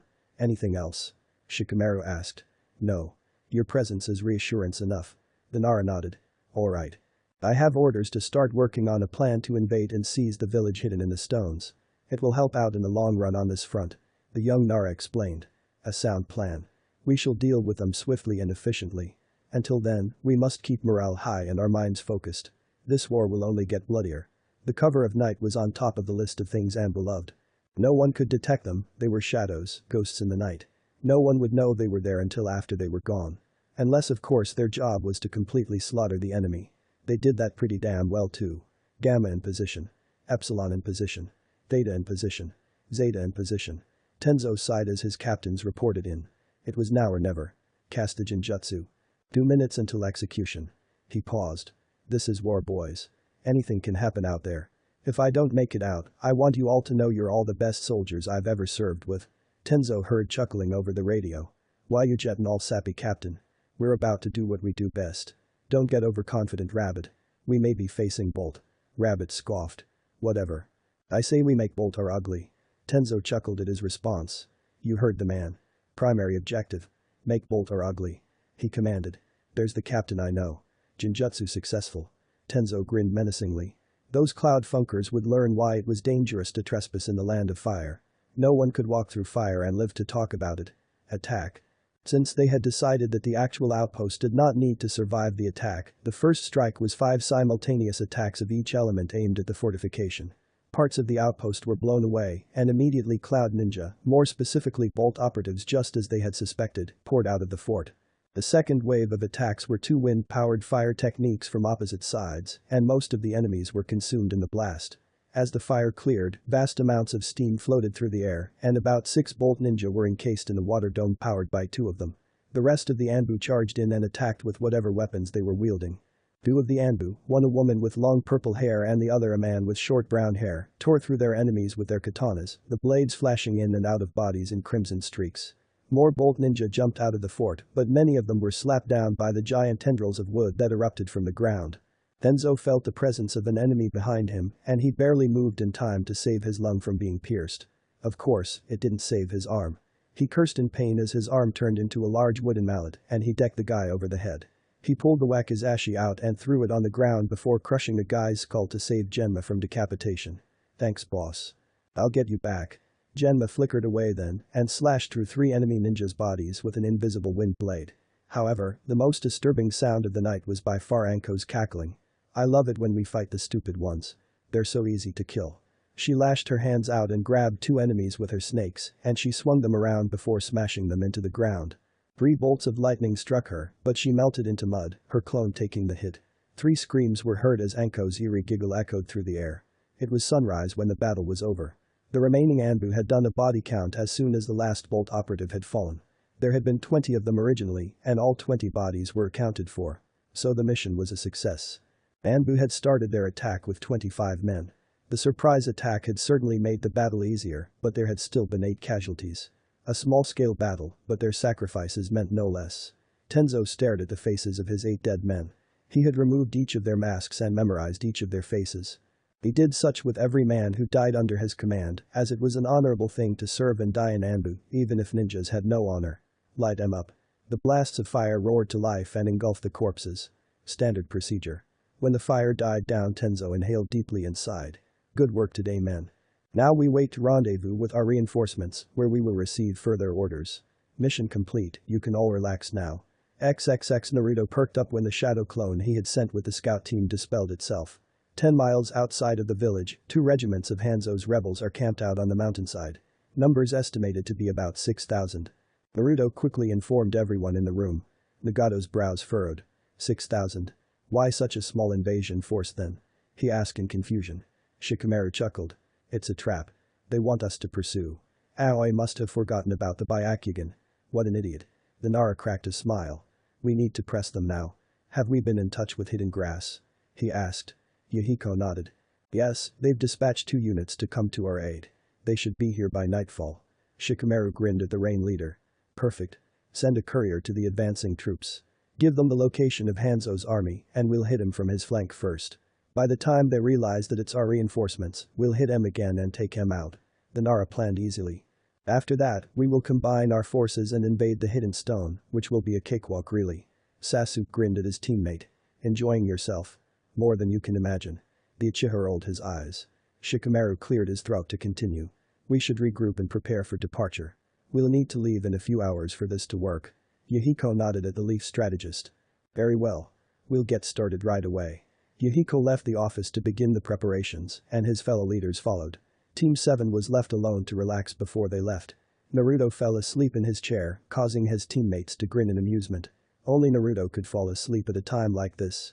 Then again, it's not like he'd been sleeping much lately at all. He still felt guilty about her death. He shouldn't have lost his focus. He shouldn't have let her jump in the way. He knew it was useless to wallow in self-pity, but he honestly couldn't help it. It was just like everything he loved had to be torn away from him. That's why he had mastered his father's technique. He wanted to fight in everyone else's stead, and with that he could. No one else he loved would die. XXX Kakashi was relieved to hear about both the successful dismantling of the Hidden Rain invasion and the successful counterattack on Hidden Cloud. If they thought they could do as they pleased in the Land of Fire, they were about to get slapped with some serious dross. So far everything has gone well. Perhaps we can put an end to this conflict sooner than expected. Kakashi speculated hopefully. Hanzo will not take to this loss lightly. He will join the battlefield next. Leviathan stated confidently. I'm afraid this is where the hard part starts. 2 regiments of my finest men are on their way to back up your army as we speak. Surely we will crush them. Shintoho stated as if it were fact, but Leviathan shook his head. We may have defeated him easily before, but he's been away for many years, training no doubt. He wouldn't have come back if he wasn't stronger. The Rain Commander stated. Still, we will not give up. Gaara stated with determination, surprising Kakashi. If we can push Hanzo back into Hidden Rock, we can take both of their armies out at once. Kakashi's visible brow rose. You would combine their armies? He asked curiously, earning a nod from the San Jinchuriki. It's either that or cut Hanzo off from Hidden Rock and fight a double-sided battle. Gaara stated. A frontal attack is the best option. With your students and my sensei there, we should have no trouble. Very well. I shall send an extra regiment of my men to aid in the invasion. Kakashi assured, mentally perusing the list of regiments he could send. An invasion of the Land of Earth is no easy feat. You will need all the men we can muster. At this point, Shikaku grunted uneasily. While our plans for Hidden Rock and Hanzo are fine and dandy, there's still the problem of Hidden Cloud. In my opinion, they are the larger threat. The wise Nara commented. How so? Kakashi asked, genuinely curious. If there was one thing Kakashi had learned in his time as Hokage, it was the fact that Shikaku was always right. Always. So his input was a priority for Kakashi. Well, they stand between us and fighting a one-front war. As long as they oppose us, our forces will always be split. Quite frankly, we're lucky all of the land in between both fronts is no man's land. I don't want to think about what would have happened if you hadn't dealt with Orochimaru. Shikaku actually shuddered at his mention of the dead Sannin. Cloud will fight a war of attrition if the history books are anything to go by. Leviathan piped up. And their defenses surpass that of even Hidden Rock. An invasion of the Hidden Cloud will only end in major loss for us. We're getting ahead of ourselves. Kakashi interrupted, feeling the tension increase. The mood in a war council could shoot from calm to chaotic as fast as light speed, and Kakashi wanted to avoid any debates over strategizing a little longer. While they were certainly an alliance, the word alliance was a word without much merit in the shinobi world. The One-Tail incident years ago was a perfect example, although Orochimaru had a hand in that as well. Let us wait for the next set of updates before we continue our planning. Thinking of ways to cause mass death can tire out a man. Itachi rolled his eyes behind his mask, and he swore he saw Kakashi's visible eye narrow at him. How the nightmare did he see that? XXX extra content. The new sage quakes rocked the foundation of Mount Myaboku as Naruto and Fukasaku traded blows. Many toads would remember it as the day of 1,000 earthquakes. That's enough, Naruto. I think you're ready for the final step. Fukasaku stated, causing Naruto to grin widely. Alright. What do I have to do? The blonde asked. Simple. The toad stated as he hopped on Naruto's shoulder. We must synchronize our chakras so that you will have infinite time and sage mode. Naruto's eyes widened. Infinite? How is that possible? Fukasaku grinned. I'm sure you've noticed how easy it is to use up-channeled nature chakra. With this ability, one of us will always be able to channel energy, supplying us with an unlimited supply of nature energy. Fukasaku explained. Now, use your chakra to reach out to mine and create a bridge between our bodies. Naruto did as asked, Fukasaku doing the same when the toad was launched from his shoulder. Naruto looked at him in confusion. Did I do it wrong? Fukasaku stood up and sighed. No, you didn't do anything. Naruto's eyes lit up in realization. The fox he dropped down into a meditative position and closed his eyes. Fukasaku eyed him curiously. What are you doing? Trying to talk to the fatherless. Fukasaku eyes widened. Talk to? Have you ever talked to him before? Naruto nodded his answer. Once, when I was in a coma. Fukasaku stayed silent after that, letting the boy concentrate. He was curious about this development, but he had to be patient for now. Who knew how long it would take to communicate with a demon? XXX. When Naruto opened his eyes, he found himself in the stone prison of the nine-tailed demon fox. Well, that was surprisingly easy. It was easy because I brought you here. Naruto yelped and jumped around, meeting the fox's glare. Dross. Can you not do that? I do not take orders from you. The fox growled menacingly. Do not waste my time, fleshbag. Naruto narrowed his eyes. You sure as nightmare look like someone who takes orders. Or in the ass. The fox's claw smashed against the prison, his sharp talon coming inches from Naruto's face, but the boy did not flinch this time. The stone prison shook from the impact, and pieces of stone crumbled off of it, but the broken spots were mended immediately like magic. I do not care for your humor, boy, now. Tell me why you have disturbed me. I thought I told you we would never speak again until you are worthy. The fox grumbled angrily. Why did you kick Fukasaku out? The blonde asked, deciding to stop annoying the fox. I will not have those fool toads invade your body. It's bad enough that I must suffer in this blasted prison with you and your ridiculous thoughts. The nine-tails' breath felt like fire on Naruto's face as it explained. The toads are primitive and stupid. They haven't even figured out how to channel nature chakra correctly. The boys widened at that. What? You mean I'm doing it wrong? The fox's deep laughter echoed through the room. Of course you are, your species does everything wrong. The fox snorted lightly. Humans are weak and pathetic. Naruto scowled at the insult but didn't retort. Then how do I do it? Once again, the fox felt itself surprised by the boy, but then a smirk spread across its snout. As if I would help you, you must figure it out yourself. You can't even give me a little hint. The fox stared at him angrily. Come on. I'll never be strong enough to fight you if I can't figure it out. That caught the fox's attention. It wasn't many days he heard someone actually agree to fight him. Yes, he will be the one, but how to manipulate him is the question. Very well, human. One hand washes the other like yin and yang, and together they bleed gray. The fox acquiesced, giving Naruto the hint. Naruto seemed utterly baffled. Now leave me, I grow tired. XXX. Naruto was jolted by his sudden return to the world. When he opened his eyes, Fukasaku's beady eyes stared back. Did it work? The old toad asked curiously. Naruto stood and nodded. Yay, but I'm just confused more. I'll need to talk to Shikamaru about it, Naruto said, standing up. Is there anything else you can teach me, sensei? Fukasaku sighed at his query. No, there is not. It seems that you will have to make do while only using Sage mode for a limited time. He explained dejectedly. Naruto smiled. Don't worry about it. The last year has been great. I think it's time I returned home. Fukasaku smiled back. If you say so. You can always come back if you wish. You know the way. Fukasaku stared at the cloud of smoke that signaled his pupil's departure. He was stronger, much stronger, than when he came here. In mind and body. And the toad was proud he had a hand in that. That boy. Chapter 32. Low's attention. If you haven't already read the updated story, you should do that first. There are enough changes to the story that you need to go back and read again, or you will be lost. Anyway, if you have read that already, then enjoy the newest chapter of the revamped version of Master of the Shadow Clones. Sasuke sucked in a breath of cold, misty air as he silently scanned the horizon with his Sharingan. He of course didn't have the range of vision that the young Hyuga next to him had, but he felt useless just sitting there waiting for a report. Found them. The young Hyuga, Niji of Sasuke was correct, stated. 500 kilometers northwest. I estimate their numbers to be around 6,000. Sasuke's brow furrowed. Why such a small invasion force if they had so many soldiers in the reserve? It didn't add up. Good work. He turned to the clone of Naruto. Disperse so you can send word to command. The clone nodded and disappeared in a cloud of smoke. Sasuke turned back to Niji. What about our reinforcements? Niji turned towards the east and intently scanned the east plains of Rain Country. He spotted a large mass of chakra and he smirked. Reinforcements closing in at 2 o'clock. Beta to battlefield, 5 minutes. He reported, and Sasuke unsheathed his swords. Then let's wait no more. We will lead the attack. Niji's Byakugan deactivated and he stood and nodded. Yes, sir. I shall rouse the men. Niji disappeared to get the rest of the scout team, and in moments they were assembled behind Sasuke. The Uchiha said nothing as he charged forward, his comrades following right behind. It was time to strike back.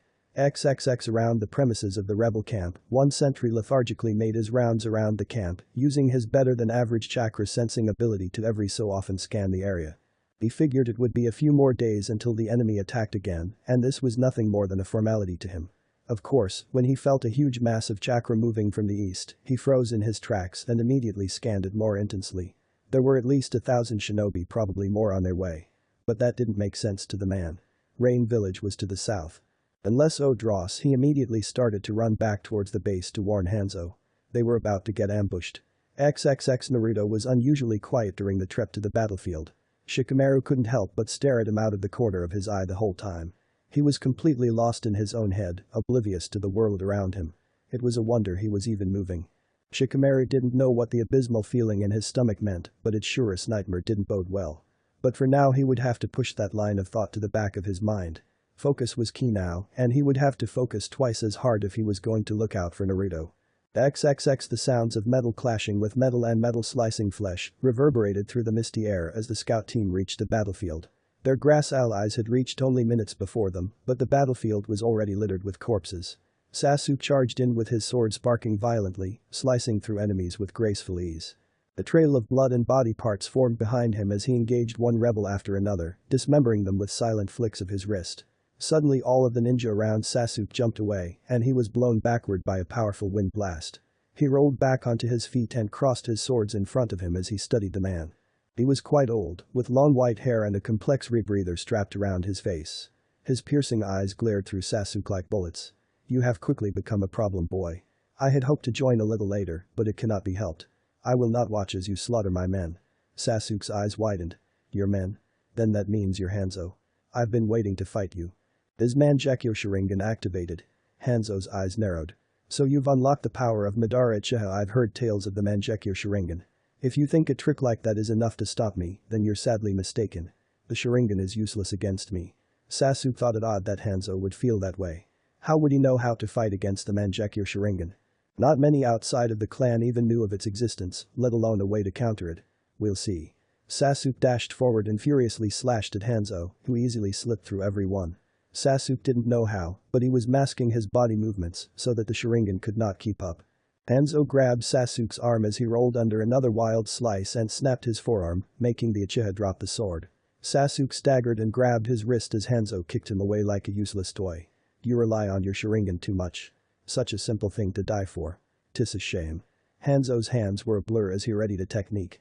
Secret technique. Salamander tail. The black extremity sprouted from Hanzo's back that seemed to drip with purple chakra. It lunged forward and spun into a point as if to skewer Sasuke. He thought he was dead when an orb of blue chakra spun itself in front of him and deflected the attack. The chakra slowly dissipated, revealing Neji, his Byakugan glaring straight at Hanzo. Sasuke pushed himself off of the ground and walked up next to him. "I owe you one. But I still need some help," he stated as he flexed his broken arm, wincing slightly. He sheathed one sword and held onto the other with his good arm.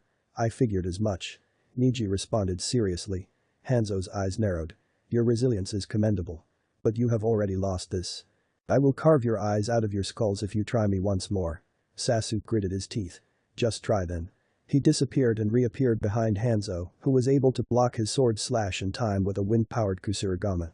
With only one arm, Sasuke's attacks were only half speed, but he was still quick enough to keep Hanzo on the defensive.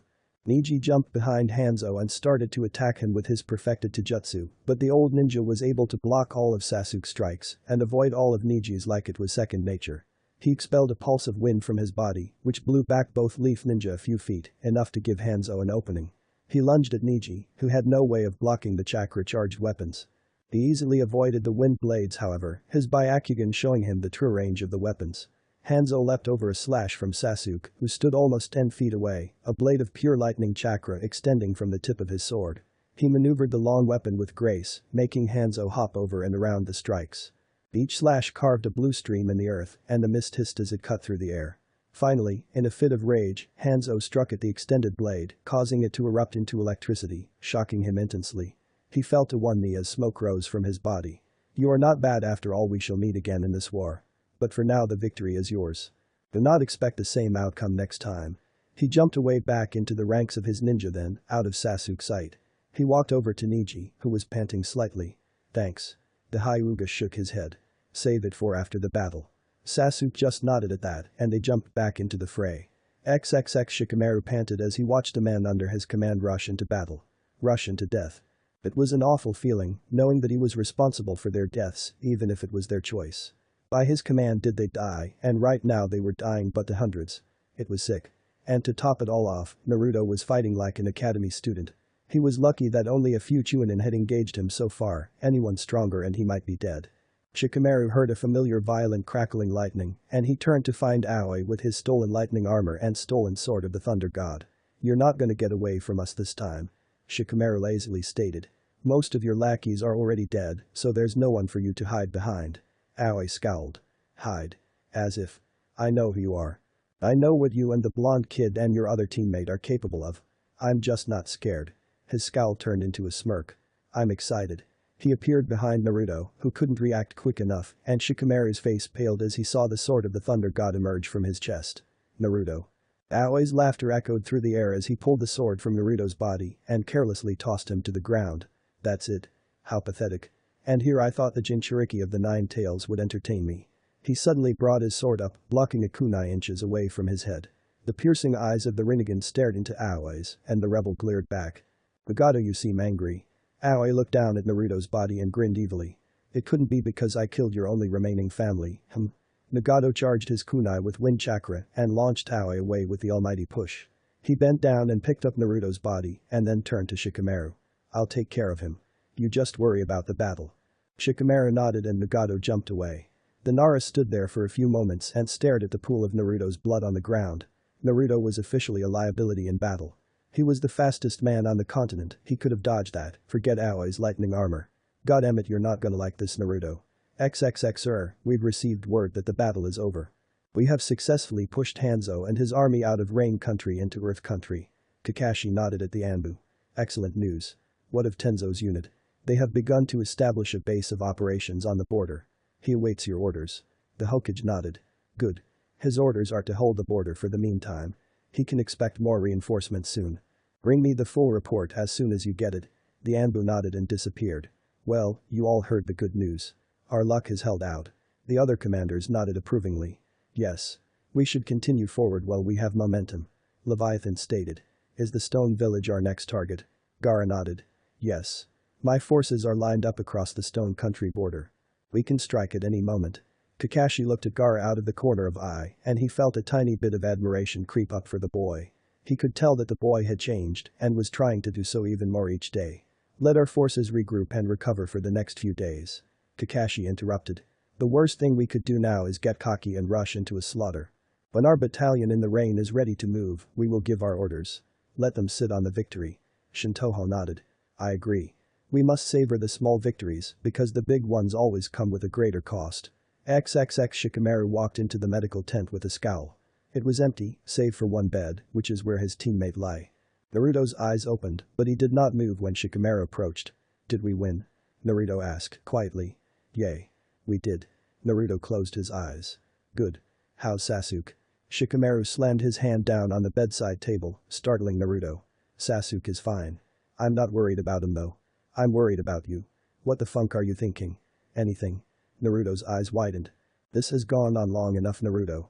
I'm not gonna pretend I know what it feels like to lose someone you love, but I don't wanna find out either. Your carelessness is going to get you killed. Naruto stared at his teammate in shock for a moment before his face contorted with anger. Don't lecture me. You're goddamn right you don't know what it feels like. I can't live with myself. He looked down at the bed. Every day, every goddamn day I wish it was me. She didn't deserve it. She's all I can think about. Shikamaru sighed and put a hand on Naruto's shoulder. Then I'm sending you home. Naruto's anger disappeared immediately and it was replaced by surprise. You've become a liability. If you're gonna get taken out by a guy like Aoi before the fight even starts, then I can't trust you on the battlefield. Naruto felt a stab of pain at his friend's words. When you're healed, I've arranged for you to be given a few weeks' leave. I'm sorry, but it's the only thing I can do to keep you alive. Shikamaru turned around, knowing that his friend was too stunned to even answer. I hate this too, Naruto. I didn't think it would be this that separated us. He walked out after that, leaving the blonde lost in his thoughts. He laid there until it turned to night and then he was gone. There was no trace, no disturbance of the bed. He would be home before they knew he was gone. XXX, where's Naruto? Shikamaru looked up at his black-haired teammate. In the med tent. He's the only one in there. The Uchiha shook his head. He's not in there. Shikamaru put his forehead in his palm and sighed. Then he's probably in the Leaf Village already. Sasuke quirked his eyebrow. Leaf Village? What are you talking about? The Nara leaned back in his chair and looked past Sasuke. I sent him home. He's become a liability. Sasuke's eyes widened. You what? You heard me. He can't think straight for long enough to keep himself alive. Shikamaru stated reluctantly. Aoi almost killed him. He was lucky Nagato was there to save him. Sasuke grunted. So what you're telling me is that you listed Naruto as unfit for duty and as of right now, we don't have our heavy hitter. Shikamaru crossed his arms. I don't like it either. But what else can I do? I have an army to look after. What if he loses it during battle and lets the fox free? Sasuke's eyes widened at that. You don't trust him, Shikamaru glared at him. Don't accuse me of that. Of course I trust him. But with all that's happened, well, it isn't a stretch to say that he's unfit for duty. Sasuke stared at Shikamaru in silence before grunting softly. So now what? The Uchiha asked after a few moments. Now, you're the heavy hitter. Everyone's talking about your fight with Hanzo. Although from what I heard, you were lucky the Hyuga came along. Sasuke rolled his eyes. Details. Shikamaru cracked a smile. I guess I'll just have to be a nightmare of a lot more careful. We both will, Sasuke. We both will. XXX, hello Naruto. It's good to see you again. Naruto stared at the Hokage with apathy. Same to you, sensei. The Hokage sighed and stood. Shikamaru told me everything in his report. I know you're fighting your demons, so I'll give you some privacy. People are too busy to bother you anyway. Naruto just looked away. If you need anything, I haven't left this office since the war started. The blonde disappeared after that, causing Kakashi to wince. An Anbu melted into view from the shadows. You think he knew I was here? Kakashi just stared at where his student had been standing. Honestly, no. And that's what's scary. This is gonna be a problem, Genma. XXX. The three leaders of the Hidden Rain had asked Shikamaru and Sasuke to help plan out their next attack. Their orders had been to converge on the Land of Stone from two sides and wipe out any opposition swiftly. Then they would have a satisfactory headquarters for the long war with Hidden Rock. Do we have intel on the Stone Village? Yahiko asked. A little. They're the largest of all the minor ninja villages and they're close allies with Hidden Rock. They should prove to be quite resilient, but in the end our advantage will hold strong. Shikamaru replied confidently. The Sans Kazukiage will be in the field as well. Unless Hidden Rock sends a surprise, I think this will be one of the easier battles. Nagato nodded. I agree. It will only get harder after this, so we should take advantage of our situation. The redhead suggested firmly. And we will. Yahiko stated. He turned his attention to the map on the table, which they stood around. The village is located here. About a half a mile away is a canyon that rises above the village. We will send a small powerful unit disguised as a sabotage team to climb those cliffs and infiltrate the village from behind it. They shall cause disturbance in the village, which is when our armies will attack from both sides, effectively crushing them before the fight starts. Shikamaru nodded in approval. Perfect. Looks like you don't really need my help after all. Yahiko smiled at the compliment. It is still greatly appreciated. Now to decide who will infiltrate the village. Normally I would send Itachi on this kind of mission, then I'll go. Sasuke interrupted. Just let me pick my team. Yahiko grinned. Of course. You two are a lot alike, you know. Sasuke stared at him for a second with what seemed to be hidden surprise before exiting the tent to recruit his team. 5 more would do it, and he already had a few ideas. He walked over to the tent of his first recruit and walked in, not bothering to announce his presence. To what do I owe the pleasure, Ichigo? Sasuke couldn't tell if he was being sarcastic or not, but that was one of the reasons he liked him. I'm leading a special mission to ensure our victory tomorrow. I would like you to be a part of my team. Niji's brow raised. Interesting. And I assume I can only know the details if I accept? The Hyuga questioned, already knowing the answer. Something like that. I see. Then I accept. Sasuke nodded and motioned his head towards the tent exit. Walk with me. Niji nodded and they left the tent one after another. Sasuke led Niji throughout the camp as he decided on his next recruit. Our attack will be tomorrow. Our mission is to infiltrate the village from behind and cause a riot in the village to distract them. We'll be operating alone, and our only reinforcements will come after our mission is completed. We're going to have to be careful looking for scouting parties. Sasuke explained quietly. Which is why you chose me. Niji stated. One of the reasons. The other was that I needed a co-captain who could keep his head. You don't seem like the type to fly off the handle. Niji's brow raised. Are you used to that sort of thing? Sasuke actually broke into a chuckle at that. You can't even imagine XXX. Sasuke shivered as the morning breeze sent chills down his spine. The climb up the cliffs had been a nightmare, even with chakra. More than once someone had almost fallen, but somehow they had all made it to the top. But after seeing the view, it all seemed worth it. The land of stone certainly took after its namesake, with stone paths surrounded by large boulders, twisting every which way. The edge of the hidden stone village could be seen through the morning fog from the top of the canyon, and it would be easy to slip in unnoticed. Sasuke signaled for his team to move out and jumped off the side of the cliff, landing on the side of the canyon. He continued to rebound off of each wall until he reached the ground, and seconds later 5 thumps followed.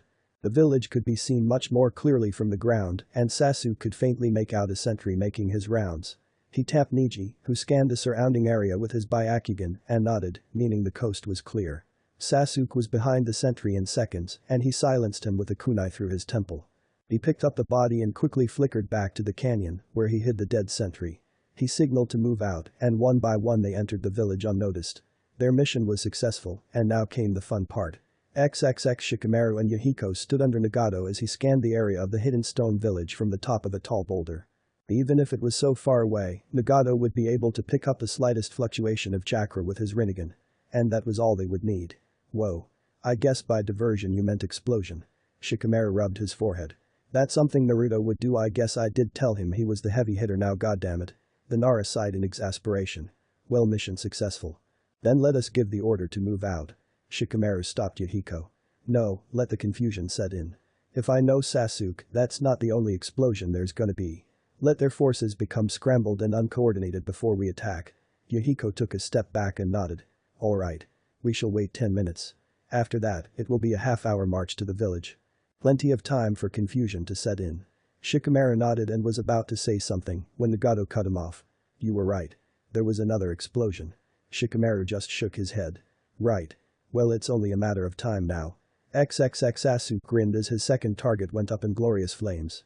It was quite satisfying to see his work go off without a hitch. He heard a third explosion rock the ground from across the city, and he knew his team had successfully pulled off the final detonation. He knew the entire ninja force was looking for him now, so he didn't bother hiding. Instead, he walked into the nearest bar, ordered a drink, and waited for the ruckus to die down.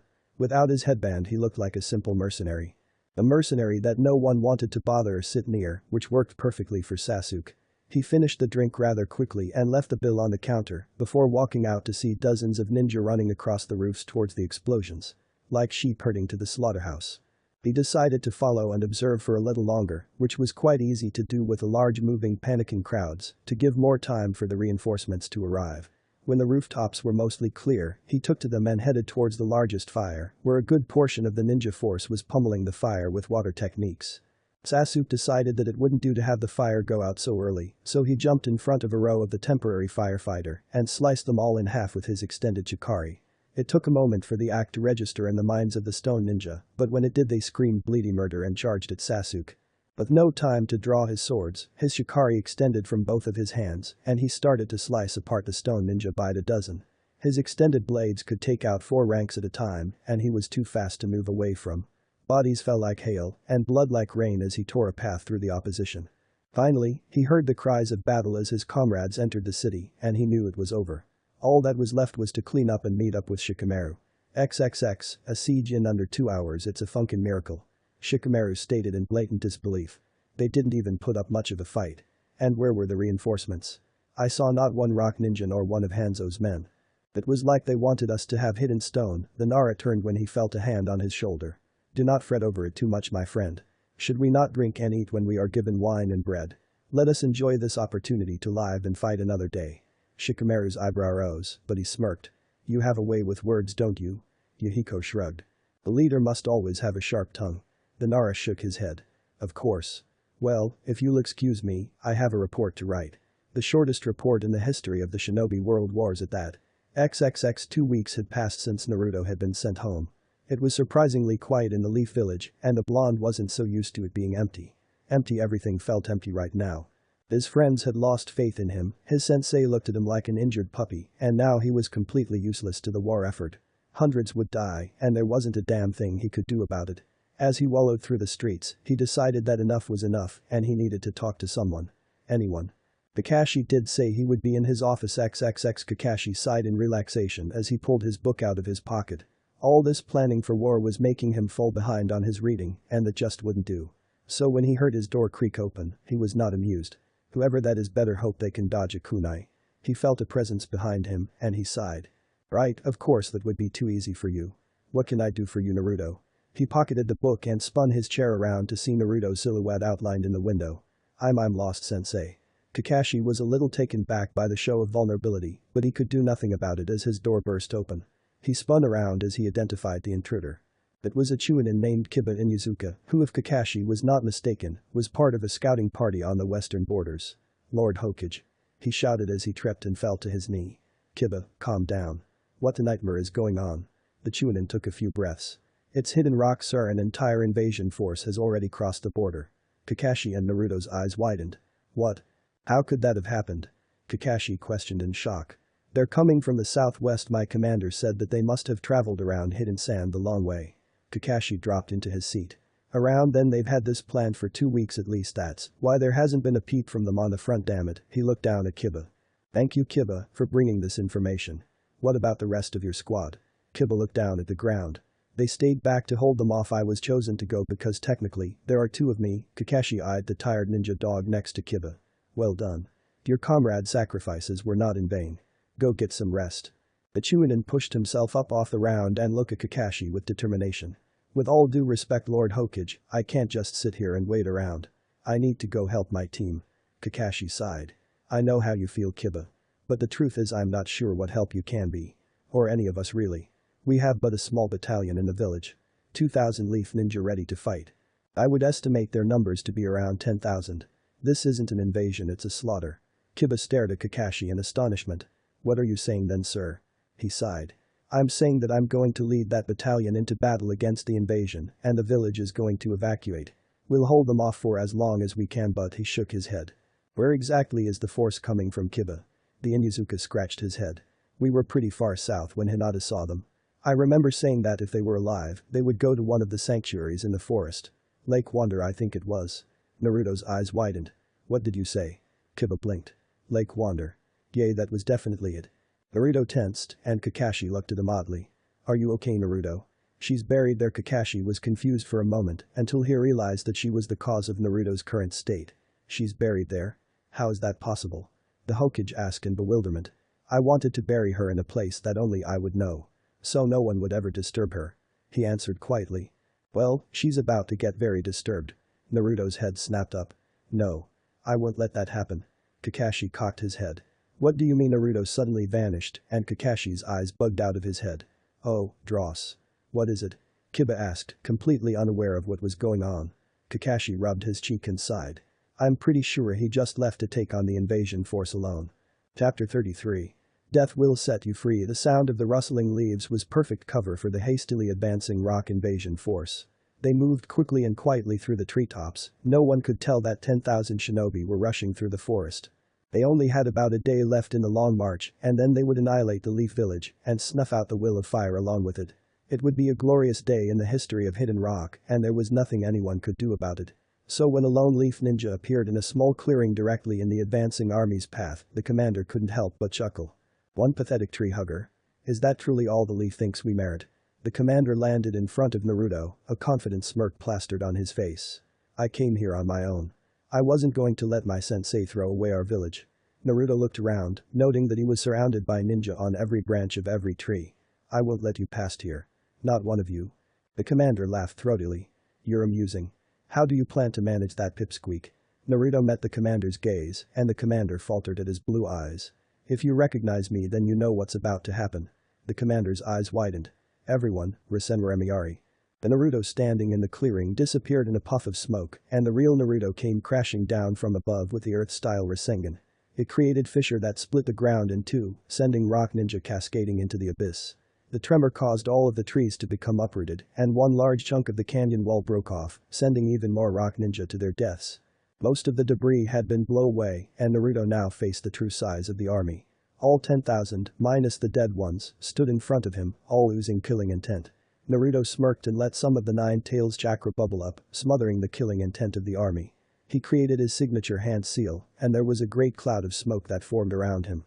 It swirled and swayed through the air until it finally dissipated, revealing an army of 1,000 Narutos. The ninja and the rock army could only stare in awe as the entire army of clones lit up a brilliant orange light, like fireworks, and then, nothing. XXX Naruto's face was locked into a stone-cold stare as he flashed between enemies, ending their lives before they could even comprehend what had happened. It really only took about 30 seconds, with his army of 1,000 clones to aid him. At the end, he stood above the last living rock ninja, a sea of corpses trailing behind him, like a crimson carpet. You will live to tell this tale. Too much death for one day. His army of clones disappeared as he threw his kunai away in what seemed like disgust. He turned his back to the survivor, then slowly walked away from the scene of utter destruction and death. The young Chunin looked at the odd kunai and picked it up, examining it until he recognized it from his textbooks. It was the kunai of their most hated enemy, the yellow flash of the leaf. But apparently, he had a son. And this one was far more terrifying than the last. XXX. A small fire dimly illuminated the small R where her grave was marked. Naruto sat next to the smooth round white rock that signified where her body lay. His eyes were glued to the sky, their gaze unfocused and lost. I kept them away, not that that'll change things. Nothing will change things. He took in a deep breath. I know this, and yet why do I feel like dying? Giving up had never crossed my mind until that day. He paused, searching for his next words in the dark blue sky. How are you supposed to go on when you're without the people you love? God, I have so many questions for you. I need some kind of guidance, but you're not here. What am I supposed to do? What would you do? He took in another shaky breath. I wonder if you would be in the same position as me if it had been me and not you. Would you give up? Would you beg for it to change? Probably not. You already dealt with it once, with Muku. I know you loved him, but you still survived. You would have done the same with me. So why do I feel so goddamn pathetic? He paused to rein in his emotions. What was it you said that day? To never lose sight of myself. I'm sorry I failed that too, but I've lost the light to see with. All I see is death. The small flickering flame flashed from orange to a bright bluish green, and Naruto stared at it in awe. What it danced calmly in the darkness, giving off an angelic glow. His eyes flicked from the fire to her grave and back to the fire again before a small smile crossed his face. Is that your way of mocking me? Or are you trying to tell me something? He stared at the flame as if he expected it to answer, and it glowed a little brighter. You'll be my light. But you're gone. The fire flickered in an almost angry way. Or maybe I was lost. You were here the whole time. I guess I forgot to cherish your memory as much I cherished you. I lost sight of what mattered. I'm so sorry. The flame calmed. I won't forget again. Not as long as I live. I've moved on now. Thanks to you, of course. The fire faded back to its normal colors, and Naruto blinked and rubbed his eyes. I hope all of that was real. XXX. The Tsuchikage stared down at the lone survivor of what was supposed to have been a battalion strong enough to tear the Leaf Village asunder. The old man just shook his head. 10,000, this boy is no joke. And you said he was tired of killing? The old cage questioned. His exact words were too much death for one day. The survivor swallowed the lump in his throat. You won't be forgetting those words anytime soon, will you, son? The Chunin stared straight at his leader. They're seared into my brain, sir. Inoki sighed. As they should be. An encounter with someone stronger than you always rewards you if you come out alive. Although, in this case, I think your reward might just be a warning. The old cage spun around in his stone chair and looked out over his enormous village. This will halt our effort for some time, with the loss of a fourth of our ninja force, but soon we will be back, and stronger than ever. You know what's best about the earth element, son? The Chunin shook his head. No, sir. Inoki spun back around and stared at the boy. Because you can hit the earth as hard as you want, but the only thing you're doing is making it stronger, compacting it tighter and tighter. Our core of earth will get stronger with every loss, and soon, we will have our revenge on the Namika's name. By your dead comrades, I swear. The Chunin bowed. Thank you, Lord Tsuchikage. I wish to be there as well. The old cage nodded. Of course. But for now, we must stay away from the boy. Rank him in our bingo book as an S-class target, with flee on side orders. We have to be just as careful as we were in the last war with his father. The Chunin nodded and left to carry out his leader's orders. The Tsuchikage groaned when he was finally alone. Damn Namikas is always pulling miracles out of their asses.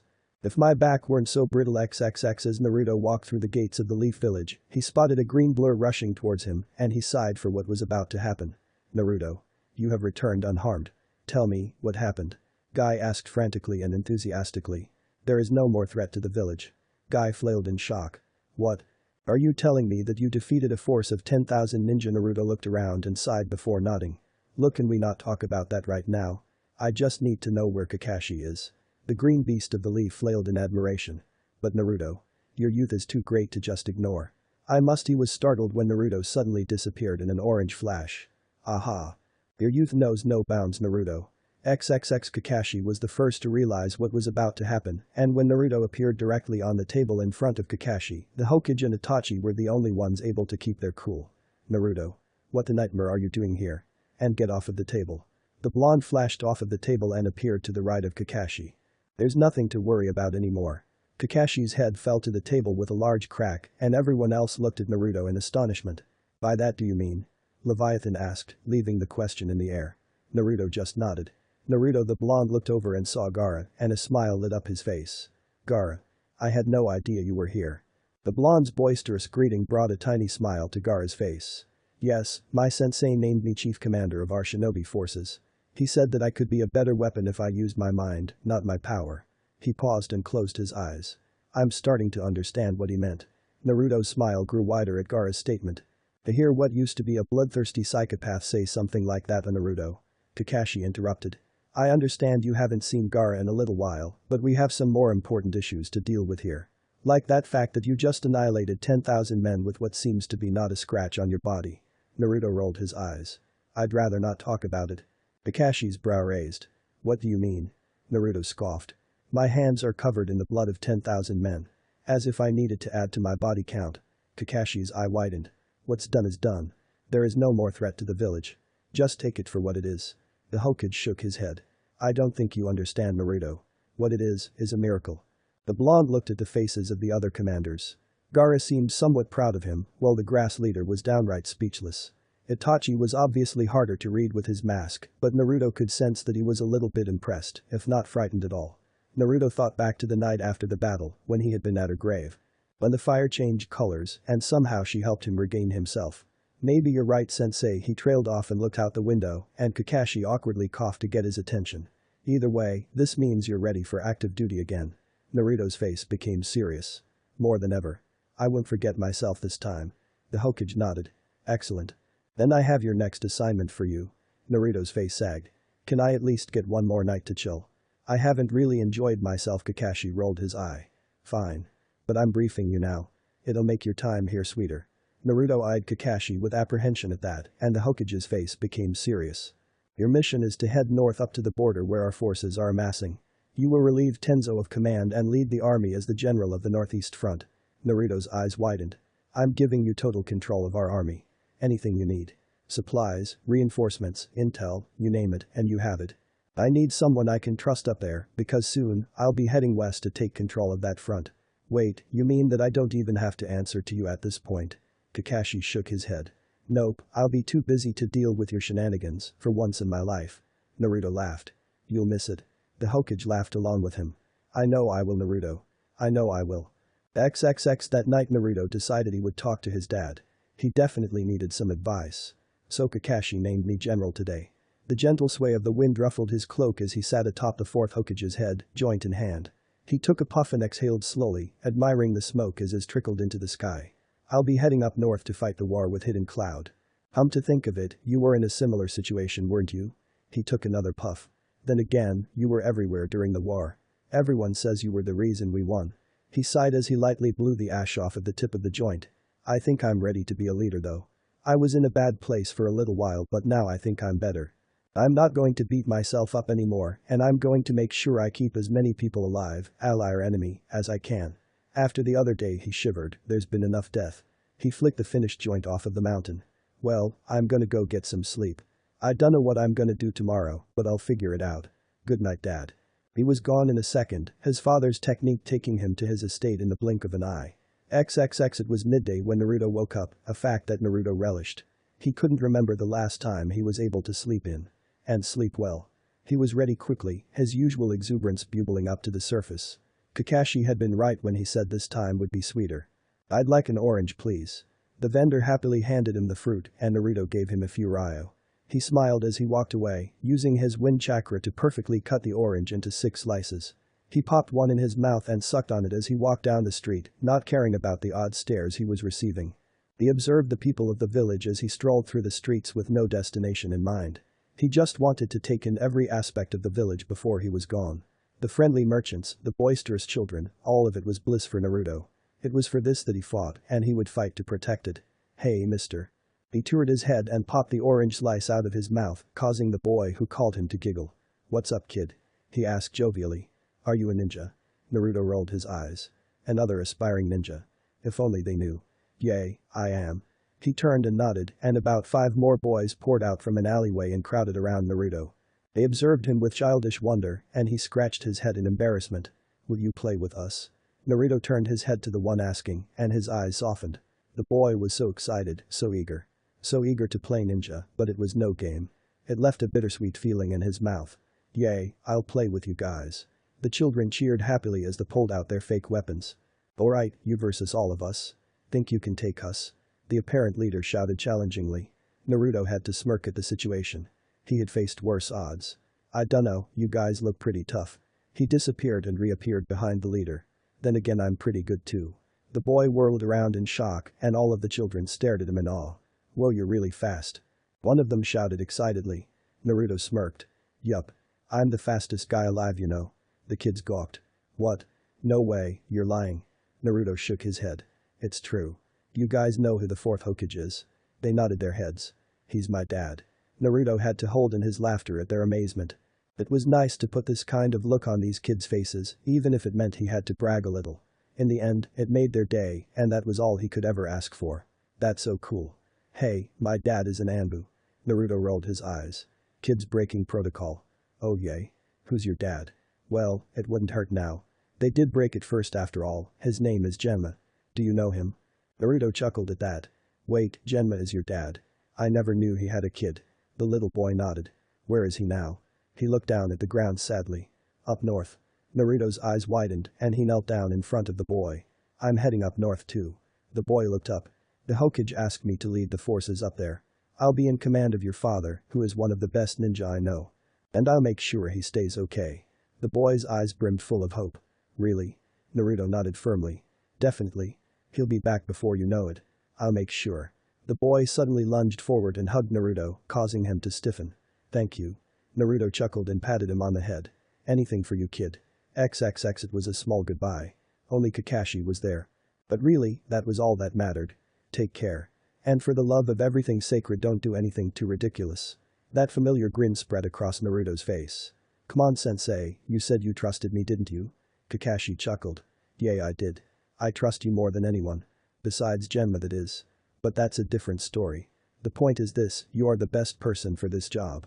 I thought about it for hours, but in reality it was a clear choice all along. Shikamaru is doing fine over there now, but I know he doesn't want to be the leader, nor does Sasuke. So I can handle that. And you can handle the rest. Naruto nodded. Of course. Although I'm a little disappointed we won't be having a Team 7 reunion. I'll be lonely. Kakashi chuckled and put a hand on his shoulder. I'll send Sasuke your way sometime. I think there may be a time when you need one of us. He predicted. But we're always with you. Don't forget that. Naruto looked up at the sky. Yay, so is she. Naruto looked back at Kakashi. Thank you. For everything. Kakashi had no time to respond before the blonde was gone. Kakashi stared at the space where Naruto had stood before with a solemn look on his face. It should be the other way around. XXX. It was relatively easy for Naruto to make it to the border in a few hours. Between his natural speed, his superior wind control, and his father's technique, traveling wasn't an issue for him anymore.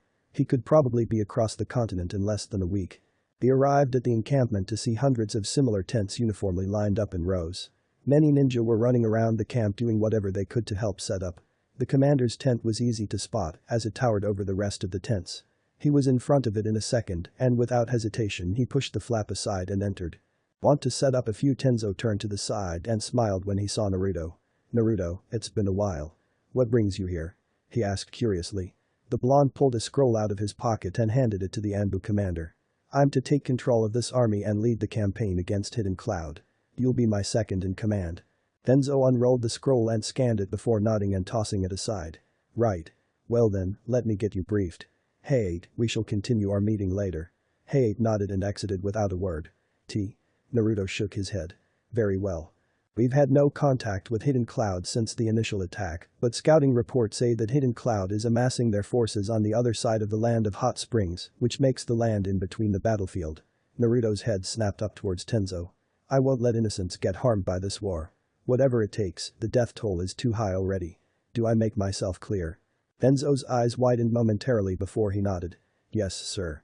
But, what about Hidden Cloud? We can't stop them from invading the land of hot springs. Naruto closed his eyes for a moment and then let out a slow breath. When he opened them, they had a contemplative look to them. Finish briefing me. I'll think of a plan when I have more information. The blonde general ordered. Tenzo nodded. Right. Our army consists of 8,500 men, and we probably have about 1,500 reinforcements in the Hidden Leaf, ready to come to our aid. We have a full stock of light weapons, as well as rations to last us about 2 months. Within our forces we have a medical force of about 1,800, half of which are field medics.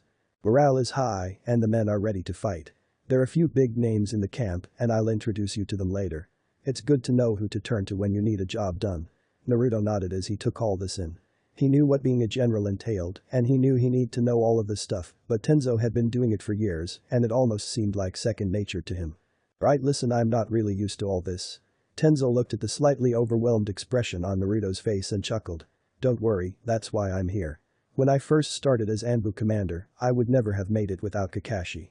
He wasn't an Anbu anymore by that point, but he had been one of the best commanders in a long time. He showed me a lot of things. Tenzo explained, and the tension melted away from Naruto's body. Thanks. I'll get it down soon. I need to meet the men first. And I need to think of a strategy. Tenzo nodded at his commander. Let me introduce you to the men first, then you can worry about the strategy. Naruto nodded, and the Anbu led him out of the tent. He led Naruto through rows and rows of tents until he stopped in front one with the Sarutobi clan symbol on it. I'm sure you've met before, but Tenzo pushed through the tent to see Asuma relaxing on his bedroll smoking a cigarette. What do I owe the pleasure, Commander? Tenzo shook his head at Asuma's greeting. Co-commander now. This guy is the new commander. Tenzo stepped aside revealing Naruto, and Asuma whistled impressively. Well, I'll be damned. Naruto Namikaze, it's been a long time. I don't think I've seen you since my old man was alive. Naruto smiled at the mention of the third Hokage. Yay, it's been a while. I heard you had a kid. Asuma scoffed. Yay, I've heard enough about that. What about you? General Namikaze does have a nice right to it, doesn't it? The blonde rolled his eyes. If you say so. I don't want anyone calling me general or commander or anything like that. Just Naruto. Asuma chuckled at the boy's modesty. Afraid that's probably not gonna happen.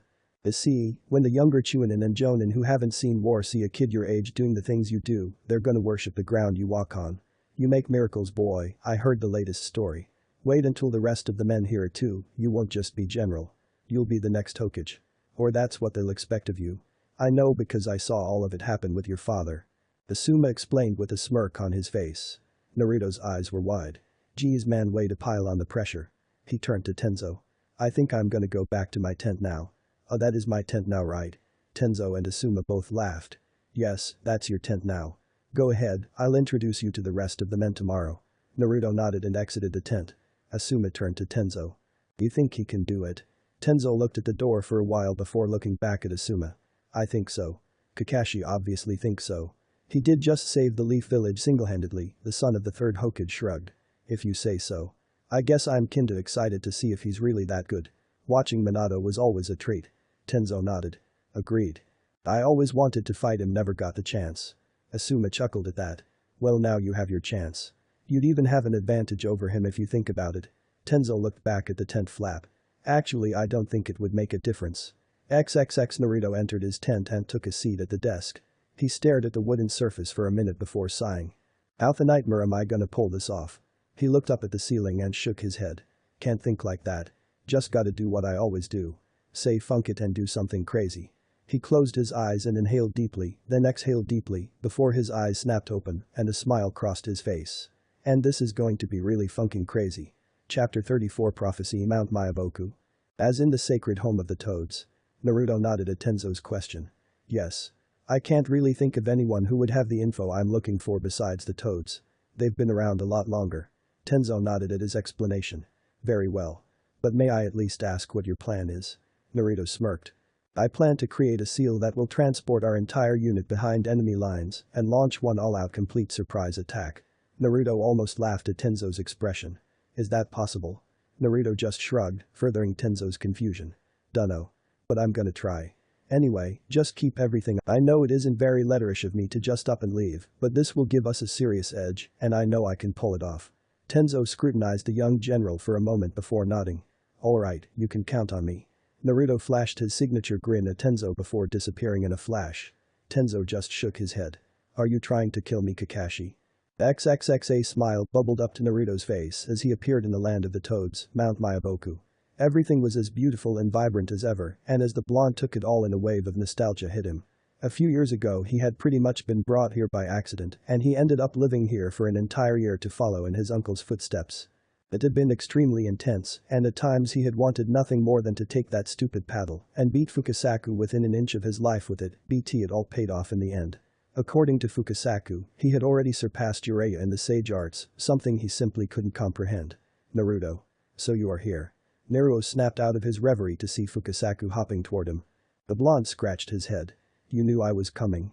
The old toad came to a halt next to his former pupil and studied him intently. My Naruto, you have grown quite powerful. I can feel it. And all will be explained if you follow me. Naruto's brow rose at the critic explanation, but he followed nonetheless. He was led into a great hall lined with stone statues of various toads. Each one was different, and Naruto figured that each of these toads had been extremely powerful at one point. When they reached the end of the hall, a gigantic old toad sat on a throne, his eyes closed as if he were sleeping. Ah, Naruto. You have arrived. Naruto was startled by the light, raspy voice, but he stood as tall as he could, which wasn't very tall at all comparatively. How did you know I was coming? The old toad let out a deep chuckle. Always with the questions first. Just like Jiraiya. The old toad sucked in a large breath and exhaled it slowly. Very well. I have had a dream, a prophecy of sorts, involving you. The old toad paused to let his words sink in. Years from now, when this conflict has been resolved, a deadly journey awaits you. Monsters of chakra, one of which resides in you, will combat you every step of the way. In the end, you will gain back that which you lost, but only if you can raise the moon. Naruto felt a little bit overwhelmed. He had come here with the intention of building an impossible seal to give his men an advantage so they wouldn't die, something that weighed heavily on his conscience. But now, on top of that, the wisest and oldest toad told him of a prophecy that definitely involved the tailed beasts.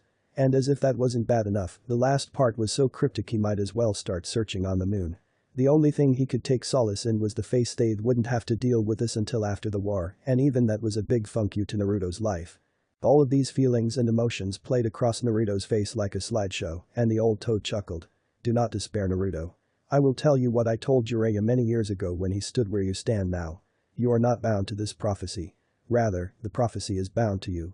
You will see that as you make your own decisions, along with the forces that work against you, everything will fall into place. Only you are capable of accomplishing this task. Anyone else would fail. Naruto absorbed the wisdom of the toad, and a feeling of mild acceptance washed over him. He realized he would just have to be patient, lest he go insane. I just have one question. The toad nodded almost imperceptibly. What was my uncle's prophecy? The old toad stroked his chin as if he were contemplating something, and a small grin stretched across his face. He was to train the child who would bring peace to the world. Naruto's eyes widened. He knew all of Jiraiya's students. And it couldn't have been his father, which left for Nagato. It made sense in his head that the boy with a Rinnegan would be the man to bring peace to the world. Nightmare, Yahiko did say that Akatsuki's goal was to bring peace to the world. In a way he had hoped it was himself, but he didn't want to worry about that right now. He had enough on his plate. Thank you. The blonde quickly bowed and almost ran out, his demeanor reflecting his chaotic mind. Fukasaku followed closely. I must say I wasn't expecting that. Fukasaku stated as they came to a stop outside of the hall. The great set of steps leading up to the hall loomed over Naruto like a shadow. I can't really say I was either. But I've been dealing with the nine tails all of my life, I can handle it. Fukasaku shook his head at the boy's bravado. If anyone can, it's you. The toad hopped out in front of the blonde. So, what brings you here, Naruto? The blonde had been staring out over the horizon when his gaze snapped to the toad and his eyes widened slightly. Right, I need help with a seal. Fukasaku saw a sudden determination ignite behind Naruto's eyes. His brow rose. Oh. I'm intrigued. Please explain. Well, I want to turn the Flying Thunder God technique into a mass transportation technique. Naruto chuckled at the expression on Fukasaku's face. The old toad cleared his throat and shook his head. That would be quite a challenge. Do you think it can be done? Naruto nodded. Definitely. But that also depends on me. Fukasaku gave the boy a curious glance. The only way for me to fuel this kind of technique is with a dangerous amount of the Ninetales chakra, in theory. There are so many different variables to account for that could end up being deadly. Naruto looked down at the ground while Fukasaku's face became serious. Then whatever help you need, you have. Naruto looked back up and smiled. Thank you, sensei. The blonde inhaled deeply, and when he exhaled he became serious. I'll need to start working on changing my father's seal to make it compatible with my plan. I need you to dig up any books, scrolls, scraps of paper etc. on sealing tailed beasts, containing tailed beasts, absorbing tailed beast chakra, and really anything else with the word seal and tailed beast in it. Fukasaku nodded. I'll get right on it. Would you like to come back to the house? Shima would love to see you. Naruto shook his head. Not yet. I'm going to head over to the oil oasis. I'll be there in time for dinner. Fukasaku smiled and was off with a wave. Naruto immediately headed for the oasis to begin his work. Damn his father for making such a complicated seal. XXX nighttime on Mount Myaboku was just as breathtaking as daytime, maybe even more depending on your preference. Naruto figured Sasuke would like it. An ethereal green glow lit up the dark purple sky, and bright shining stars dotted the sky like sprinkles. The exotic fauna shimmered through the dark because of the moisture in the air, and it almost guided your way through the mountain. Naruto was completely engrossed in his seal for the third night in a row, and his progress was steady but slow. It had taken the first 2 days for Naruto to perfect the new seal for the Flying Thunder God technique, and he used the word perfect loosely as it was untested. He had realized that there was no way to fit an entire army onto a single seal. So to fix that he had to create a 4-point seal that would affect the area between the 4 points. But on top of an area effect seal, he had to create a remote activation seal that would activate all of the point seals at once. And then instead of using a second 4-point seal at the drop point, he just created one seal, which while easier to apply, it required a space expansion seal, something he hoped to never deal with again. And of course tying all of these together with his father's seal was just an S-rank mission in itself. He was honestly surprised he hadn't been sent to another dimension. Yet. The funniest part, well funny to Naruto at least, was that he hadn't even started funking around with the dangerous stuff. Fukasaku had dug him up a hefty amount of any and all things related to sealing and tailed beasts. Naruto was relieved he was right about the toads having way more information than any human.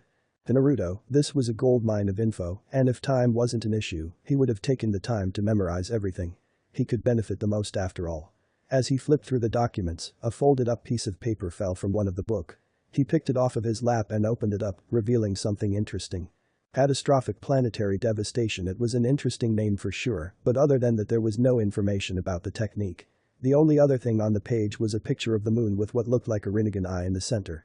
At the bottom there was a scribble of words, although Naruto recognized none of the characters. In the end you will gain back that which you lost, but only if you can raise the moon. Naruto remembered the words from his prophecy, and he decided that whatever this technique was, it was important. He folded it back up and slipped it in his pocket. He couldn't be sure, but he really hoped Nagato would know something about it. Otherwise it was just another obstacle for him to beat. XXX to Naruto, it was almost comical to see the 10 largest toads on Mount Myaboku, barring the Great Toad Sage of course, lined up across a 2-mile radius. He couldn't see all of them, but the ones he could see were glaring at him in a "don't funk this up or you will know 1,000 years of pain" kind of way. Especially Gamakichi, who was verbally sharing his opinions. "Funk this, I'm no guinea pig. How do you expect to pull this off anyway? I swear if I end up dead my battle axe is going so far up your bumjure you will feel it in heaven." Naruto was trying to hold back his laughter, he really was, but Gamakichi was just too damn funny. "And so help me God if that fox's chakra comes near me." Naruto flashed on top of Gamakichi's head and stamoed down hard enough to make the toad flinch. "Ow. Funk you. Will you shut up? It's going to work. I've accounted for everything." Naruto felt surprisingly confident, much more so than the toads. But after a week and a half of tweaking, reading, nitpicking, burning himself and cutting himself, he could say he was damn proud of this seal. In addition to his father's improved seal was what he liked to call a Yakai Hentai seal, because the demon chakra that he used would get funked from every possible angle. The biggest problem that Naruto had foreseen with this seal was the effect of the demon chakra on his men. He had been exposed to ludicrous amounts over the years, but to a normal person even the slightest dose could kill them. So in order to protect his mean he created a triple-layer seal that was like an airtight vacuum seal for his chakra. First, the demon chakra containment seal created a specific path for his chakra to take to activate the seal, which helped to keep the chakra from running wild. Next, a demon chakra barrier seal formed a barrier around his men to protect them from any stray chakra that might get out. Finally, the demon chakra absorption seal would drain away all of the chakra used, erasing any potential problems after the technique was complete. It would also serve to make sure no one could sense the explosion of demon chakra that he would surely need. And to tie them all together, all he had needed was a copious amount of his own blood, which had left him woozy. "I don't believe you," Gamakichi mumbled. "Well then get ready to die." Gamakichi yelped in surprise, but Naruto flashed away to the drop point, where Fukasaku was waiting. "Ready my boy." Naruto gave no answer as he pulled the receiving seal out of his pocket and unfurled it. He placed it on the ground and knelt down next to it, closing his eyes. He focused on the feeling of the fox's chakra, bringing to the surface and making it stronger. When he felt the power easily flow through him, and much more than he intended to bring out, he was more than surprised. Because the usual murderous emotions were absent this time. "Naruto." The blonde ignored the old toad's odd whisper and instead focused on traveling to his mind. He heard a sinister growl and his eyes opened. "Why so surprised?" the fox questioned darkly. "Why does this feel different? Why can I control your chakra so easily?" The Nine-Tails chuckled in amusement. "I've simply withdrawn my emotional influence. Be grateful mortal, for you are the only creature to ever experience this privilege." Naruto was actually stunned. The fox was being helpful. Why? It was the only word that made sense to Naruto at that moment because nothing else did. "Why you say?" "Because I was right and the toads have confirmed it. You have great potential and I will not waste that." Naruto's eyes widened. "What do you?" He was quickly silenced by a vicious roar. "No more questions. You will learn after your petty squabble with your fellow mortals. Just know that my chakra is yours to command." With that he was thrown back into the real world not a moment after he left. Without a second though he channeled an insane amount of the fox's chakra, an amount that would hurt even him, and the results were astounding. An explosion of power erupted from the blonde, knocking Fukasaku back more than a few yards. When the old toad recovered, he could only stare at Naruto in astonishment. The blonde was surrounded by a beautiful golden cloak of chakra, brighter than his hair. 9 majestic tails of pure chakra gallantly waved in the wind behind him, ruffling his cloak. The pure power that radiated off of him was so immense that Fukasaku felt like he would go blind just looking at him, and that barely made sense. Naruto looked at Fukasaku apologetically. "Don't worry about me boy. Go on." Naruto nodded and flew through hundreds of hand seals before Fukasaku could even breathe. Mass Flying Thunder God technique. There was a great orange flash, as if the sun had descended on the mountain that day, and then an even brighter smile crossed Naruto's face. There in front of him were the 10 largest toads on Mount Myaboku, all without debilitating injury. Success. "How you feeling Gamakichi?" Naruto asked, letting the Nine-Tails chakra recede. The toad muttered something about just dandy, causing Naruto to smile wider. "Then it works." He turned to Fukasaku. "Thank you for everything, but it's about time I get going. My men are probably wondering where the nightmare their fearless leader is." Fearless Mae Naruto was gone before Gamakichi could finish, so the axe-wielding toad grumbled some more and walked away, leaving Fukasaku to stare at the spot his pupil had LST stood. That boy XXX Tenzo was getting worried. Naruto had been gone for over a week and a half, and the front was starting to become volatile. Not to mention the men were restless. If he wasn't back soon. I see you've kept everything under control. Tenzo whipped around to see the young general standing there as if he had been for hours. General, you've returned. The blonde nodded. Yay, but not for long. Rouse the men, we move out for the border at sunset. Tenzo seemed surprised. So soon after you're back. Naruto nodded and pulled out 4 slips of paper with seals on them. No better time. Your orders are to assemble the men between these 4 seals. I can't really stress how important it is that everyone is inside the area or they will die a horrible death by way of demon chakra, which is probably extremely unpleasant. There's really no time to explain, but just trust me. Also make sure they know what's going on. My father's technique can be a little disorienting. Tenzo nodded at all this. Okay. But what about you? The second in command asked. I'll be sneaking by the enemy to ready the drop point. I'll most likely be ready by sunset, but just in case he pulled out one of his orange-handled kunai and handed it to Tenzo. As soon as it left his hand he was gone in a flash of orange, and Tenzo quickly exited the tent to fulfill his orders. He just hoped this ridiculous plan had a shot at working. XXXO, Naruto is in charge of the northeastern front now, Yahiko mused aloud. I'm not sure whether I should be proud or disappointed. Especially after what he did to the Rock Battalion. You'll know soon enough when the next ridiculous tale of his exploits reaches us. Shikamaru drawled with a grin. I really wouldn't be surprised if the cloud contingent on the border was gone tomorrow. Bold prediction. Conan stated icily. Shikamaru shrugged. It's not really a prediction. It's more along the lines of the next impossible thing Naruto pulls out of his ass. Sasuke only chuckled at that, showing that he agreed. Sasuke and I made a game out of it a while ago, but honestly it always seems like both of us lose. Isn't it wrong to joke about your teammate like that? Nagato questioned, to which Shikamaru chuckled. You haven't known Naruto for as long as I have. When he was 4 he scared off the assassins that killed his uncle, with the help of the 9 tails of course. Since then he's just been raising the bar. Kakashi, Sasuke and I have come to the conclusion that Naruto is insane, but he makes it work. I've never seen someone with so much disregard for their own health. I'm not sure if he welcomes death, but he's definitely not scared of it. The Nara explained. Nagato's eyes widened. That's morbid. Yahiko cleared his throat. Then let's end with that. We still have work. Yahiko couldn't finish his sentence because there was a great explosion that rocked the village, followed by 6 or 7 more. Each of the leaders were outside instantly, and a groan escaped Shikamaru's lips. That's not what I think it is it? Sasuke asked as he fingered the hilt of his sword. Yahiko, Nagato and Konan all dropped into battle stances, and Shikamaru sighed. Yay. That's hidden funking rocks Jinchuriki. XXX. As tempting as it was to just forget about the war and laze about in a hot spring for a few hours, Naruto banished the thought the second it entered his mind. He needed to focus. Sneaking past an entire enemy camp was one thing, but with chakra reserves that practically shouted "Here I am," it was another. When the camp was in his sights his pace quickened. He glanced at the sun, which had already dipped about halfway below the horizon, and he cursed. There was no time for stealth now, so it was time for plan B. He pulled one of his special kunai out and flung it as hard as he could, with the help of wind chakra over the enemy camp, and after a minute he honed in on it and teleported there instantly. It wasn't the most ideal spot for the technique, but it would work nonetheless. He set up a seal, and as the last ray of light disappeared behind the horizon, the entire Leaf Battalion appeared in the clearing. Most of the men were highly confused, but they stayed silent. Good. Listen up. Right now we're about 2 miles north of the border to the Land of Lightning. The enemy camp is about a mile south from where we are right now. Which means we don't have time to kill.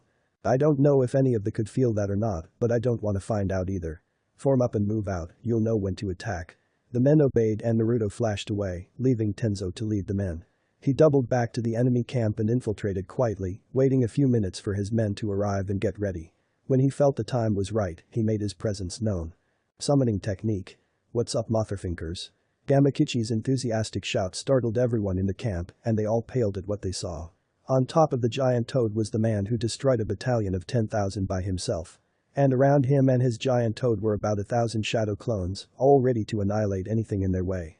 When the rest of the Leaf Ninja stormed the camp, the Cloud Ninja could literally do nothing but stare in shock. The outer layer of the camp was gone in a second, up in the flames of a combination fire attack. Giant roots sprouted from the ground, skewering enemies and destroying tents courtesy of Tenzo. The Cloud Ninja were dropping like flies, and Naruto felt the feeling of disgust fester in his stomach. He could sense Gamakichi about to join in when he stamped on his head, stopping him. Ow. I swear to funking enough. Silence fell over the battlefield and everyone stopped what they were doing. The Cloud Ninja were just thankful for the moment of respite, although it didn't do them much good at this point. But no one dared move. I'll give the rest of you a chance to surrender peacefully and keep your lives. You've seen 3/4 of your comrades annihilated in seconds, don't add to it. He knew they wouldn't give up. Nightmare he wouldn't if he were in their shoes. But he had to try. He had to. Funk you. Blue eyes darted to the source of the insult, a Cloud Jonin that looked neither green nor veteran.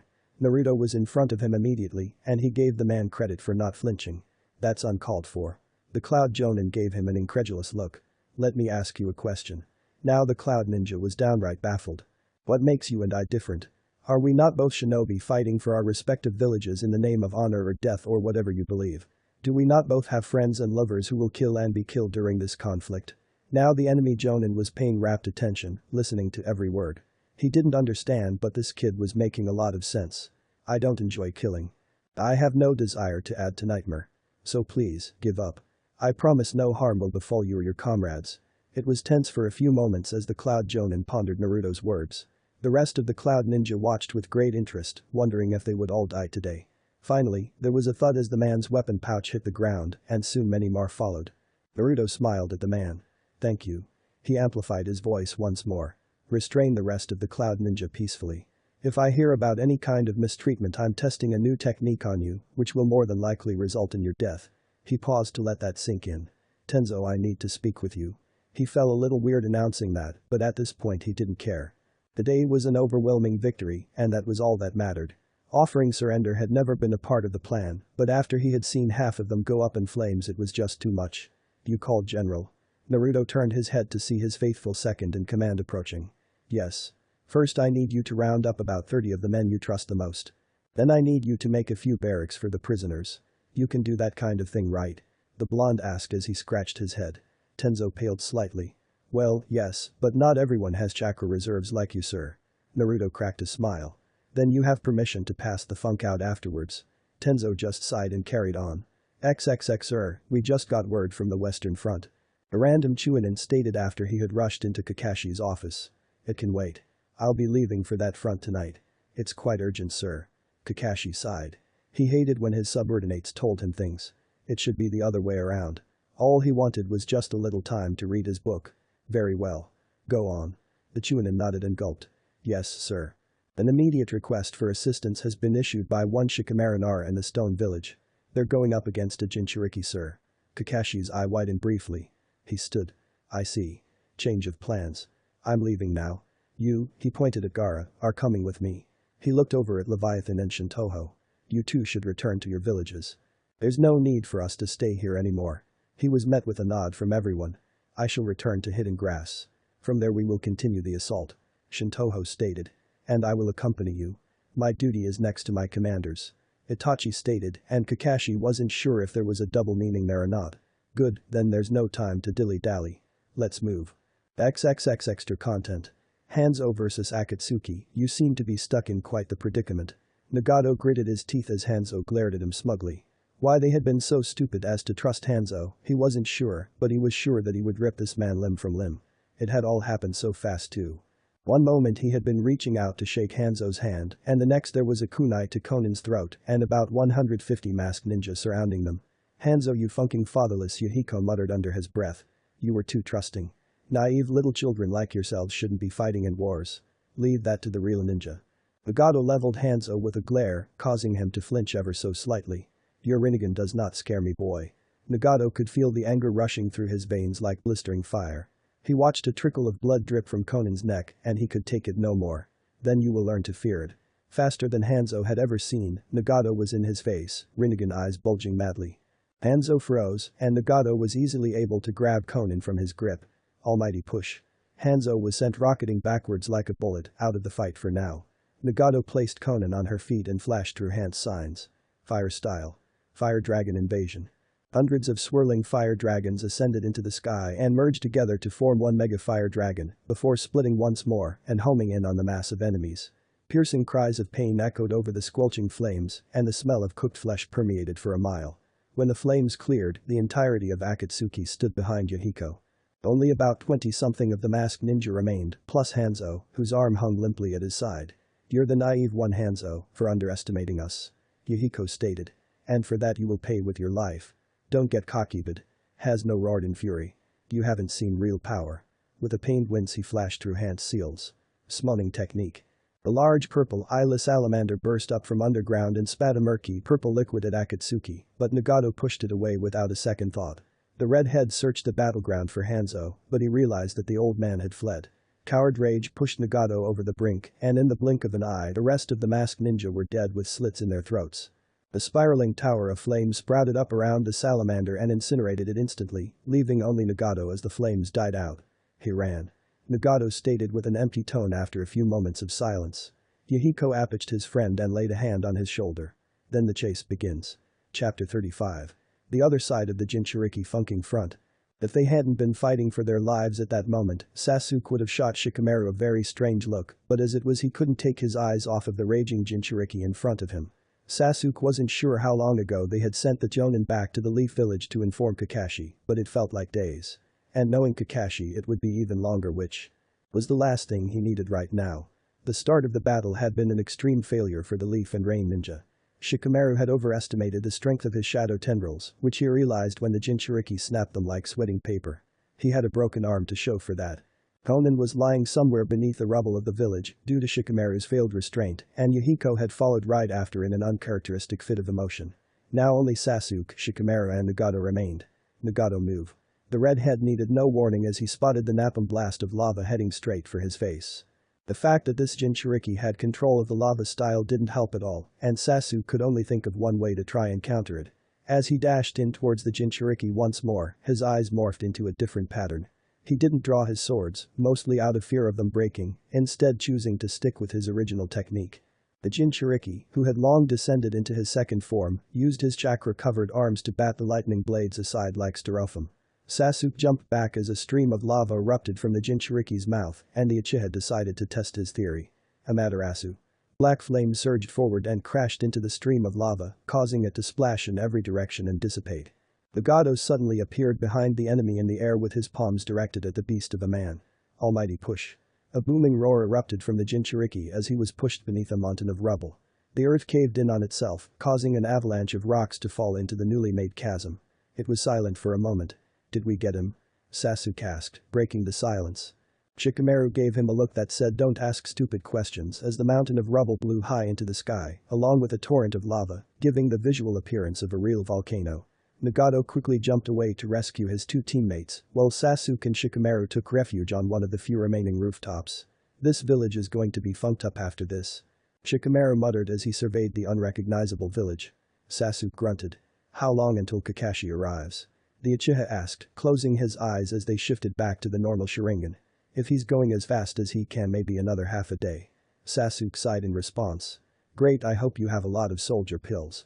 The trees that made up the forest of the Land of Fire were a blur as Kakashi and his band of reinforcements blazed a tail towards Hidden Stone, or what was left of it anyway. Kakashi had no idea if he would even make it before it was too late, but he had to try. He suddenly felt one of his followers stop, so he landed and turned around impatiently. "We don't have time to, I can feel it." Interrupted.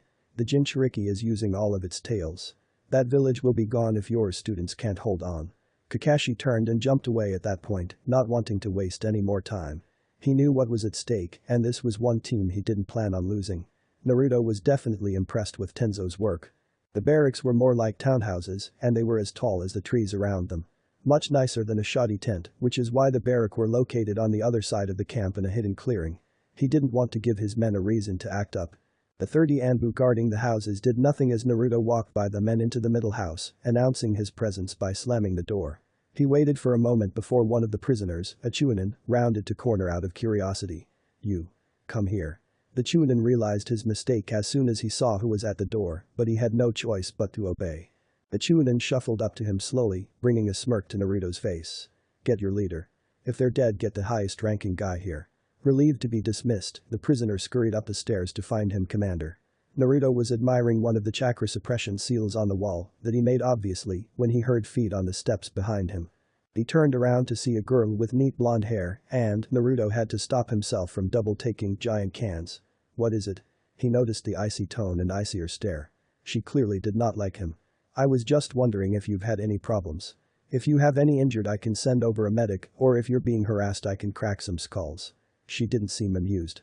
In fact, she seemed insulted, although Naruto could understand why. Why don't you just kill us? She suddenly blurted out, causing her to wince slightly. He sighed. Do you know who I am? She actually laughed at that. Depends on what you mean by no. I know the rumors of the man who destroyed a battalion of rock ninja 10,000 strong. I don't know if it's true though. She stared hard into his eyes, analyzing him for any sign of an answer to her indirect question, but he gave away nothing. Believe what you will. Point is I'm tired of killing. I saw no reason to finish what I started with your unit. He answered quietly, turning away. Then why not let us go? She questioned. Naruto swore he heard a hint of hopefulness in her voice. Can't DP that. I need the world to think you're dead. If I can pull off one miracle after another, maybe I can dissuade the other villages from continuing this war. She stared at the back of his head with a mix of confusion, disgust and admiration. This man made no sense in any sense of the word and yet. You are a pitiful excuse for a ninja. He whipped around to see that she had gotten closer. Yeah but. It's all I know. I could never be anything else. And what does that make you then? She faintly smirked as she took a step closer, her breath tickling his chin. Her lips met his in the next moment and he went along with it.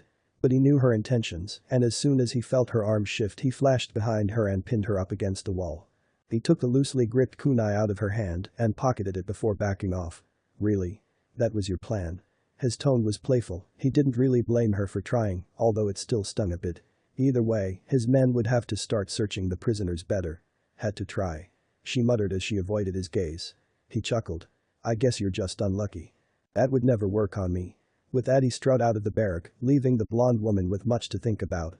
XXX Shikamaru felt like throwing up. 5 hours. 5 hours he had been fighting this Jinchuriki, popping soldier pill after soldier pill after soldier pill after soldier pill. If the Jinchuriki didn't kill him, his body might just shut down out of spite anyway. But he had to press on. Shadow stalking panther technique. The Nara's hands came together and 3 panthers of shadow emerged from his own and charged at the Jinchuriki. Or tried to. Funk. The panthers suddenly dissipated as Shikamaru collapsed. Shikamaru, what the funk are you doing? Sasuke shouted as he shot thousands of tiny lightning senbons at the Jinchuriki. They most likely felt like a light drizzle to it, but it was a distraction if there ever was one. Troublesome, the Nara muttered before passing out. Nagato retrieved his body and placed it with Yahiko and Konan's before rejoining Sasuke, who was panting heavily. Right now would be a great time for you to pull some crazy Rinnegan dross out of your ass. Nagato rolled his eyes. It doesn't always work like that. I can't just bring everyone back to life like this is some kind of sick joke. Sasuke chuckled. Where is your Hokage? The Uchiha grunted. He has a penchant for being late. Nagato had no time to respond as a giant fist came crashing down between them, creating a large crater where they had stood. They both jumped away from each other, putting the Jinchuriki between them. They both started flying through hand seals. Water style. Water spout. Lightning style. Illumination. A torrent of water swirled up around the Jinchuriki high into the air, creating a tornado of water and trapping the beast. Then, powered up by the water, a pyramid of electricity formed around the Jinchuriki and zapped him violently. When the technique subsided, the Jinchuriki hunched over, his body smoldering from the attack. It was panting heavily, and it seemed subdued for the moment. Sasuke suddenly collapsed to one knee, and the Jinchuriki's head snapped up as he let out a feral roar, before blasting off like a rocket toward Sasuke. The Uchiha only watched as in the blink of an eye there was a giant, searing red fist in his face. He closed his eyes and waited for his head to become a decoration for the ground, but the pain never came. He opened his eyes to see multiple tendrils of sand wrapped around the outstretched appendage. He smiled. Sorry I'm late. He felt the familiar hand on his shoulder, and he found the energy to stand. I've learned to expect it. The Hokage chuckled and looked around. Where's Nara? Passed out like a ugly. He faking it? Definitely not. Kakashi nodded. Right. Well, Gaara, your brother and I can take it from here. As he said that, the fiery red skin of chakra melted away from the Jinchuriki, leaving an older man with a gray goatee. Not today. I'm done here. The old fatherless never said anything about the Hokage and another Jinchuriki. Those 3 were bad enough. He stated gruffly, referring to Nagato, Sasuke and Shikamaru. You win today, but next time your good fortune will come to an end. The Leaf, Rain and Sand Ninja all shot each other looks as the subdued Jinchuriki left the ruined village behind. It stayed silent. I'll take it. Kakashi suddenly announced. We need a status report ASAP. Who knows what's left after he looked out over the destroyed village and motioned towards it, this. XXX, he's what? Shikamaru just stared at Gaara as the redhead was delivered news in the form of a nuke. He felt bad for the kid, he really did. But at the same time it was the first time in a while he had seen Temari, and he was basking in the feeling of being close to her, so he couldn't feel that bad. Still, I'm sorry Gaara, but sensei is dead. Kankuro stated, his voice melancholy. He was in one of the buildings that were completely obliterated at the start of the attack. Temari and I were lucky he sent us on a few errands. The redhead looked down, not really knowing how to feel. But that's not all. Temari interrupted. Before the invasion, our invasion of Hidden Stone, he gave both Kankuro and I a copy of this. She pulled an ornate-looking scroll out of her weapons pouch. The seal of the Kazekage was emblazoned proudly on the front. It's for you. Gaara looked up and slowly accepted the scroll, unraveling it like it would burst into flames at the slightest touch. He read it once, twice, and finally a third time before rolling it up and slipping it in his robe. He turned to leave, and Temur stomped her foot on the ground in impatience. Wait. What the nightmare did it say? Gaara turned back around, sporting his usual emotionless mask. I have much to do as the sixth Kazekage. He left after that, leaving the rest of the room in shock. Except for Shikamaru. Damn, that's rough. XXX, I see. I'm sorry to hear that. Kakashi replied solemnly as Gaara informed him of Sasori's death. So what does this mean for Hidden Sand? He asked, expecting to hear of Sand's retreat. I will lead the Hidden Sand in his place. Kakashi nodded. I understand. Yuhi blinked. Wait, what? I am the sixth Kazekage. Kakashi's single eye widened. Wow, all of these young kids are out to make me look bad. The silver-haired man scratched his head. Alright then.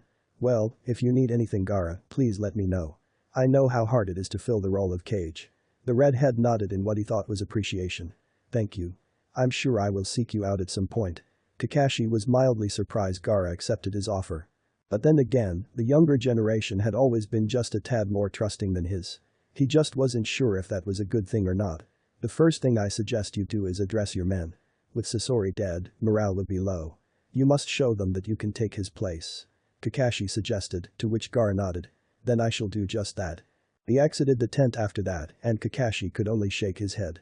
Naruto is gonna be annoyed. XXX Gaara would be the first to admit that he outright sucked at talking to people. Temari and Kankuro were always telling him he was getting better, but better wasn't good enough. Not to lead an army. In other words, he had absolutely no idea what to say to his meme when it counted the most. He decided to wing it, figuring that Naruto would do the same. Excuse me. He stood at the center of the largest fire pit, as there were no fires burning at the moment. Leaf, rain, grass and sand ninja milled around the makeshift encampment, either trying to retain a semblance of normalcy or running many errands, but none lent their ears to Gaara. So, a giant structure of sand shaped like Shukaku's head rose from the ground under Gaara, gaining the attention of everyone in the camp. Gaara wondered if that was as subtle as he hoped. Excuse me. He said again, now with every eye in the camp on him. Many of you have heard of my sensei's death. He paused, searching for something to say. Sadness is an emotion I am unfamiliar with, but if this squeezing of my heart is sadness, then I hope none of you feel the same as I do. It hurts. Most of the sand ninja watching were completely baffled by this side of Gaara, while the rest of the allied ninja were paying rapt attention. This kind of pain can't be fought. I can't wrap it up in sand and pulverize it. This kind of pain can only be beaten by one thing. Something I learned recently. Friendship. Most of the sand ninja were finching themselves at this point. There was even a shout of release. Which Gaara would have laughed at if he had a sense of humor. While we fight this war, together, we can fight sadness too. And as your Kazekage I will fight alongside every single one of you. That got a bunch of surprised reactions. But after the surprise, his announcement was met with cheers. First it was just the sand ninja, but eventually everyone joined in. Gaara scanned the crowd speechlessly as they cheered for him. Maybe his sensei had been right to have faith in him. Thank you. The last part was whispered to himself, and a small smile crossed his face. Shukaku's head sank back into the ground, and immediately Gaara was mobbed by his comrades, well, subordinates now. And for once, Gaara felt truly happy. XXX one of the scout teams has returned. Tenzo stated as Naruto read over a scroll. Send them in. Tenzo nodded and retrieved two leaf ninja, a Hyuga and an Inuzuka. Report. The Hyuga man stepped forward. Our route took us up north towards the coast, where she smelled massive amounts of iron on the air. He motioned to the Inuzuka. With my Byakugan I discovered a large battalion of cloud ninja posted on a set of island right off of the coast. They seemed ready to move out soon. The blonde general nodded slowly at the explanation. From what you saw, what do you think their next move is? he asked quickly. Well, I did spot a few ships as well. They could possibly sail down the coast and hit us from our flank. The Hyuga surmised. Yay, that's what I would do too. Okay, good work. Dismissed. The two scouts exited the tent, leaving only Naruto and Tenzo. We can expect a counterattack soon. Tenzo stated. I don't plan on letting that happen. Rouse the men, we're marching. Tenzo gave his general an odd look. Sir. We need to keep them on their toes. If we keep moving, we can meet them on the coast halfway between here and Hidden Cloud. We'll catch them on their ships and destroy them before they can reach us. Naruto explained, earning a nod from Tenzo. Also find me that Hyuga boy. He'll be with me. Tenzo was gone after that, ready to carry out his orders. The sooner this was over the better. XXX, there they are. 3 ships, all flying the cloud banner. They must not know we started marching, because they're staying on course. That was a good thing in Naruto's opinion. That meant he could take out all of the ships before they noticed. Good. What's your name again? Naruto asked the Hyuga. Yoku, sir. We actually were in the same academy class when you first started. Naruto's eyes shot wide open, and suddenly a memory of him kicking a Hyuga boy to the ground played in front of him. You were my first sparring partner. Yoku laughed at that. Yay. I remember Iruka wouldn't let any of us fight you after that. Damn, it seems like so long ago. Naruto was lost in thought. That memory had brought with it a slew of others that assaulted his brain, like a chain reaction in his head. He frowned slightly. When did we lose sight of what mattered? He said suddenly, causing Yoku to don a similar expression. Naruto turned to Yoku. Good work, Yoku. Go join up with the rest of the men and tell Tenzo to attack on my signal. He'll know the signal. Yoku nodded and flickered away while Naruto took in a deep breath. The blonde focused on the sailing ships, making sure his aim was right. A low whirring sound whirled up around Naruto as a white ball of energy formed in his hand. Its sudden Y expanded, sprouting 4 shuriken-like appendages, and the low whir turned into a high screech. He hurled the Rasen shuriken towards the fleet, and in quick succession, it sliced through all of the masts of the ships, severing their only form of power. Naruto then appeared on the deck of the largest ship, bringing the sudden uproar to halt. Each cloud shinobi glared at Naruto as he calmly leaned on the now broken mast. Well, you're not just going to stand there, are you? One of the cloud ninja, a young dark-skinned man with red hair, drew his sword and let out a battle cry. Hold. The redhead stumbled a bit and looked around as another dark-skinned man with blonde hair walked out of the crowd. Naruto locked eyes with the man, and the blonde could tell he was strong. Only Shikamaru had ever stared at him with that kind of indifference. Pretty ballsy move to attack us by yourself. Feeling confident today? As he said that, a wave of battle cries crashed over the ship and Naruto smirked. Not quite. The cloud ninja's eyes widened as Naruto's battalion charged across the water as one. I see. Well then, what do you say we take this fight somewhere else? I have a feeling a guy like you needs a lot of space. He disappeared then, but Naruto could feel him on the surface of the ocean not far from the ship. Naruto was a little disappointed they were on different sides, so far he kinda liked the guy. In a brilliant orange flash, Naruto was standing across from the cloud ninja while the battle on the ship raged in the background. I wasn't sure at first, but now I'm positive. Your Naruto Namek is right. Naruto didn't feel the need to answer. The cloud ninja chuckled. Just my luck. He slowly pulled a wide flat cleaver off of his back. The name's Derry. I was right to separate you from my men. At least this way only I'll probably die. Naruto's eyes widened, but Derry was in front of him in a moment with his cleaver ready to decapitate. Naruto danced wildly around each slash, kicking up water as he did. Derry's attacks became fiercer and his blade exploded with electricity, but Naruto was still able to weave around each strike thanks to training with Sasuke. The cloud ninja backed off finally, realizing that Naruto was just too fast, and he started flashing through hand seals. Cloud style. Flash Comet Barrage. 5 copies of Derry appeared around Naruto, each pulsing with vibrant golden electricity. The copies converged on him, giving him no route of escape but up. Naruto looked up just in time to see the real Derry falling toward him, sword outstretched. There was an explosion of electricity as Derry crashed down on the surface of the water, his clones easily destroyed in the blast. When Derry rose to his feet, he felt Naruto standing behind him. He turned to see the blonde as flawless as before. Why are you holding back? Naruto asked suddenly. Derry just shrugged. I could ask the same of you. But then again I probably already know the answer. You're not my enemy, we're just on different sides. I'm sure under different circumstances, you and I could be friends. He sheathed his sword on his back and cracked his knuckles. Naruto was surprised there was another ninja who thought the same way he did. If he wasn't the only one sick of fighting, then why are we fighting? Naruto asked. Why is Hidden Cloud even in this war? Derry just shook his head. Forget I said anything. Cloud will deal with its own problems. Now it's time to get serious. Derry's face changed from jovial to focused in an instant. Naruto wished he could have talked to Derry more, but he was past the point of listening. There was a loud pop as Naruto's gale armor roared to life around him, and Derry smirked. Nice trick. Wonder where you got the idea. Before Derry could even laugh at his own joke, Naruto was behind him with a kunai pressed hard against his jugular. Yay, but I don't need it to beat you. Now, tell me more about these problems. The shock on Derry's face was clear. Stop looking at me like I have 3 heads and talk. The pressure on the kunai increased, but Derry didn't flinch.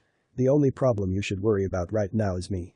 Derry ran his neck along the edge of the kunai, slitting his throat and spewing a fountain of blood into the air. Of course, when the body erupted with electricity, Naruto realized his folly as an image of Kakashi popped into his head. Damn lightning clones. He grumbled as he shook off the weakened effect thanks to his armor. The dark-skinned man rose from the water in front of Naruto on the head of a water dragon missile. His hands were a blur as he readied another technique. Storm style. Typhoon arrow. As the dragon made another pass at Naruto, Derry held his arm out straight and shot a beam of crackling energy at Naruto, who even with his gale armor, was blown back like a skipping rock. As he slid across the water and slowly recovered, the only thing that registered in his mind was pain. Funking bloodlines, he cursed as he spat a wad of mucus and blood into the water, dyeing it a murky brown. He cringed. Storm style. Nimbus trap. Naruto's eyes narrowed as a cloud of thick black fog formed around him, and he crouched a little lower. Suddenly, millions of volts of electricity surged through his body, and even with the armor he couldn't help but let out a cry of pain. On the outside, Derry watched as the small compact Nimbus cloud electrified Naruto. After a few moments the cloud dissipated and Naruto fell to a knee. Look, just hear me out. Derry ignored Naruto's frustrated shout and dashed in at him, launching a powerful kick at the blonde's head. Naruto's hand snapped up in time to catch the flying foot, and he leveled Derry with a glare full of killing intent. The cloud ninja froze for a split second, enough for Naruto to jump up and throw Derry into the air by his leg. Then, in a beautiful display of orange flashes, Naruto proceeded to knock Derry around like an airborne ping-pong ball. When the cloud Jonin landed on the surface of the water, he could barely mold his chakra to stay afloat, the pain was so great. Naruto appeared next to him, panting heavily, and knelt down. Now would you calm down? I really don't want to fight you. A bout of painful laughter escaped Derry's lips. Man, I had heard crazy things about you, but I never expected this. Derry rasped. Fine, you win. I'll call the retreat. Meet me on the banks of the Stratton River tonight. We can talk freely there. Naruto smiled and nodded before standing and extending his hand. Derry shook his head, but he took it anyway. I'll be off then. The dark-skinned Jonin flickered away, leaving Naruto alone on the water. He looked up to the sky as a few clouds lazily rolled by, and he imagined that somewhere, Shikamaru was looking at the same thing. And if he could put an end to this front, then they could all watch the clouds together again. Chapter 36. Circumstances. I'm kinda surprised you came. Derry chuckled as he stepped out of the shadows. I am too. The Raikage would murder me if he knew what I was doing. The dark-skinned man sighed. So I'm here. What is it that you're after? Peace, I suppose. A way to end this war for now. The blonde replied quietly. Why is Hidden Cloud fighting this war? Do you have some kind of grudge against the Leaf? Derry shook his head. No, nothing like that. Well, the Raikage may or may not want to fight you, but that's besides the point. We simply have no choice. Naruto gave him a strange look. No choice. What the nightmare is that supposed to mean? Naruto asked angrily. There has to be a better reason than that to send men to their deaths. Derry sighed. We couldn't stay out of this war. For one, it would make us look weak, especially after the incident at Hazakyo. Naruto twitched slightly. And we could never pass up a chance to knock you guys down a peg. We hold no grudges, but everyone wants a shot at the mighty Hidden Leaf. Derry rolled his eyes. At least that's what the public thinks. Naruto's brow rose. Look, it's really not my place to say. If you're really that curious, then you can go ask the Raikage yourself, although I dunno how the nightmare you could pull that off. The blonde sighed. So basically you can't help me. Derry shrugged. Fine, then I'll be paying your Raikage a visit tomorrow night. Derry cringed. I wouldn't recommend that, but I guess I can't stop you. Just don't be surprised if he knocks your head off. XXX. The Raikage's palace was certainly different than the Hokage Tower, Naruto decided. For one, it was much more lavish, almost as if it was built for a daimyo. It was also a lot larger, which led to more confusion. He had already gotten lost twice. He finally found a door that the Raikage was definitely behind. He took a deep breath and prepared himself. For all he knew, the Raikage was waiting for him behind that door, ready to turn him into paste. He cracked the door open and poked his head in. It was completely dark in the office, except for a strip of faint moonlight that illuminated a bookcase on the wall. Naruto padded in silently and dropped his invisibility technique, shutting the door behind him. It was silent. Is he really not here? Naruto asked himself aloud. You've got to be Dross. It all happened very fast, even for Naruto's standards, and if he hadn't been Naruto Namikaze, he would certainly be dead. As it was, he definitely had a separated shoulder. The Raikage had him pinned to the wall with his massive forearm, the only thing between him and Naruto being a thin layer of wind. What the funk are you doing here, Namikaze? Naruto winced as the Raikage increased the pressure of his arm. Just here to talk, man. Your boy Derry told me something interesting. As soon as Derry's name was mentioned, fury flashed through the Raikage's eyes. He grabbed Naruto by his throat and slammed him through his desk, which shattered into a million pieces. What did you do with Derry? Naruto hacked and coughed as he tried to suck in a breath. Out with it, Namikaze. A blast of wind exploded from Naruto, propelling the Raikage backwards. Naruto stood slowly and rubbed his neck. Funking Christ, that hurt. And Derry is fine. We just talked. The blonde rasped as loud as he could. Man, I think you popped my shoulder back into place. In a second, the Raikage's fist was in Naruto's face, but he was ready this time. He caught it, and they both stood there for a moment, glaring into each other's eyes. Will you stop attacking me, damn it? I'm not here to fight you. The Raikage's brow quirked slightly. You said Derry is okay? Naruto nodded at the Raikage's question. Yay. He's a good guy. Kinda reminds me of my teammate. The Raikage hesitated for a moment before dropping his arm to his side. He grunted. Alright. Now, what the nightmare are you doing here, Namikaze? The blonde scratched his head. Well, like I said, I had a few words with Derry. Naruto's gaze turned serious. Why are you fighting this war? And I want the truth, not some political liar. The Raikage seemed a little surprised, but he sighed in resignation. Damn you, Derry. The Raikage turned around and stared out the window. My secretary, Mabui, was kidnapped not too long ago, right around the time we heard about a war brewing. From right under my nose too. It's funny, I've come all this way as Raikage, but I still can't protect the people I love. Naruto's eyes widened. Love. Then Naruto trailed off, but the Raikage's nod was all he needed to understand. I'm sorry. A chuckled. Don't be. That man was powerful. I'm not sure there's anyone in this land that could fight him and win. He said regretfully. And that's just a feeling I have. I didn't even have the chance to fight him, he was so many steps ahead of me. Tell me more about him. There's not much to tell. Not like I saw him. He wore a black cloak. He had me subdued before I knew he was here. Scorching green fire. The Raikage didn't notice Naruto's jaw drop as he looked down in shame. Did you just say green fire? The Raikage nodded. That's the man who killed my uncle. Naruto started to pace back and forth, and the Raikage looked at him oddly. What are you babbling about? A asked. When I was young, my uncle Jiraiya was assassinated by 3 cloaked assailants. One of them had the ability to produce green fire, something I've never seen to this day. It has to be the same guy. The Raikage took a moment to analyze the information. That's some coincidence. Well then, boy, what do you want to do about it? Naruto pondered the question for the moment. We need to stop fighting each other and work together. A shook his head. Can't do that. You see, the guy who kidnapped Mabui was sent by Hanzo. And if I don't continue to harass the Hidden Leaf and keep you occupied, they kill her. The worst part is I can't do dross about it. I've had my best Bolt operatives scouring all 5 elemental nations for any sign of her, and I got nothing. So I've basically gotta suck Hanzo's cockerel until this war is over. Naruto chuckled. I guess that's a good way to put it. The Raikage glared at him. Right. Well then, there's nothing we can do for now. We'll continue to fight each other until one side can't go on. In the meantime, you continue your siege, and if you find anything, figure out a way to contact me. Our villages may not be allies, but you and I certainly are. The Raikage scrutinized Naruto for a moment and nodded slowly. You're a lot like your father. Trying to do the impossible and still act like everything is normal.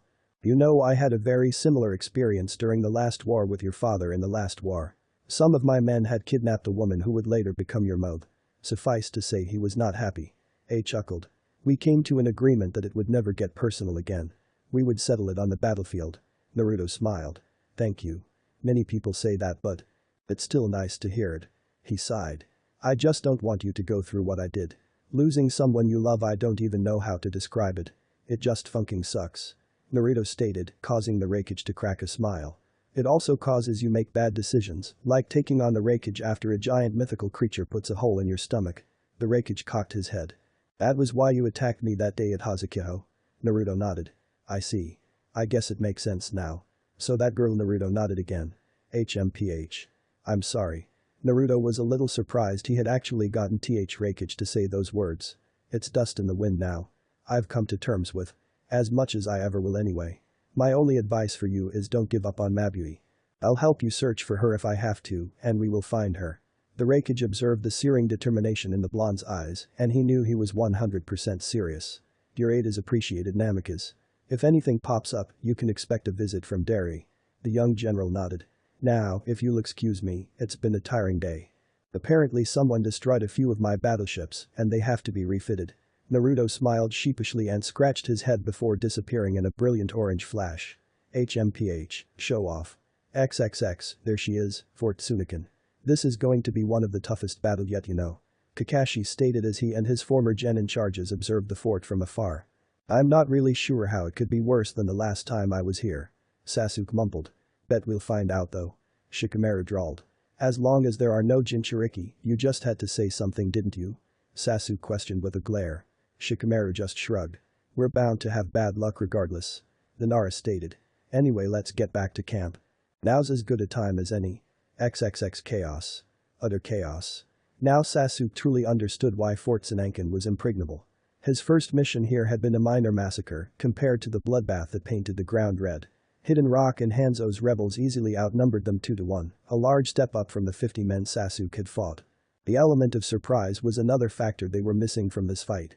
Rock had been expecting them. Eagerly, apparently it's not that the battle wasn't going well, nightmare for all. Sasuke knew they were winning. Either way, this was by far the bloodiest battle of the war so far, besides Naruto's miracle of course. Sasuke had long ago stopped caring about stepping on corpses, simply because it was impossible not to. Out of the corner of his eye he saw Kakashi engage Aoi and was about to teppen when he felt the insurmountable urge to turn around and make eye contact with whoever the nightmare was staring holes through him. He almost lost his grip on his sword as he made eye contact. Sasuke had no idea who he was, for he wore a mask similar to Kakashi's, but he didn't care either. Because staring back at him were two very evil eyes, one normal and one Sharingan. You. It seemed like the man cracked a smile under his mask, but Sasuke wasn't sure.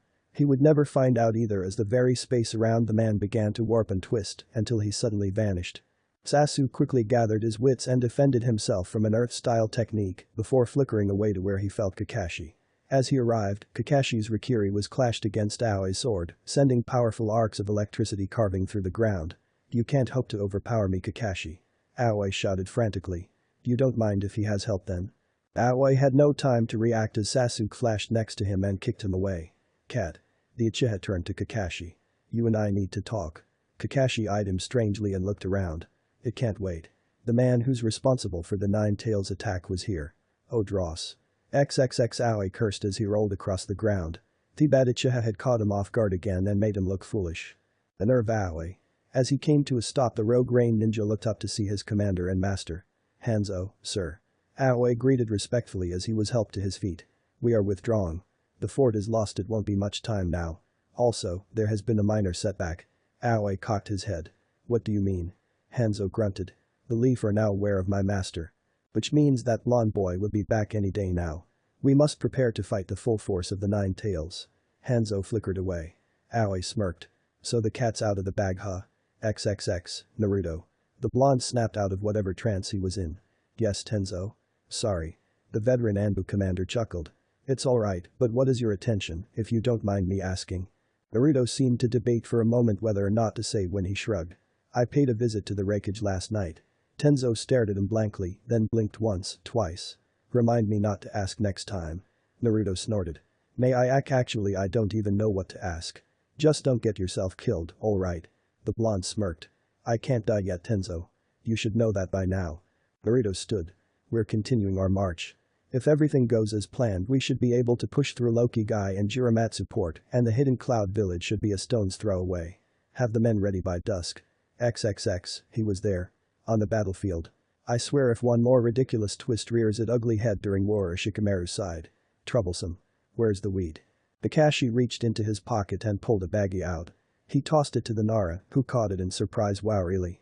Definitely kidding, but I'll take it. Shikamaru sat down at Kakashi's table of planning and pulled out a pack of rolling papers. So what do we do? I personally don't fancy taking on the guy who was on par with Minato Namikaze, and I bet you don't either, sensei. Kakashi shook his head. Not really. It's hard for me to even comprehend that someone was as strong as Sensei. He never lost. The Hokage turned to Sasuke. I think it's time to reunite Team 7. How do you feel about a trip to the Land of Lightning? I suppose it will be a nice vacation. But isn't Naruto leading the force up there? I can't just take him away, the Uchiha stated. Then help him win. Fast. I'm sure if you mention the guy responsible for his parents' death he'll speed it up a little. Anyway, you should get moving. The less time we wait the better. XXXB, I have a request for you. The man known as Killer B looked up from his notepad. Couldn't think of any lines anyway, save it for another day. What can I do for you, brother? Do I need to go undercover? The Raikage shook his head. No, nothing like that. It's a simple task, well sort of. You've heard of the Namikaze boy, right? I asked. You mean the son of the Yellow Flash, the one that's been kicking our ass? A sighed. Yes B, the same one. I spoke to him last night. He broke into the palace. B laughed. That boy is like a ghost, a ghoul nightmare. He made you look like a fool.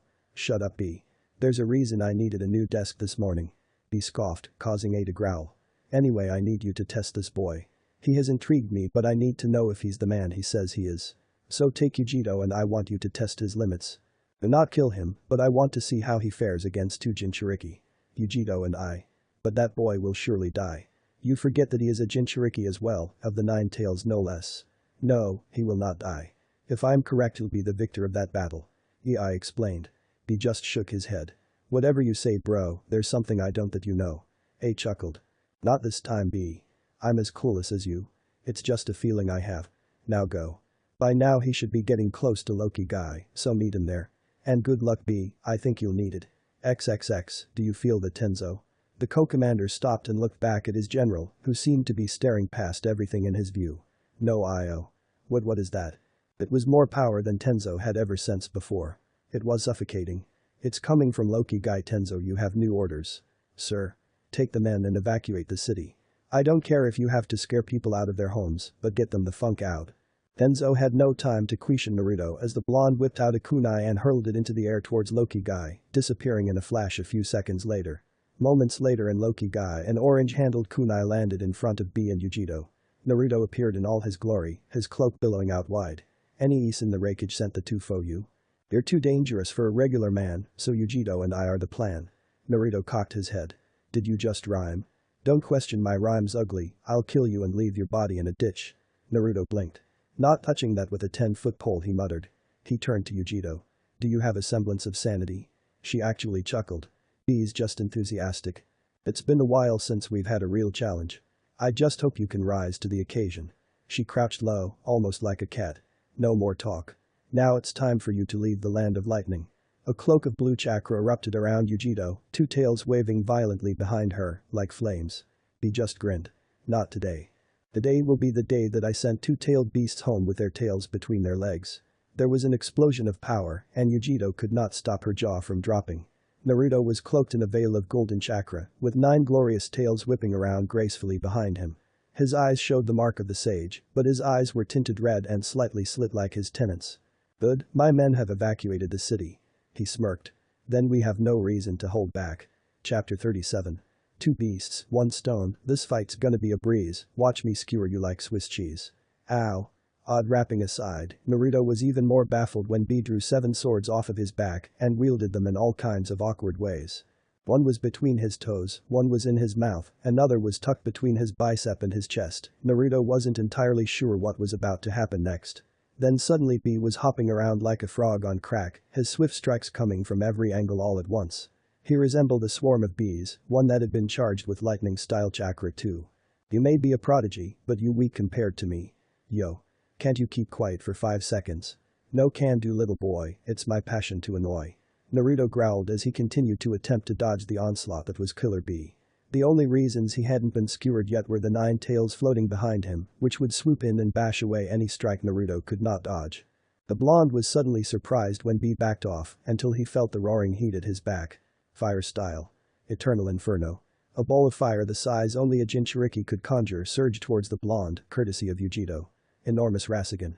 Naruto's shot toward the ball of fire, and between them the largest Rasengan Naruto had ever created, swirled to life. It clashed with the ball of flame, causing the flames to erupt into a cacophony of explosions that tore through the earth. Naruto was blown skyward where Killer B was waiting. You gon' be wonderin' where you at after you taste my lariat. Yee. The dark-skinned Jinchuriki reached the apex of his jump before he started to fall blisteringly fast at Naruto. He was within centimeters of the Naruto when the blonde suddenly shot away with a blast of wind. He crashed into the ground, sending chunks of earth flying into the air. Naruto continued to hover in the air a moment as he collected himself. That was a little close. Is he flying? Yujito asked in shock as she gazed at his floating form. Yee.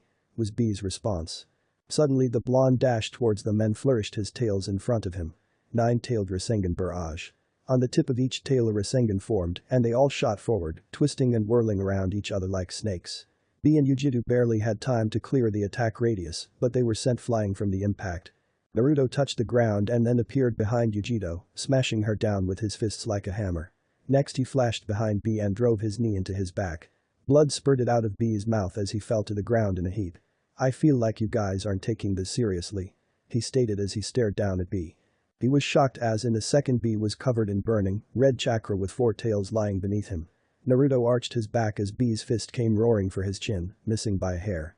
As he leaned back he saw Yujito charging in at him from behind, so he used his tails as a springboard and shot up into the air. He didn't expect 2 claws of burning blue chakra to grow from Yujito's shoulders and swipe him out of the sky. Lightning style. Hammer of enlightenment. B came crashing down on Naruto like a lightning meteor, a sonic boom echoing through the town a second later. Naruto barely had time to activate his Gale armor and put his tails up in a vain attempt to deflect some of the damage. It felt as if the Hokage mountain had crashed down on him, plus the still painful electricate coursing through his body. He quickly substituted himself with a log and jumped into the air where he stayed a moment. 1F his tails flickered. Earth style. Swamp of the underworld. He didn't make it too big for the sake of the already half-destroyed town, but they were both easily trapped and sinking fast. Naruto cursed as their bodies erupted into electricity, dispelling the swamp. Kakashi had used the same tactic on him many times. Naruto felt a burst of chakra behind him and whipped around to meet Yujito's fiery claw. Fire style. Searing nails. The trail of fire followed him as he used a burst of wind chakra to escape, distracting him for a moment, allowing B to jump up behind him. B grabbed him and flipped over before diving towards the ground. They both crashed in the earth, causing further harm to the unlucky village. There was an explosion from their crash site, and a moment later B's body was shot into the sky like a bullet. Naruto appeared above him with his fist cocked back and loaded full of wind-style chakra. Wind style. Pressure fist. A blast of compact air as large as Naruto crashed into B, causing him to meet the earth once more. Then the blonde sage charged at Yujito when he stopped. Because it wasn't Yujito. What? He floated to a stop in front of her and reached his hand out slowly, caressing her face. Ryuzetsu, her silver hair shone brightly in the sunlight and he was about to lean in when he felt a faint echo of chakra. Lightning bomber. Reality snapped back into place as Naruto saw Killer Bee charging up a small ball of dark chakra. However, he could feel the enormous mass that it held. It started to spark blue and yellow as Bee added lightning-style chakra to it and Naruto tensed. Dross. He jumped back to give himself some more space as 2 of his tails extended out wide. Orbs of white spinning chakra started to form and suddenly they exploded into screeching chakra shurikens of immense power. Rasen Shuriken Barrage. As B launched a combination attack from his mouth, Naruto flung both Rasen Shurikens and they clashed in a glorious explosion of brilliant blue and yellow electricity. Dust blanketed the village, making it impossible to see when suddenly it was all blown away by a powerful burst of wind from Naruto. B and Naruto were untouched, but the crater created by the attack reached the tips of their toes. Suddenly Naruto was behind Yujito, a Rasengan swirling in his hand right behind her head. What was that? Jinjutsu? He asked, referring to his vision from before. She tensed. Eternal grief hallucination. A power of the 2 tails. The tail shot up and wrapped around his arm, holding it in place long enough for Yujito to launch her heel at his head. He ducked and dispelled the Rasengan before grabbing her ankle and throwing her to the side. She flipped in the air and easily recovered as she finished a string of hand signs. Fire style. Dance of the Wicked. She began to twirl around, and fire swirled up around her until she was entirely cloaked by white fire. Like a small tornado she tore a path straight for Naruto, who slammed his tails on the ground. Earth style. Earth wall barricade. A wall as thick as his house rose up in front of the blonde, shuddering as Yujito barreled into it. Naruto flashed away when B crashed into the wall from behind him, but when he found the man, there were 2 of them. One was murky black with blank wide eyes. Naruto dashed at both of them, and they jumped in opposite directions before jumping back towards each other twice as fast. Ink Lariat. As they honed in on Naruto he blasted himself into the air, his tails fluttering as he ascended. Earth style. Mountain trap smash. Two enormous chunks of land rose from the earth behind each bee and smashed them together, splattering ink in all directions. Naruto landed on top of the mountain and smashed his tails down on it, causing it to crumble. He dashed from rock to rock until he finally reached the ground, where dust eclipsed his view of everything. Suddenly a large fiery blue claw swiped at him through the dust, almost taking his head off. He blew away the dust to reveal the almost smiling face of the two-tailed demon cat. Okay, I was wrong before. You guys are taking this way too seriously. XXX Sasuke stopped at the bank of a river as he felt a powerful wave of chakra wash over him. It felt like a tailed beast's chakra. Damn it, Naruto, he sighed as he quickly gulped down the rest of his canteen before dashing towards Loki Guy. He could feel multiple tailed beast chakra signatures now, and he just shook his head. Should have figured XXX Ink nap him. Naruto leapt high into the air as he attempted to dodge the projectile attack. He quickly threw a kunai on the ground and flashed to it to avoid the two tails leaping slash. B was instantly on him, and Naruto had to weave through the vicious blows that seemed to leave trails of fire behind them. He winced as he used his tails to block a hammer strike that forced him to sink into the ground. Wind style. Great breakthrough.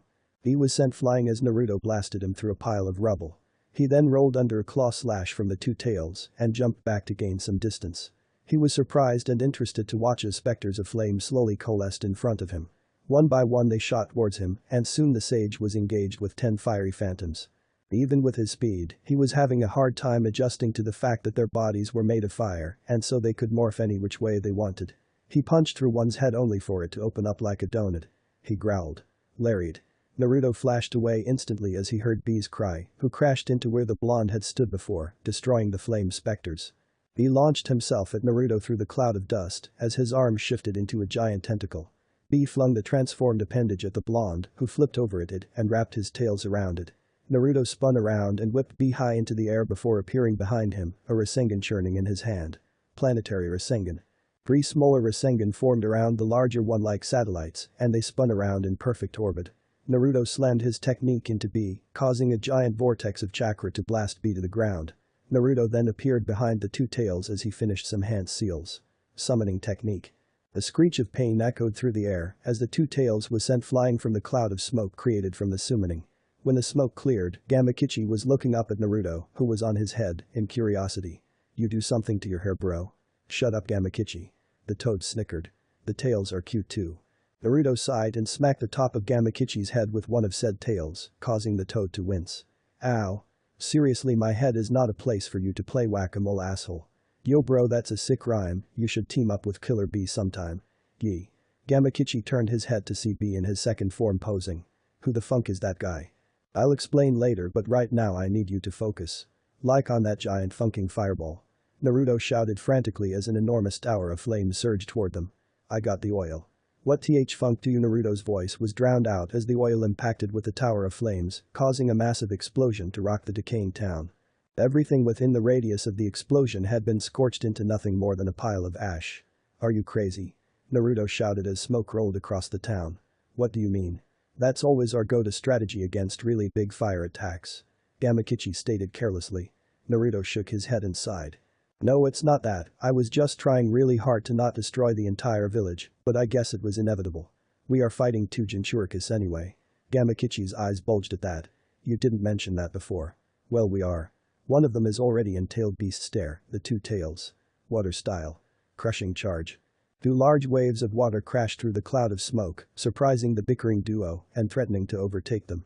Suddenly, instead of crashing down on them, at their apex the waves swirled up into the shape of 2 horns before diving back down like lightning. But it was a split second longer, and that was what Naruto needed. The kunai could be seen flying over the village when suddenly a giant toad appeared, blocking out the sun. Gamakichi crashed to the ground, causing the cloud of dust to blow away, revealing he 2 tails and the 8 tails side by side. I lied before. They're both in tailed beast state. Damn it, I'm way too drunk for this. Naruto quirked a brow at that. Why are you drunk, Gamakichi? The toad snorted. It's Dad's birthday today, and he's pretty annoyed you're not there, you know. Now he's probably annoyed at me too. Naruto rolled his eyes. I'm a little busy. Speaking of which, are you gonna be of any use to me right now, because I'm kinda fighting for my life at this point? Naruto got no time to hear his answer as he saw the 8 tails begin to collect a mass of dark chakra over his mouth. It was much larger than before, and it was missing the lightning-style chakra as well. Oh, Dross tailed beast bomb. Warpa somewhere far, Naruto. Naruto had every intention of doing just that when what looked like a giant arrow made of black flame crashed into the dark mass of chakra, causing it to explode and blast the eight tails backwards. Naruto smiled as he felt someone land next to him on Gamakichi's head. Long time no see, princess. Apparently not long enough. Naruto chuckled as he turned to face his best friend. Sasuke smirked back. Oh Sasuke. Long time no see. Gamakichi greeted, holding his flipped up. So since you're here that means I'm good to go, right? Awesome. Later. Oh, and I better see you at Dad's birthday, Naruto. With that, the summon disappeared back to his own realm, leaving Naruto and Sasuke to fall to the ground. Naruto sighed as they landed. No respect. He muttered, earning a chuckle from Sasuke. The blonde glared at him. So what did you get yourself into this time? Sasuke asked as he had 1,000 times before. 2 tails and 8 tails. No biggie. And you can control Amaterasu now. The blonde replied like he had 1,000 times before. Without a car in the world. You can control the fox now. Naruto chuckled and scratched his head. We got a lot of catching up to do, I guess. After this, of course. You want the 2 tails or the 8 tails? 2 tails. Cat. Cheater. Naruto smirked. Whatever. Let's go. He flashed away, leaving Sasuke to shake his head. The Uchiha jumped away and dashed at the 8 tails, brandishing his swords. They erupted with electricity as they clashed with the beast's fiery claws, sending a shower of sparks through the air.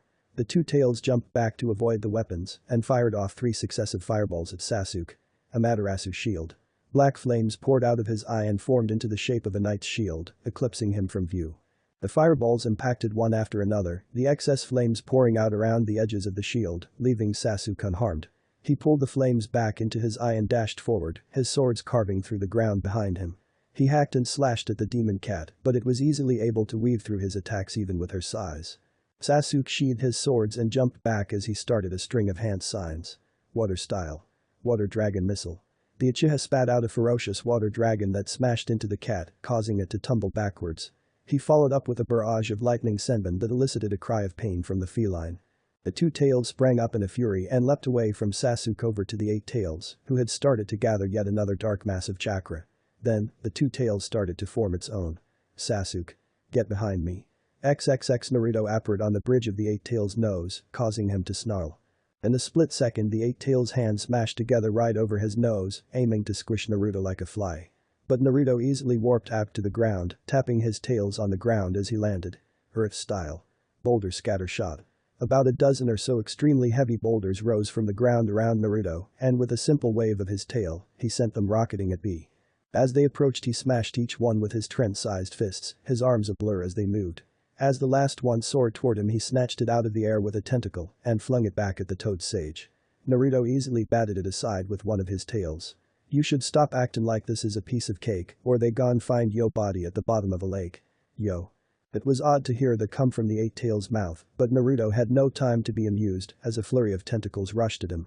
He hopped and dove through the slimy, twisting extremities as they aimed to ensnare him, using one as a springboard to reach the bridge of the beast's nose once more.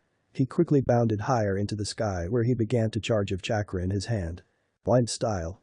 Eye of the Almighty. He froze in midair and floated there as a Rasengan roared to life in his palm. It slowly started to turn brown as chunks of earth rose from the ground far below, compacting into sharp stones and orbiting the swirling orb. The front of the Rasengan extended outward and compacted with tone, turning it into a drill of sorts. He shot off towards the 8 tails at full speed. Rasenramiari. A ferocious wall of water shot up between Naruto and his target, and he crashed into it with the force of a meteor. Water splashed in every direction, flooding the town as Naruto fell back to the ground. Not enough, alright, let's try this. He took a running start as a Rasengan formed in his hand. Meanwhile, the 8 tails clenched his fist and started to charge it with lightning chakra, causing it to crackle with electricity. Naruto held the Rasengan out in front of him and launched himself at B, the Rasengan flickering gold as he did. He flourished each of his 9 tails in front of him around the Rasengan, and he started to swirl maddeningly fast until he looked like a spear of swirling golden chakra. Rasenbaransu. B's hand exploded with an unsafe amount of electricity as he charged at Naruto. Tailed beast lariat. The ground caved in on itself as the attacks collided, and streaks of lightning carved through the earth. As the sinkhole slowed to a halt, Naruto landed on one of the few buildings left standing, putting him on eye level with the 8 tails. Slowly, he once again tried to amass the ball of dark destructive chakra. Then suddenly the 2 tails was at B's side charging up the same technique. Sasuke. Get behind me. He felt his teammate land behind him. I suggest you get a lot farther away than that. There's a slight possibility that I'm about to kill myself. Sasuke rolled his eyes but made no attempt to move. Whatever. Don't blame me a nightmare. The Uchiha smirked and Naruto brought all of his tails out in front of them. Slowly, between all 9 points of them the same orb of dark chakra started to form and Naruto was surprised at how heavy it was. He then formed a Rasengan in his hand and lined up the orb of dark chakra with the two beasts. Simultaneously the two beasts chomped down on their masses of chakra and Naruto shoved his Rasengan into the massive chakra. Human beast cannon. The beam of golden chakra that swirled like a vortex collided head-on with the two-tailed beast bombs. Sasuke had to deactivate his Sharingan out of fear of going blind. The explosion was deafening and to Naruto it was a little eerie to feel the wind rush past him and see the dust blow by him silently. Eerie, but it also meant that he was alive, which meant that this fight was over. That was undoubtedly his most powerful attack, even if he had just made that up on the fly. His tails fluttered, and a powerful gust of wind cleared the town of smoke and dust. Where the two-tailed beasts had once stood were now two very exhausted Jinchuriki. Yujito was out cold, while B was down on one knee, panting and bleeding.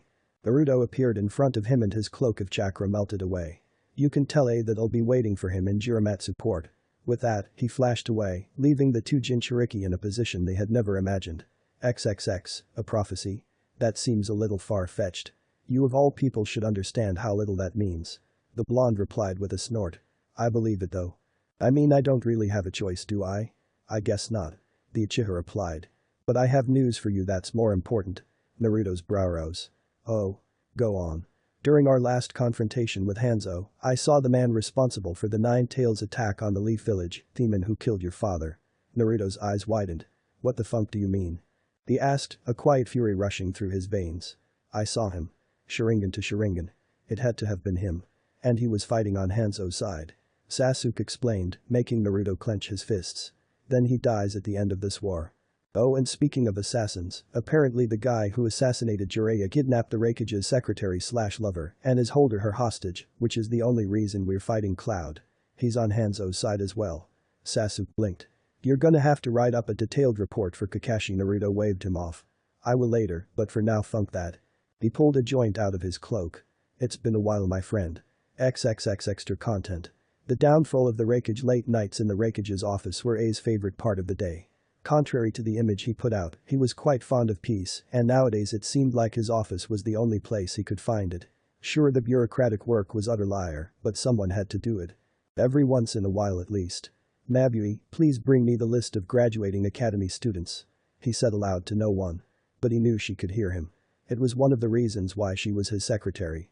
She appeared in front of his desk suddenly with her arm outstretched, document in hand. Here you are, sir. A stood and circled his desk and approached Mabui, brushing her hair aside. She smiled. You're wearing the earrings I bought you. He murmured, eyeing the golden orbs. She giggled. Of course. They're beautiful. His hand came up to his face, stroking his cheek gently. I'm glad you like them.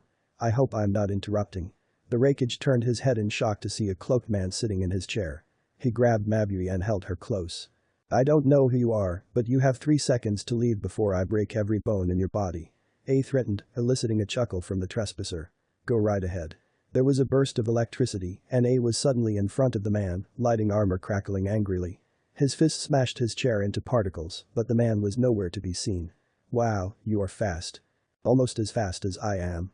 The Raikage growled and spun around, covering the span of the room in the blink of an eye and lunging for the assailant's neck. He grasped air as the man appeared behind him, a ball of swirling green flame in his hand. But now I got you. The man smashed a ball of fire into the side of A's face, causing it to explode and send A crashing into a bookcase. The bookcase toppled over and broke over A's body, sliding off slowly. A tried to push himself up, but his head was swimming, and he could barely see the man as he took hold of Mabui. He held a short blade to her throat.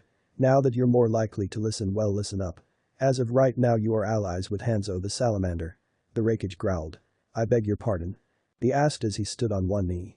War is brewing between Hidden Rain and Hanzo's rebel faction. Unfortunately, Hidden Rain has acquired the help of Hidden Sand and Hidden Leaf.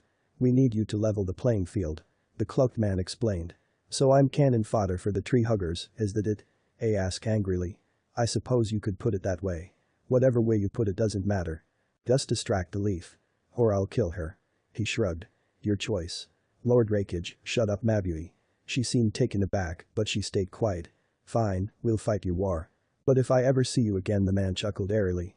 Fine by me. Good doing business with your rakeage. With that, he crashed through the stained glass window behind A's desk with Mabui in tow. A didn't even bother going to look after him, he'd be gone before he hit the ground. Mabui Chapter 38 Besieging the enemy slam. The rakeage almost jumped in his seat as his door swung open and smashed against the wall, sending spider cracks through the frame. He limped into the room with Yujito slung over his good shoulder, if either could be called good. Drops of blood left a trail behind him, staining the carpet red, like his bloodshot eyes. Yo. Not a second after the greeting left his mouth did B stumble forward and collapse onto his face, losing Yujito in the process. The rakeage stood and slowly circled his desk, analyzing his two Jinchuriki.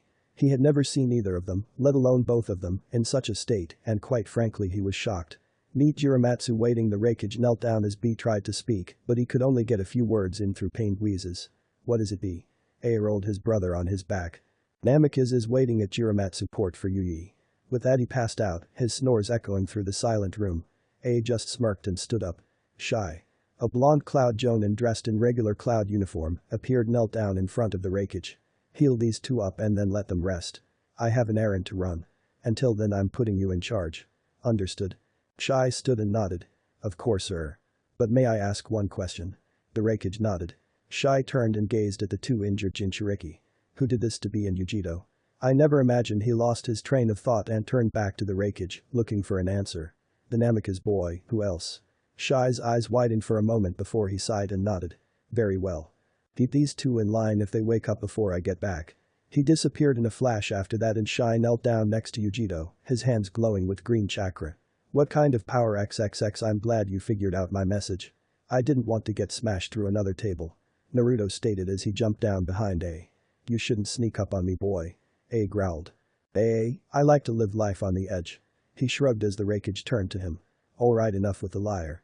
Was it really necessary to send both of your pets after me? The rakeage motioned over his shoulder and pulled the hood of his cloak over his head, and Naruto followed suit. I wanted to test you. A answered as they started walking. Test me? By destroying one of your own cities. You're real funkin' lucky I had my men evacuate the city before that battle took place, or there would be the blood of thousands on your hands. Naruto growled, his killer intent spiking for a moment. The rakeage put a hand on his shoulder to calm him down, and Naruto glared at him. I knew you would evacuate the city. I figured you out, boy. You haven't really been slaughtering battalion after battalion. No, the only time that truly happened was when Rock invaded the land of fire, right? You're a man of peace, Namikaze, just like your father. And I'd be willing to bet my life that you would have done something to protect those villagers, even if they weren't your own.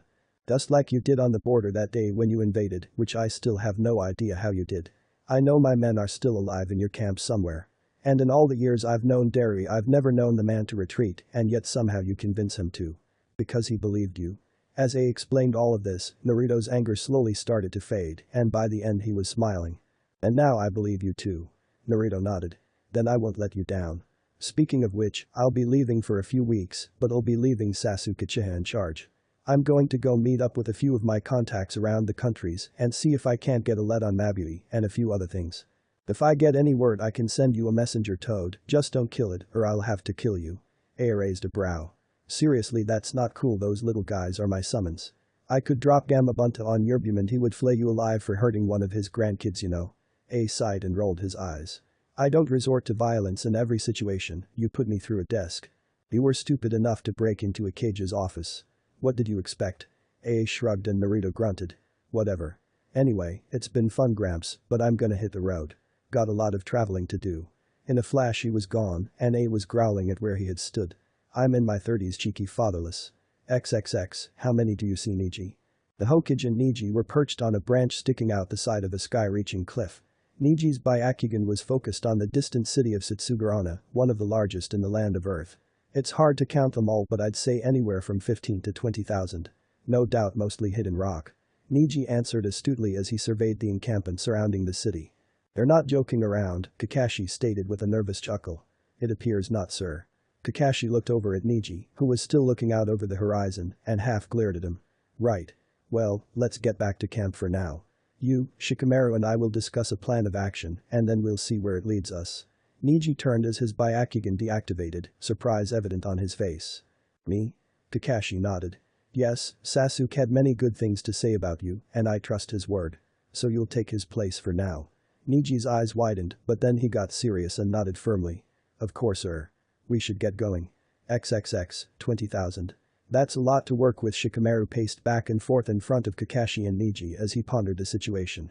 How many men do we have? Including the reinforcements that should be arriving in the next day or so, our allies in sand, rain and grass, about 13,000. Kakashi answered. It'll have to work. Shikamaru stated as he came to a stop. They want to fight, so we'll give it to them.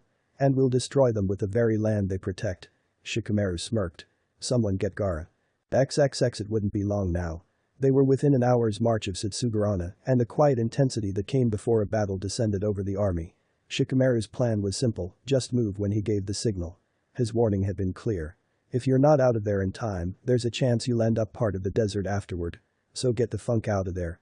No one wanted to find out what that really meant. It sounded funking terrible. Kakashi pulled his headband up, revealing his Sharingan as the city came into view, as well as the awaiting army.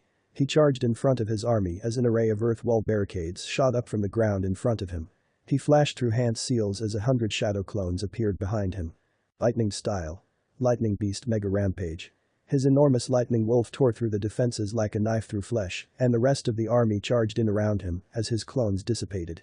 He jumped into the fray, activating his Rikiri and clashing with a blade made of lightning. He frowned as Aoi smirked in his face. We really have to stop meeting like this. The rogue joked. I would love that. Aoi frowned as they fell to the ground.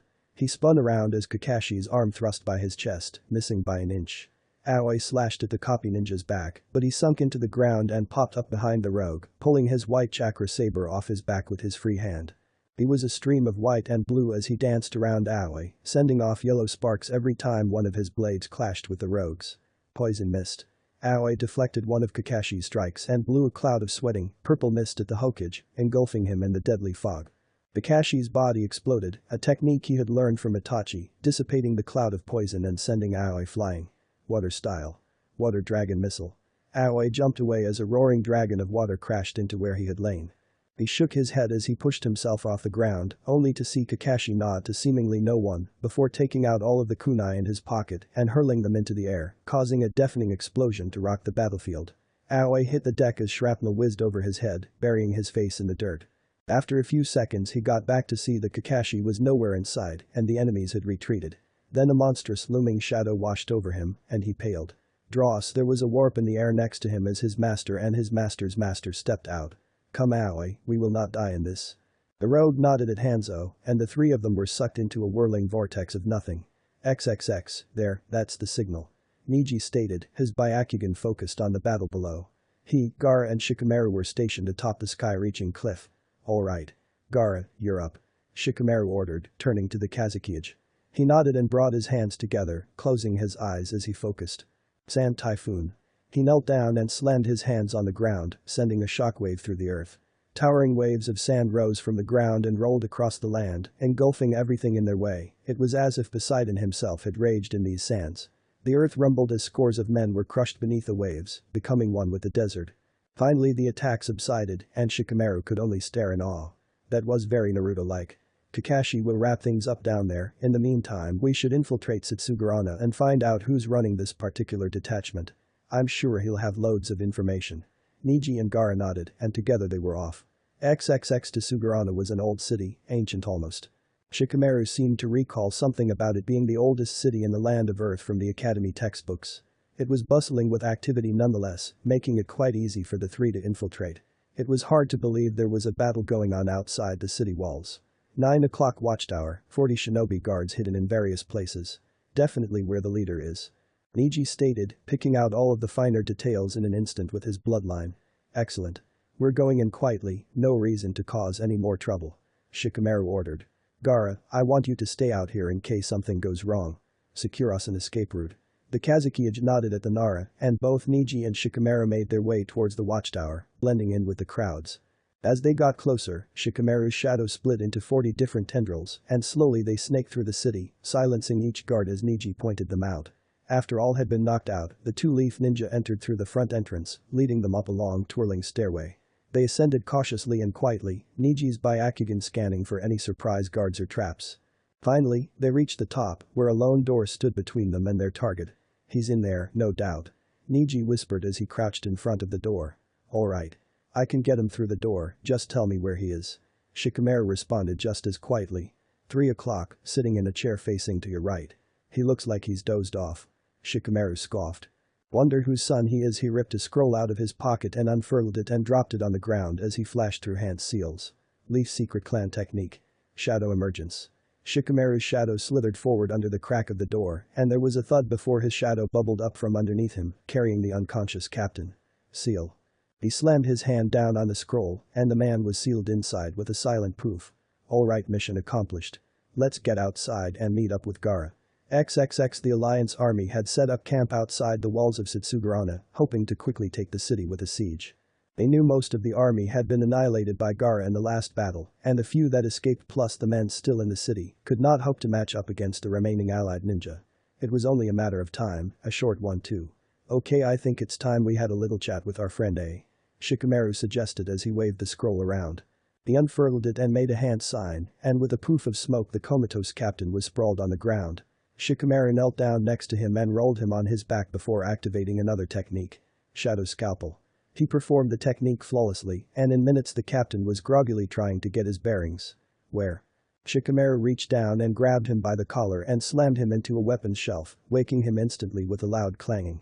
Sorry, I'm not usually such a violent guy, but I don't have time to waste with you.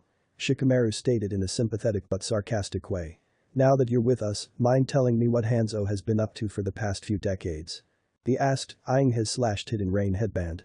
Go to Nightmare. Shikamaru sighed and whipped a kunai out of his weapons pouch, twirling it around once before grabbing the man's arm and slicing one of his fingers off. He screamed in pain. Like I said, I don't have time for you. So give me what I want and you're free to go. I'll even let you run back to your leader and tell him all about what happened here. The man gasped as he tried to look away from his hand, ignoring the spurting blood. Now, tell me what Hanzo has been doing. I don't know. I'm just a lackey. They don't tell us anything. The prisoner yelled pathetically, causing Shikamaru to shake his head. And what a good choice that turned out to be. The Nara stood up and wiped the sweat off of his brow. Kakashi, can you stop him from bleeding? Kakashi eyed Shikamaru warily before slowly walking over to the man and stopping the blood flow with copied medical ninjutsu. As he walked by Shikamaru, he leaned in slightly. You and I are going to have a talk after this. Fair enough. Shikamaru cleared his throat as he approached the man again. So maybe you don't know any details, but you have to have a general idea of what's been going on the last few years, right? The man stayed silent. I can take your balls this time. The man paled. Akatsuki. Shikamaru's eyebrow perked up at the mention of the organization, but he let the man go on. Years ago when we were pushed out of Hidden Rain, it was by Akatsuki. They were an organization of criminals that was fairly new, and they were just starting to make a name for themselves, but Hanzo didn't like it.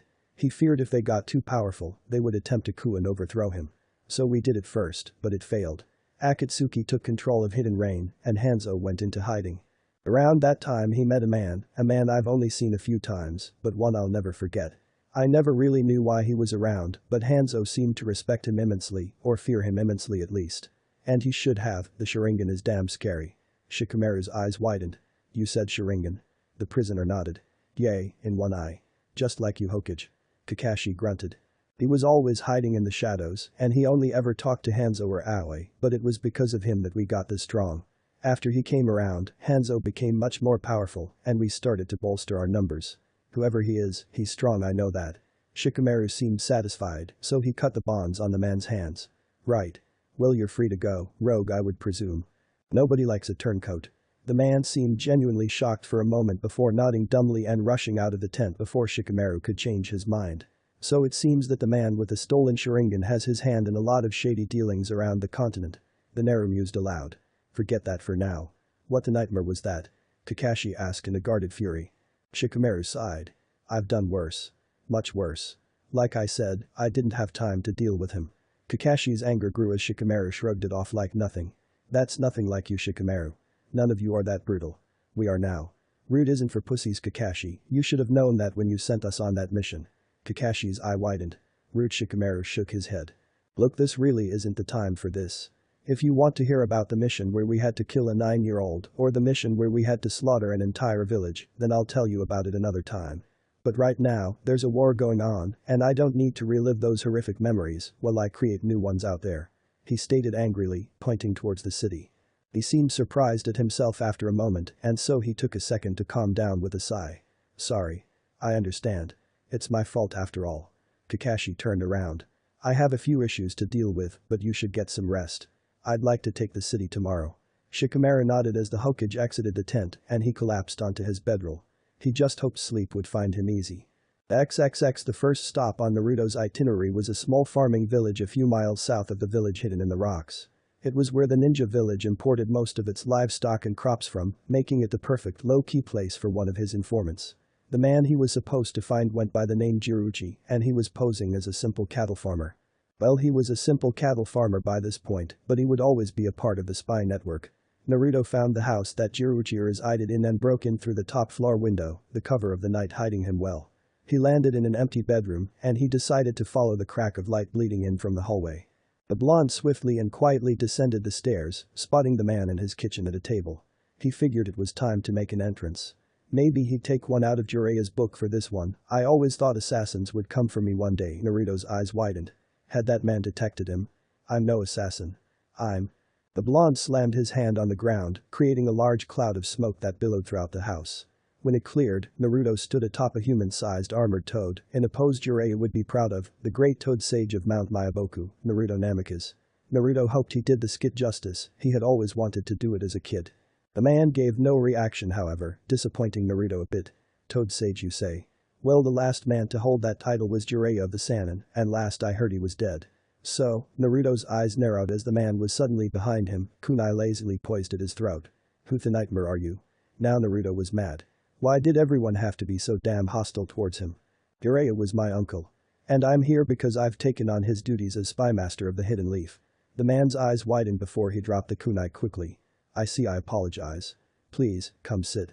The man suddenly appeared back in his seat and Naruto hopped off of his toad, who decided to lay down rather than dispel just yet. So how are you related to Jiraiya? Jiruchi asked as Naruto sat. I'm not. But he raised me as a child up until he died. My father was his student and I guess he felt like he had to after my parents died. The man cocked his head. Student? That would make you. Naruto nodded. Yay, the fourth Hokage was my father. The blonde admitted. I guess I should have caught that before when you introduced yourself. I was just surprised there was some idiot in my kitchen doing Jiraiya's bit. Naruto broke into laughter at that. That's actually the first time I've ever done that.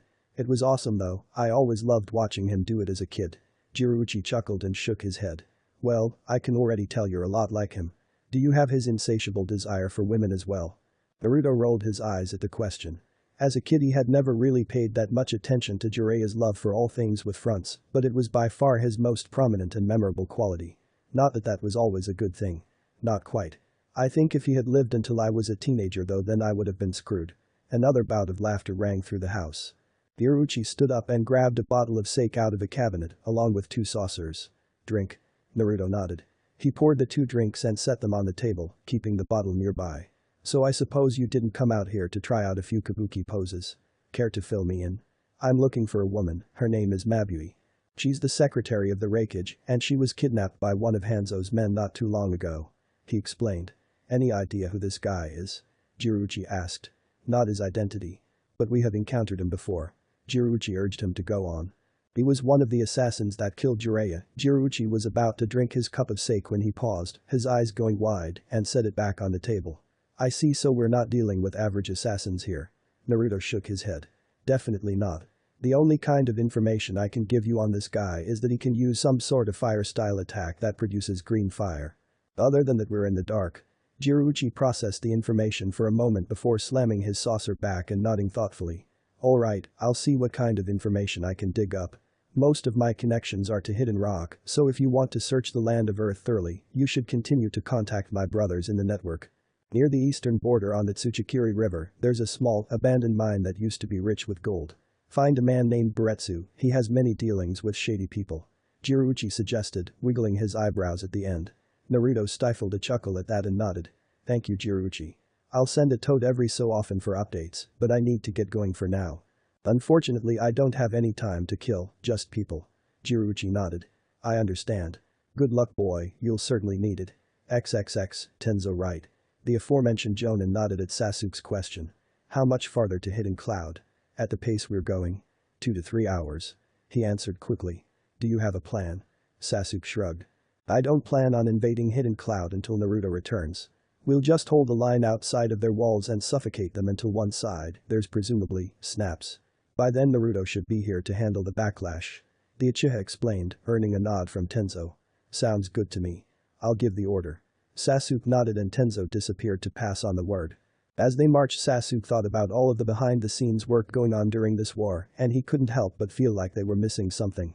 Something right under their noses. He would have to talk to Itachi about it. XXX extra content. History of Akatsuki Part 1. Mama. Young red-headed boy dragged his feet through the slushy mud of what used to be his village. His home, his village, his family, all of it had been destroyed, taken from him in just one short night. One night full of pain. A pain that would be carved into his heart forever. Dead blood, rain and tears all fell from his face, washing away as soon as they hit the ground. He didn't feel like walking anymore. He didn't feel like getting rained on anymore. What was the point? Everyone he loved was gone. Nagato. He collapsed to his knees as his mother's soothing voice rang through his head, sending a spike of icy pain through his heart. He wobbled a bit before falling forward and splashing down into the mud, his vision blurring. Mom, he whispered faintly, not even able to hear himself. His vision started to flicker before everything went black and he lost consciousness. XXX. Nagato let out a satisfied yawn as he slowly sat up and rubbed his eyes. He could feel the warmth of the fire next to him. Wait, fire. What? The Nagato looked around and noticed that he was no longer in his village. He was in a cave of some sort, possibly a hidden shinobi weapons cache from the way it looked. How did I found you? Nagato's eyes widened and he whipped his head around, his eyes locking with those of a young shinobi with long, spiky white hair. He had a smirk on his face. You look frightened. I can assure you I'm not going to harm you. Nagato was afraid for a moment, but then he saw the man's headband and he remembered the men who destroyed his village had worn the same headband. Well, some of them had. His fear turned into searing hatred. You. It's all your fault. The man seemed surprised at the boy's outburst. Nagato stood. I'll kill you. The white-haired man's jaw literally dropped as the boy conjured a steel blade in his hand and charged at him. He whipped a kunai out and easily deflected the sloppy strike, still cutting it close due to his surprise. It was then that he saw the boy's eyes, as they raged with hatred for him. They were tinged purple, and a ripple pattern extended from the pupil. To think that this little boy actually had the Rinnegan. The boy finally seemed to realize what he had just done, and he dropped the blade in utter shock. What? He backed away, looking at his hands, and the man crouched down in front of him. Tell me what happened, kid. I won't hurt you, I swear. The man took his weapons pouch and put it down in front of Nagato, nudging it towards him. Nagato eyes the pouch, then the man, then the pouch again before sighing sadly. Yesterday. XXX. Jiraiya shook his head as he listlessly admired the rain for which Rain Country was famous. Apparently a unit of Hidden Leaf Ninja and a unit of Hidden Rock Ninja had clashed in Nagato's village, leveling it to the ground as was the usual. It was deplorable that this small, peaceful country had become a war-scarred wasteland in just a few years, and it would never be the same. There were so many children like Nagato, so many without a place to go or people to support them. And they would just eventually add to the always rising body count. That was why he had saved Nagato when he had found him. He couldn't help all of the orphans, but he'd be damned if he didn't help one. He didn't really know what he was gonna do with the boy yet, but he wasn't going to let him die. For now he would protect him, and maybe he would even teach the boy how to protect himself. He had the Rinnegan after all. A startling revelation indeed, but in reality something that needed to be kept secret. If word of this spread, the 5 Kage themselves would come after this boy. No, he wouldn't let that happen. He would tell no one of this. Not even Tsunade or Orochimaru. Tsunade will find out anyway. He chuckled to himself as he sealed up the weapons cache. Nagato would be asleep for quite some time, he was sure. He had a few errands to run, but he would definitely be back before the boy awoke. Unless he ran into another orphan, of course. Chapter 39. Parting clouds. Naruto's clothes fluttered in the wind as he trudged along the bank of the Tsuchikiri River. He was getting close to the border now, and if he didn't find this gold mine soon he was going to have to set up camp for the night. The doubted spies appreciated when you visited them while they were asleep. As he moved along, he noticed that a much tinier tributary branched off of the river, and he decided to follow it. After a few minutes he came upon a small hut that was blowing smoke out of its top and what looked like a caved-in mine. He approached the hut and rapped his knuckles on the door before it swung open, and he was greeted by a scraggly-looking man. "Who the nightmare are you?" he asked suspiciously, his eyes narrowing. "Naruto Namikaze of the Hidden Leaf. I'm sure you know my uncle Jiraiya," the blonde answered. The man's eyes widened before a large smile crossed his face. "Oh. Why didn't he say so, me boy? Come in, come in." The man ushered him in and closed the door behind him. "Let me get a bottle of sake." Naruto walked over to one of the 2 stone chairs in the apartment and sat down in it. The man returned with a bottle and two saucers, setting them down on a small stone table between the two chairs. He filled them both and knocked his back before filling his again. So what brings you to me, humble abode boy? Name's Baretsu, by the way. Naruto nodded. Yes, Jiruichi told me as much. Baretsu brow rose at the mention of Jiruichi. Jiruichi, you say him? Been a damnedest long time since I seen him. Been a damnedest long time since I seen anyone really. Baretsu stated with a shrug. I'm looking for a girl named Mabui. She's the secretary of the Reikage, and she was recently kidnapped by an unknown man allied with Hanzo. The only thing we know about this man is that he is also the man that killed Jiraiya. Baretsu's eyes widened. Some funked up kinda coincidence there, the spy mumbled under his breath, but I haven't heard nothing about that nightmare. I ain't seen no Cloud Ninja since the Second Ninja World War. Naruto rolled his eyes. I'm more looking for the guy than her. He can lead me to her, and I also have a score to settle with him. The only thing I know about him is that he can use fire-style techniques that produce some kind of super hot green fire. Baretsu cocked his head at that. You say green fire, boy? Never heard of no dross like that, I tell you. Wait, maybe I have once. Naruto's eyes widened. Yes, it was back during the Second War. I was a special jonin for Hidden Rock. I don't remember the finer details, but I know we was in Rain Country. We was ambushed, Kintako dropped like a sack of dross, and I substituted myself in time to see the rest of me platoon go up in green flames. I never did see the faces of those men, but I knows they was from Hidden Rain. They wasn't wearing no headbands, but they fought like Rain Ninja. Naruto was a little creeped out by this man at this point, but he had to admit it was a good story if not slightly entertaining. He liked the part about the guy dropping like a sack of dross. But it was good information too. What makes you think they were Rain Ninja? Naruto asked skeptically. They had to be. Not no one else knows the land like they do, and Rain Country was a dross creek if you know what I mean. Leaf, Rock and Sand Ninja all had a disadvantage in Rain Country. Would have been a damn dumb idea to set an ambush there. Baretsu explained, earning a nod from Naruto. Interesting.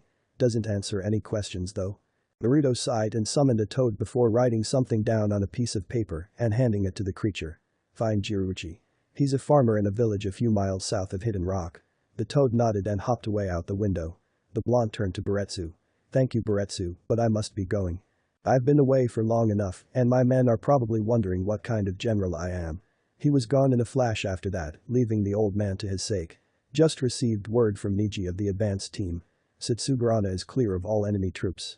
Another Hyuga with short black hair announced as his bloodline honed in on his kin. It's empty? Shikamaru questioned. Are you telling me they retreated? His tone was full of disbelief. It appears so, sir. Shikamaru seemed surprised by the turn of events, but he nodded and dismissed the Hyuga. Very well. He turned around and made a beeline for his tent, where he knew Kakashi was waiting for him. As he entered, he was surprised to see Kakashi was not alone. Well, not really. Just acquired news that the rest of the enemy force in Satsugarana has retreated, no siege necessary. I'm a little skeptical. The Nara's eyes shifted from Kakashi to his other guest. Hello, Tamari. You're always skeptical. Just for once accept it for what it is. A victory. The blonde replied, ignoring his greeting. Nothing is ever as it seems. If I didn't question everything, we'd be dead already. Shikamaru replied, earning a sigh from Tamari. Anyway, I wanted to go over our next course of action, Kakashi. The silver-haired Hokage nodded. From here we head northwest towards the capital, and after one final obstacle we'll be ready to assault the capital. Shikamaru walked over to a desk with a map of the elemental nations on top, prompting his guests to follow. Here, Bunish Temple. It's a sect of orthodox monks who worship the Bunish, whatever that is. But they're dangerous, and they don't fight like ninja do. Forget Sananken, I think this is going to be the most challenging battle of the war. The Nara explained, studying the map intensely. We can't bypass the temple. Kakashi asked, searching for a way around. We could, but it would add an extra week onto our travel time, and we would have to travel across a field of volcanic rock. Shikamaru replied with a sigh, pointing at the lava field on the map. Not really ideal. Guess not. Kakashi scratched his head. Alright, I'll start preparing the men to move out, you relay the plans to Gaara and Yahiko. Kakashi walked out of the tent after that, leaving only Tamari and Shikamaru. You can tell those two later. Planned on it. XXX, about time you got back. Naruto rolled his eyes at Sasuke's greeting. Why don't I ever get a nice greeting from you? Oh hey Naruto, good to see you're alive. Or Naruto, my best friend, how are you today? Sasuke's brow rose an inch, and Tenzo looked between the both of them. You two sound like an old married couple. Sasuke's head whipped to the side, and Tenzo almost dropped his pants from the intensity of the glare, while Naruto just laughed. That's fine, but you're the girl because of how much time you spend on your looks. Naruto sated, causing the glare to be redirected towards him, but he just shrugged. Anyway, status report. Tenzo nodded. We've blocked off all entryway into Hidden Cloud, and all merchant caravans are being turned around as you requested. Other than that, nothing's changed. Naruto nodded. Good enough for now. I guess the next step is. Naruto stopped as his head suddenly turned to the right and started to stare through the tent wall and into space. Sasuke eyed him in slight confusion, but focused his senses in that direction. He felt a ping of some potent familiar chakra. Tailed beast chakra. You feel that? The blonde asked, earning a nod from Sasuke. What's going on? I'm not sure. I can feel a small amount of tailed beast chakra, but that doesn't make sense. It doesn't even feel like one tail of power.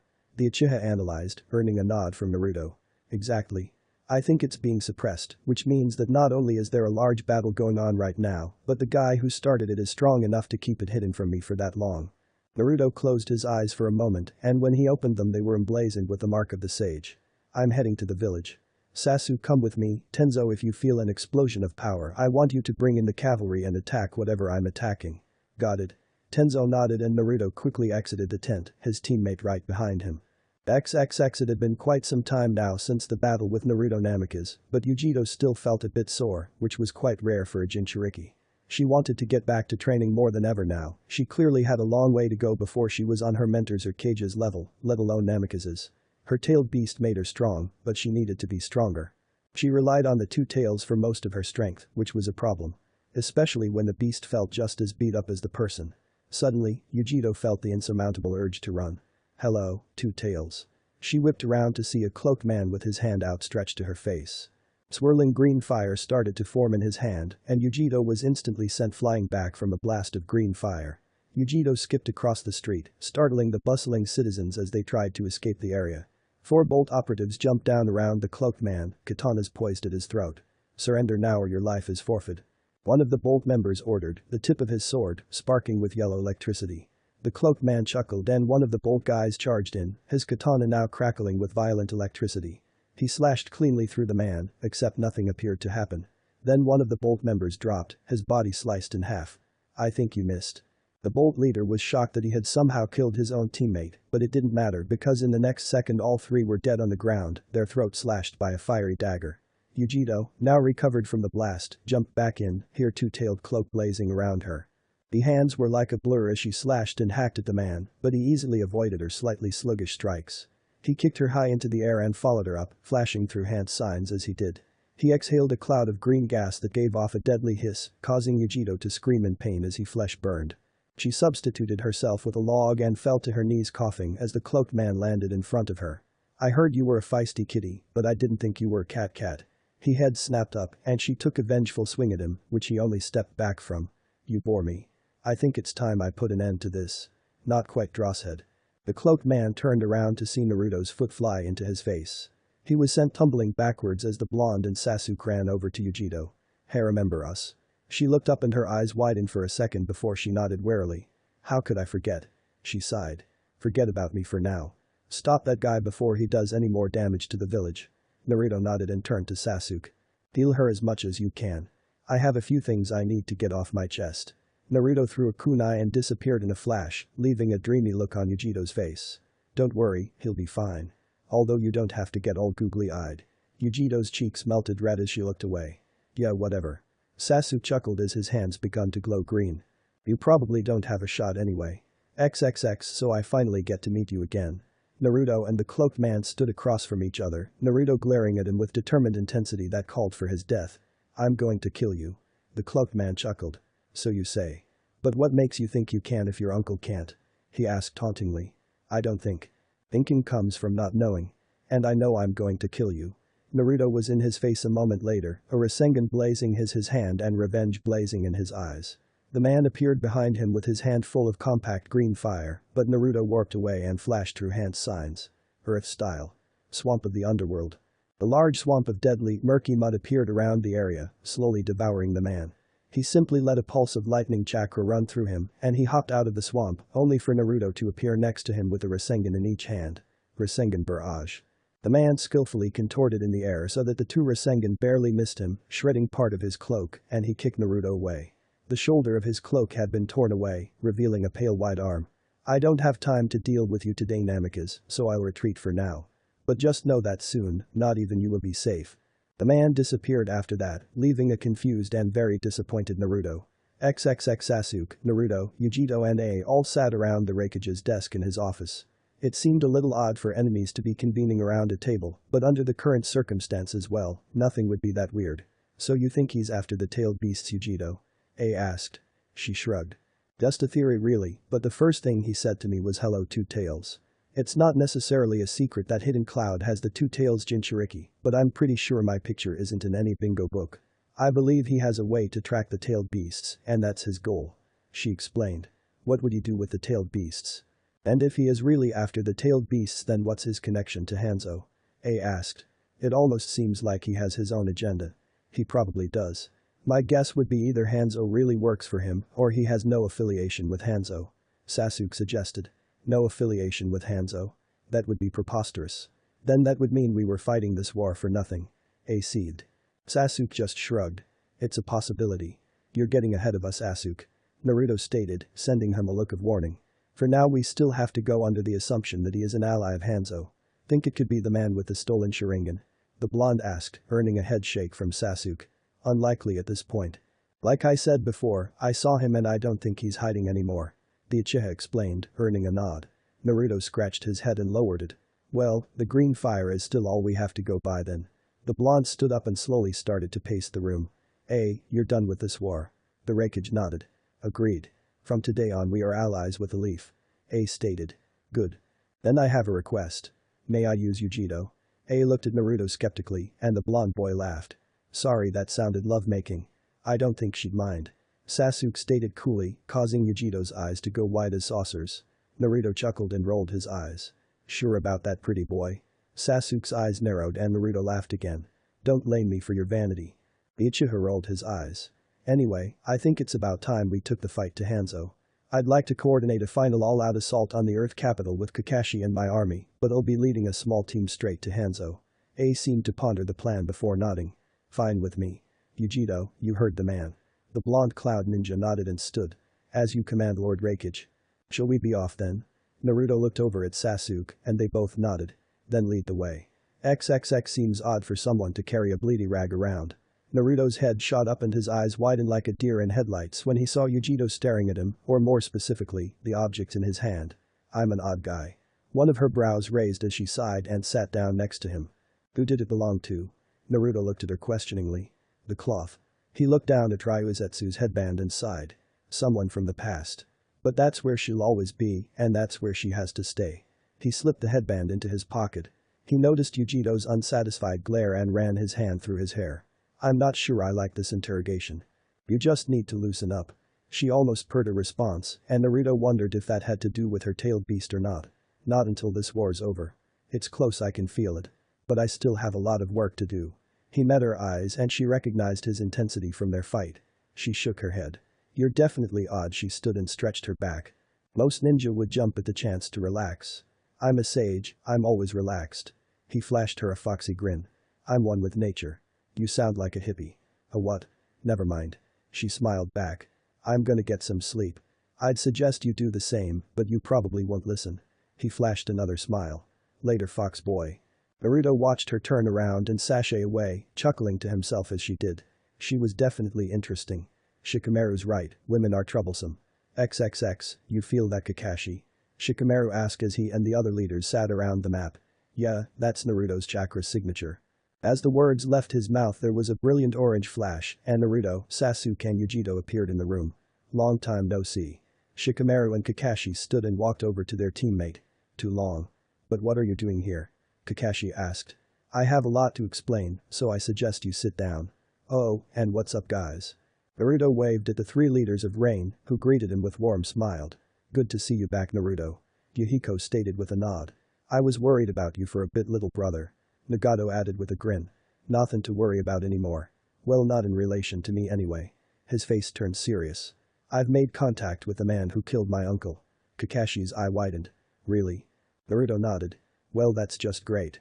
Mysterious assholes from the past are just popping up all over the place, aren't they? He muttered. Apparently. Naruto responded. Sasuke told me about the man with the stolen Sharingan. And apparently it all goes back to Hanzo. You see, my uncle's assassin is an agent of Hanzo, and he's the reason that we're fighting Hidden Cloud. He blackmailed them. His most recent act of liar was attacking my friend Yujito here, who is Jinchuriki of the Two Tails. That elicited some kind of surprised response from the group. We think his goal is to collect the tailed beasts, and his agenda may be slightly different from Hanzo's. We considered the possibility that he's actually of a neutral party and he's using Hanzo to get to Hidden Cloud, but it's just a theory. For now, our next action should be a direct assault on the Earth capital and Hanzo. He finished explaining his plan, and Shikamaru cleared his throat. We still have to pass through the Bunish temple before we reach the capital, which will be a battle in itself. Naruto thought for a beat. Okay, well then continue as planned.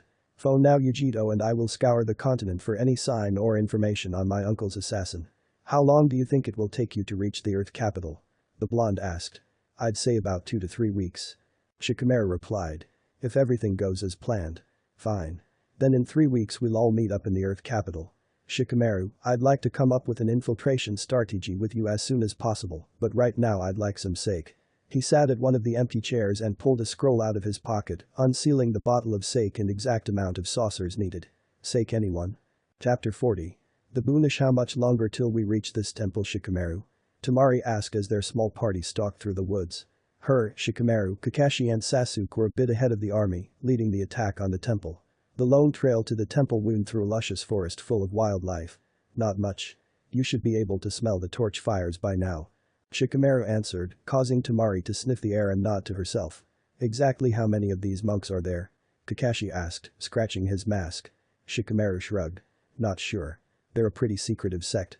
It would probably be easier to infiltrate Hidden Rock than this temple. Ironic, isn't it? The Nara shook his head. The hidden villages aren't quite so hidden. Sasuke turned towards his teammate. I'm gonna stop you there before you start ranting about politics. It's all politics, Shikamaru muttered. Halt. The foursome came to a stop as a lone man impeded their path. He was short and bald, with tanned skin. He wore a simple green and white robe with a sash loosely tied. Foreign ninja are not permitted in these lands. I will give you one warning. He didn't leave unscathed, or brush it aside and embrace your deaths. Shikamaru's brow rose. I gotta admit, if I had met this dude 5 years ago, that speech would have scared me drosseless.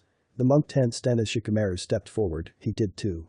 Waniji appeared behind him and in a second, delivered 4 deadly gentle fist strikes to the monk. The rest of the army dropped down from the trees of the forest. What are your orders, Lord Hokage? Gaara asked as he approached the 4. Attack the temple. Pretty straightforward. Niji, you stay with me. The Hyuga nodded and walked over to the Hokage as Gaara signaled for the army to move out. They moved as one to the temple, leaving the last 5 behind. I plan on infiltrating the temple. Sasuke stated aloud. Create some kind of opening for me. Does he always order everyone around? Tamari asked. He just doesn't know how to ask nicely. Shikamaru answered. We got you covered. The Uchiha, Nara and Kakashi nodded at each other. Let's get going. It'd look bad if we showed up and it was over.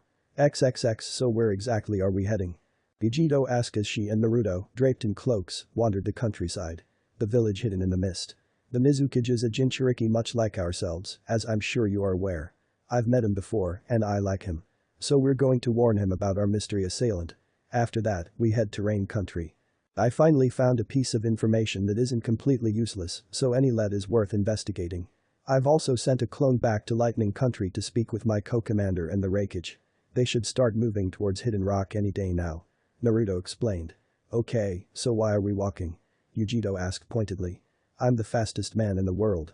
I don't really get to see the land as I travel across it. I don't even travel across it, I go through it in some ridiculous way. My father understood a nightmare of a lot more than I do. Yujito laughed. Seriously? I just want to relax for once. I've probably traveled all over the continent, but I haven't seen any of it. I'd like to change that. Whatever you say, you're the boss. So we take a boat to the Hidden Mist village then? She asked as the sun started to drop below the horizon. We don't have that kind of time. It should only take us a day or so to run across the ocean. You're up for that, right? Yujito rolled her eyes at his nonchalance. Apparently. Even for a Jinchuriki, you're a bit insane. He grinned.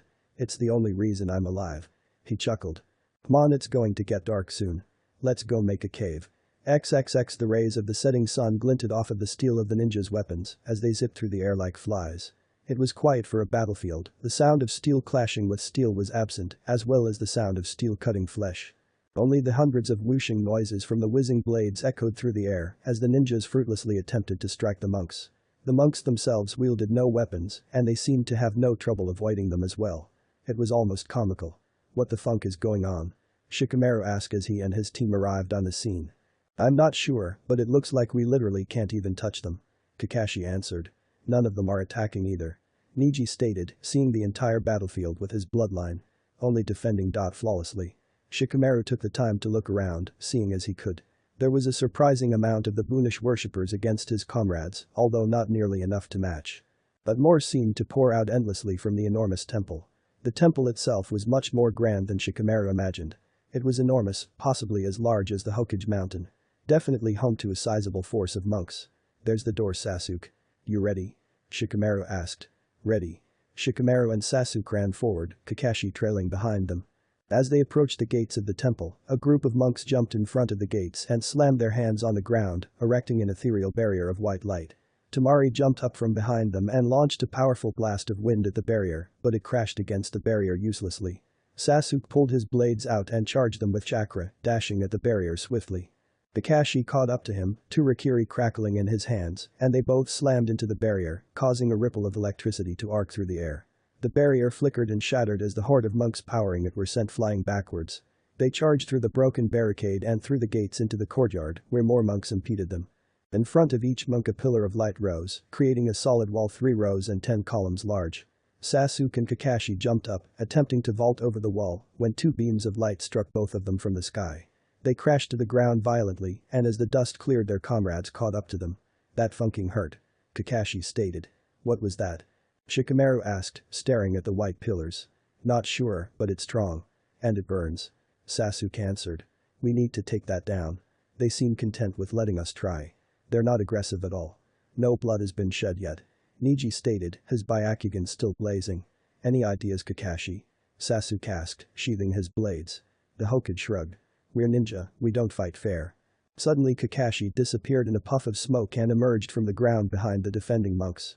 Water style. Water dragon missile. He conjured a dragon of water and sent it at the group of monks, scattering them across the courtyard. The group advanced, and as they ascended the stairs towards the cathedral-like door, a horde of the Bunish worshippers jumped at them from all sides. Heavenly spin. A large ball of rotating chakra sprouted up around the party, repelling the onslaught of monks. As the rotating ball of chakra dissipated, Sasuke finished a sequence of hand seals. Chidori Comet. His body erupted with blue electricity, and he surged forward, crashing into the doors to the temple. They blew open and Sasuke landed inside safely as a barrier of white light, far brighter than all of the others, appeared in the doorway, separating him from his comrades and effectively trapping him. He looked around the ornately decorated room, slowly drawing his blades. He felt no one in the immediate area, but he could feel some odd source of potent power somewhere in the temple. It was hard to pinpoint it though. He slowly started to explore the temple, noticing all of the extremely odd statues and paintings. Whoever made these wasn't in their right mind. He finally came to a room with a pool of clear, glistening liquid in the center, with one monk sitting in a meditative position in front of it. This monk was much older than the rest, and his robes were much more significant. He was clearly some kind of high acolyte, possibly even their master. Slowly the monk stood as Sasuke approached him. You have set foot in our sacred temple, such sacrilege will be punished. He slowly stated, his hood blocking most of his face. I care not for sacrilege. You're in our way. The Uchiha replied stoically. Wait a what? More bloodshed. More death. You are all naught but harbingers of death, slowly suck the life from this planet. You are all so tiny and insignificant, you have no idea. Your petty squabbles and materialistic views have turned our world into nightmare itself. You are a plague that needs to be annihilated before it can engulf the world. The man's ranting was calm and even, like he was so sure. Sasuke was getting frustrated. Enough. He dashed forward, his swords bursting with blue electricity, when a hand of pure white light descended on his and grabbed hold of him, effectively trapping him. What the funk? You will listen, arrogant child. The Bunish commands it. For too long you ninja have wreaked havoc and chaos in our world. The time for your extermination has come. We will eradicate you and truly bring peace to this world. The monk slowly walked over to the pool of clear liquid and knelt down next to it. He took a long, silky piece of cloth and lightly soaked it in the water before picking up a long, thin rock that seemed to be stained red. He took the rock and sliced open his forehead, tying the silk around the wound. He stood and turned back around. Prepare to live your next life, shinobi. Slowly, the man's pupils grew until they blacked out his entire eye. Sasuke activated his Sharingan and the hand gripping him disappeared. Two beams of ethereal light sprouted from the monk's hands and Sasuke charged in at him, starting a brilliant battle of blades. XXX, what just happened? Shikamaru asked as the rest of the party eyed the wall of light. I think Sasuke is trapped in there. That one looks really bright, which I assume means it's much stronger than the other. Kakashi surmised. Great. Well then there's nothing we can do for now. Might as well join the fray. XXX, Commander Tenzo. The wood-style user was startled at the call of his name and he turned around to see none other than his general. General sir. You've returned. Naruto laughed sheepishly. About that, I'm actually just a clone. The boss is heading to Water Country right now. His orders were for you to designate a new commander and send him on his way back to the Leaf with this company in tow, and for you and one other shinobi to meet him on the edge of the ocean in 3 days' time. Tenzo took a moment to process all of this information before nodding astutely. Right away, General. Tenzo saluted and the clone dispersed. Tenzo exited his tent and walked around the camp and into another tent where Genma Shiranui, Asuma Saratobi and Heijaku were relaxing. How goes it, Tenzo? Asuma asked as he puffed on a cigarette. New orders. Asuma, you're in charge from now on. It's time to go home. They all seemed taken aback. Go home? As in we're done here? Asuma asked, earning a nod from Tenzo. General Namikaze's orders. Victory is sweet, boys. Unfortunately, not all of us are going home. Tenzo eyed Haid and Genma, who both nodded. The three of us will head to the border of the Land of Fire in 3 days and wait for General Namikaze on the shore. So what does that mean for us exactly? Genma asked. Not quite sure, but good things I believe. Either way, we should get a move on. The men will be happy to hear the news. XXX it has long since descended into the nighttime now, and the battle in front of the temple was still raging. Well, raging as hard as it had before, that is. By this point, most of the shinobi had gathered into a group for protection, and neither side was doing much at all. Occasionally one of the ninja would launch some kind of technique, but it would be easily deflected by the monk's power. Even Kakashi and Shikamaru weren't doing much by this point, just observing what they would describe as the oddest battle they ever fought in. There was simply no way past the monk's defenses. What they lacked in power they made up for in fortitude. Do you have a plan? Kakashi asked his pupil, who simply shrugged. For once, no. My head is so foggy but so clear at the same time. I'm not sure what it is, I can't explain it, but ever since we engaged these monks my mind has been working differently. Kakashi eyed him oddly. Like I said, I can't explain it. I feel it too. Although I'm not sure that's how I'd describe it. I don't feel like anything is wrong, just different. The Hokage responded. Suddenly, the roof to the temple exploded and a guttural roar pierced the air. What a nightmare. XXX Sasuke and the monk master were evenly matched with their swordplay. Strike for strike their blades met and clashed, neither finding an opening.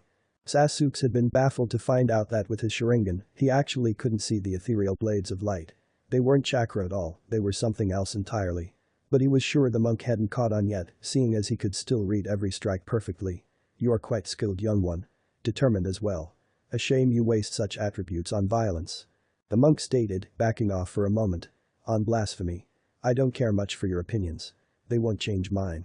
The monk chuckled at Sasuke's words. Admirable indeed. So be it. The blades of light disappeared and the monk's entire body started to glow. You will know the wrath of the Bunish. His body exploded with light, shooting into the sky, blowing the roof off of the temple. Lightning rained down around the cathedral as powerful gusts of wind tore through the forest, causing the battle outside to come to a temporary halt. A piercing screech reverberated through the air, and slowly it turned into a raucous laughter. Sasuke quickly exited the temple via a hole in the roof and rejoined his teammates outside. What happened? Kakashi asked. Not sure. More of that light and then suddenly the roof is gone. The Uchiha explained. The laughter grew louder and as the dust cleared, the group's hopes dropped. A giant, humanoid-like creature with spiky yellow hair and a toothy smile on its face was glaring at them. Mach 10 at sudden speed. The voice boomed over the landscape, sounding as if it had been said through a microphone. What is that thing? Shikamaru asked, a look of slight fear coming over his face. Belligerent Sanyavogli. And why is it cursing us? Sasuke asked, eyeing the creature. It's gonna be a long night. Suddenly a huge hand came flying down at the group and they barely had time to get out of the way. A hand-sized imprint was left in the earth. You're gonna suffer, you're gonna bleed. What the funk? Shikamaru shouted in pure shock. It's bigger than any summon I've ever seen before. Kakashi stated hopelessly. Suddenly a spear of light crashed next to the two, blowing them away. 2 logs took their places. They regrouped on top of what was left of the temple. Shikamaru, now would be a good time for you to start using your head. Sasuke gritted, holding his arm. Blood dripped down his side. Sorry, I got nothing. Let's just hit it with everything we've got. The Nara put forth with a shrug. It'll have to do. Sasuke, do you think you could combine your Amaterasu control with any other elements? The Uchiha shrugged. I'm sure a wind attack would power it up just fine. Kakashi nodded. Alright, when I give the signal, you fire your most concentrated blast of Amaterasu you can at that thing. The Uchiha nodded. He turned to Temari. At the same time, you blast him with the densest blast of wind you can muster. The blonde Kunoichi nodded. Alright. Let's get its attention. Suddenly, a giant hand of sand emerged from the ground and crashed into the giant creature's face. Goddamn piece of dross. I think Ara took care of that. Shikamaru stated. Kakashi nodded. Good enough for me. Now. About 30 or so shadow clones appeared around Kakashi as Sasuke's eyes morphed into the pattern of the Mangekyo Sharingan and an arrow of black flames shot forth from his eye. A second later, Temari unleashed a torrent of wind behind it, causing the flames to swell with heat. Finally, Kakashi finished a sequence of hand seals. Lightning style. Lightning Beast Mega Rampage. The beast of electricity crashed into the arrow seconds before it hit the giant creature, causing it to explode with orange arcs of electricity that crashed to the ground and melted through the earth. Leiaura. An explosion of blue and silver energy eclipsed the sky, and then it was silent. The Boonish worshippers seemed to be shocked and horrified. I think we got it, Kakashi stated after a few more moments of silence. Holy funk, be amazed later. We still have a battle to win. Sasuke stated, unsheathing his swords once more. He hopped off of the temple back into the fray, his teammates following shortly. XXX The trip over the ocean had taken an entire day, as Naruto had predicted. After their somewhat tiring journey they rested for the night on the edge of the land of water. And now they were approaching the gates to the hidden mist, their hoods now down to ward off suspicion. As they approached, 3 mist Anbu appeared in front of them. The Mizukage has been expecting Unamikas. Naruto's brow rose at the mention of his name, but shrugged and motioned for Yujito to relax. Take me to him. The Anbu nodded and opened the village gates, leading the 2 blondes into the village. They walked for a bit until they were led through the Mizukage tower straight into Yagura's office. Naruto, it's been many years since I last saw you. Yagura greeted with a smile. Please, come sit. Naruto waved his hand. We really don't have time to exchange pleasantries, unfortunately. Today I come to you with a warning. Naruto stated apologetically. Yagura seemed confused. A warning? Yes. Let me introduce you to my friend Yujito, a Kunoichi of the Hidden Cloud and Jinchuriki of the Two-Tailed Demon Cat.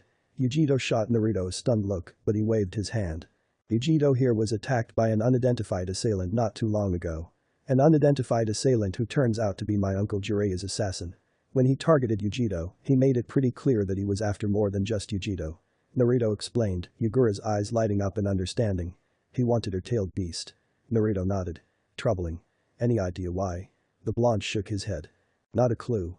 He's an enigma, as are his motives. Naruto stated. Yagura nodded. Well then, thank you for the warning, I suppose. I'll certainly have my Anbu. Before he could finish his sentence, the roof to the Mizukage tower was vaporized, leaving the office wide open. A single cloaked man dropped into the room from the sky. You didn't go and tell all of your friends what I did you, Naruto? Bad boy. As a low chuckle emanated from the man's lips, Naruto's eyes bled red. Fatherless, who are you? Yagura shouted. Answer or incur the wrath of 3 Jinchuriki. It's him, Yagura. The man I was telling you about. Naruto stated, causing Yagura's eyes to widen. You were talking about me. And Yujito, a pleasure to see you again. Yujito's eyes narrowed. Not gonna bite this time? Shut up. You're outnumbered and overpowered here. Do you really think you have a chance? Naruto asked, the mark of the sage now appearing around his eyes. The man just laughed. Well, I've always wanted to find out. The rest of the Mizukage tower was annihilated by explosive tags as the man jumped through the open roof. Naruto, Yujito and Yagura barely escaped the explosion to the ground below as a hail of stone rained down on them. The cloaked man appeared at Yagura's side instantly, his hand blazing with green fire. The Mizukage was sent rocketing backwards by the attack, only to melt away into water. The real Yagura came flying down at the cloaked man, a hooked staff now in his hand. He wielded it like a bowstaff, twirling it around like a propeller, barely missing the cloaked assailant each time. Jiraiya's assassin grabbed the staff with his hand as it flew at his face, ripping it from Yagura's grip and smacking him away with it. Wine style. Rasen Shuriken. The man whipped around to see a whirling shuriken of energy tearing at him.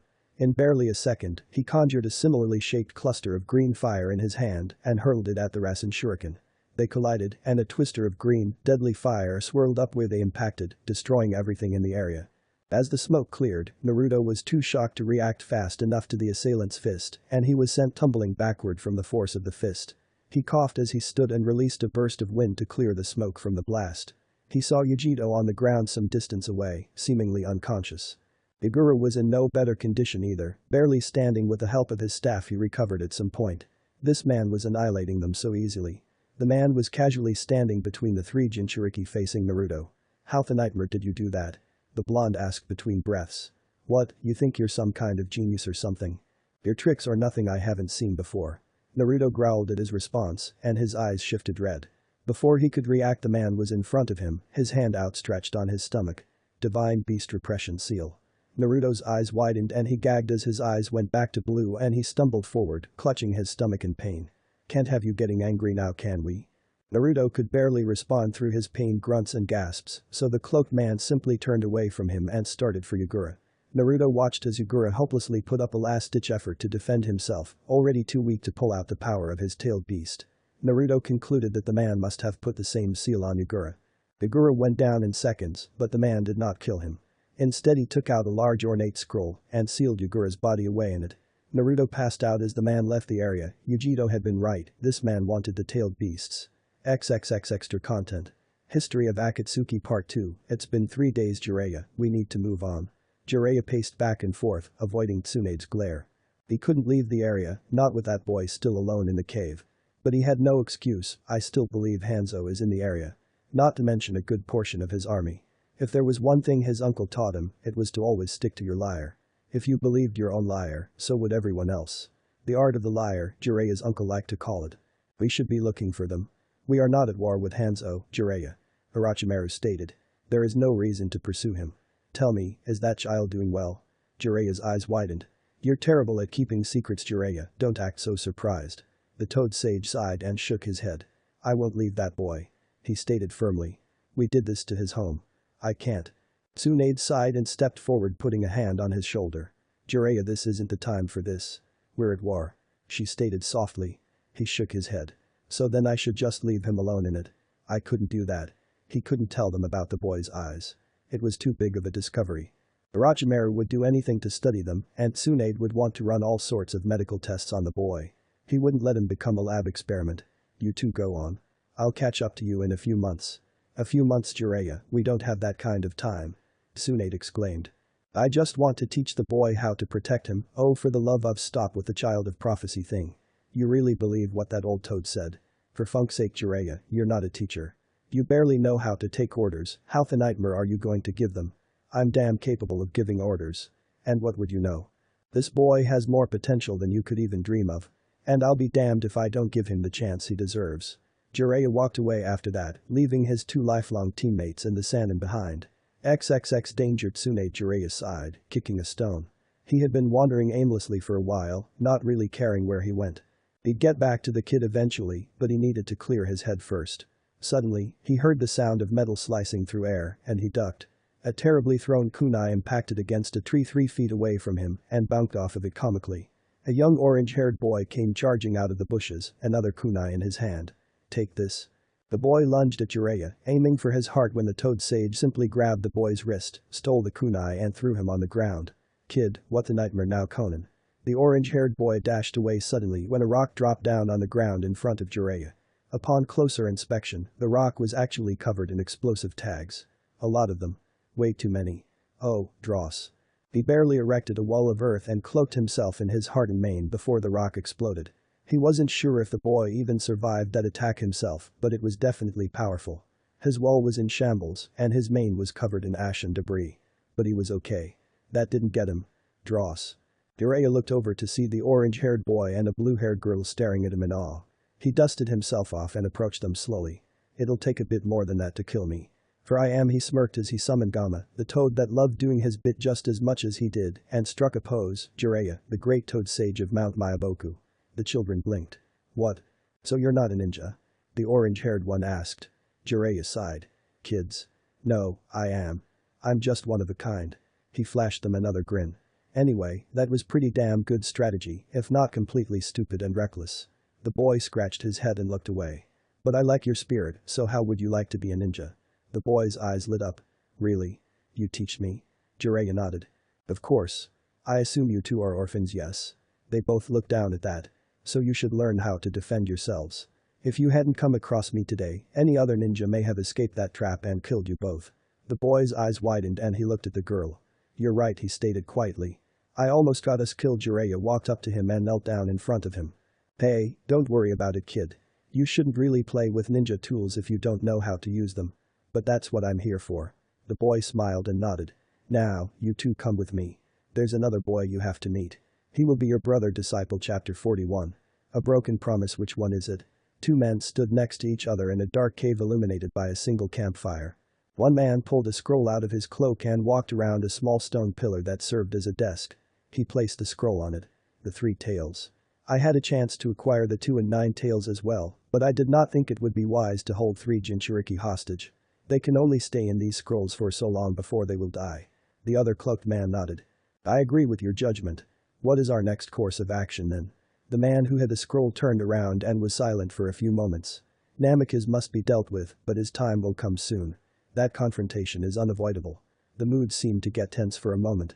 For now we wait. Let Namikaze exhaust himself and waste his time searching for us and the Raikage's lover.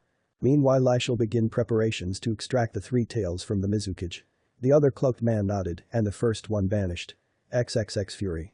It rushed through his veins like acid. That man was nothing but a nightmare. As if it wasn't personal enough already, now he had taken a Jinchuriki, a cage no less. And he wasn't likely to stop there. Next it could be Yujiro or Gaara Nightmare the Fatherless might go after Naruto. And what a fight that would be. Naruto. Naruto snapped out of his trance and looked over at his feminine counterpart. It was nighttime now and they had long since left the Hidden Mist village. Their campsite was located on one of the small islets surrounding the main body of the Land of Water. Recovery was the only thing on their mind. Recovery and revenge. Yes. He answered quietly. She stared at him for a moment before sighing. You can't blame yourself. I'm not. She half glared at him. Then what's with the look? It stayed silent for a moment. This is the look of a man who knows when he's beat. You fought the same battle I did today. If you can call it that. He made us look like academy students. I'm not sure I can beat him. He's too powerful. Yujito's eyes widened. And this was coming from the man who was arguably the strongest shinobi alive. I guess that's where the arguably comes in. Too powerful. I never thought I'd hear that out of your mouth. He sighed and shook his head. Honestly, me neither. But this man killed my uncle, one of the legendary Sannin, and that was about 13 years ago, maybe longer. I can't quite remember now. If he were half the shinobi Jiraiya was, then his skill would have tripled in those 13 years. I don't think there's anyone with the power to compete with him. Naruto explained solemnly. His eyes never left the fire. Well, you're gonna have to figure something out because you're gonna have to do something about it. I mean, if you don't, who will? She stared at him for a moment and he turned to her. I don't plan on giving up Yujiro, but I don't plan on surviving that fight either. I think the outcome is inevitable. I still don't understand why they didn't fight back. Shikamaru surveyed the area that had been a battlefield. There was not a monk left standing. Possibly something that has to do with their beliefs. Either way, it turned out well for us in the end. Sasuke offered with a shrug. Don't dwell on it. Sasuke walked away then, leaving Shikamaru to stare at the battlefield a moment longer before following. XXX. It was nighttime now, and the Alliance army was camped a few miles away from the now vacant temple. Shikamaru, Kakashi and Sasuke were sitting around a small table in Kakashi's tent when Yahiko entered. Greetings. The three-leaf ninja nodded. So now only the Earth capital stands between us and the end of this war. If all goes as planned, that is. Shikamaru stated. Say, I haven't seen you or your 2 partners around in a while. Yahiko bowed apologetically. Yes, we've had some personal business to attend to in Hidden Rain. Nagato will arrive back in a few days, but Konan must stay in Hidden Rain for the time being. We cannot forget about the civilians who are affected just as much by this war. He explained, earning nods. I see. Well, we start marching tomorrow. Hopefully Nagato will be able to catch up. Kakashi drawled. I'm sure he'll be fine. He wouldn't miss this for anything. XXX. The dash across the ocean had been much faster this time, seeing as Naruto was in no mood to mess around. Vegito had to admit she had broken a sweat a few miles back. When they arrived on the shoreline, Naruto came to a halt and made a signal. 3 men in leaf uniforms appeared by his side. Glad to see you made it. You expected otherwise, General? Tenzo asked, mocking hurt. Of course not. Genma, hey, good to see you. They nodded. Alright, we don't have time for talk. I'll need to brief you on the situation. They gave no response, which was response enough. The man who killed my uncle is now after the tailed beasts. In Hidden Mist we encountered him and he was able to easily subdue Yujiro, the Mizuki Janai. There was noticeable shock on the Leaf Ninja's faces. He now has possession of the three tails. We need to figure out his motives, figure out a way to kill him, and we need to do it fast. We'll be traveling across the country straight to the Earth capital, which should put us there at the same time as Kakashi if he didn't hit a snag on the way. You plan to infiltrate the Earth capital? Genma asked. Yes. We should be able to make our way in as the rest of our army starts to attack. I'd like to cut the head off before the body can react. A few nods. Alright, let's get going. XXX, are you sure you'll be able to do this alone? A cloaked man stood in the center of a dark cavern, torch fires lit all around. In front of him, sitting in a meditative position was another cloaked person. They only offered a nod. Then they'll be going. There are still 8 beasts left, and our opportunity is fast approaching. He looked over at Yugura's prone body, barely alive in a field of suspended animation. Good luck. He vanished then, leaving his comrade to the ceiling. XXX Naruto had decided that cutting through Rain Country was the quickest way to their destination, despite the fact that traveling through it sucked. He had gotten used to it, but he knew cats didn't like water. I hate you. And right he was. I'm sorry. I didn't think the two-tail characteristics would carry over like that. He defended. Whatever, just remember this. She was cut off as a blast of green fire tore through the air at them, barely giving them time to move. Naruto cursed as his eyes flashed the mark of the sage. Damn it. Don't you have anything better to do? Naruto looked around frantically, noting that all of his comrades were still alive. Quite the contrary, Naruto. You happen to be bothering me this time.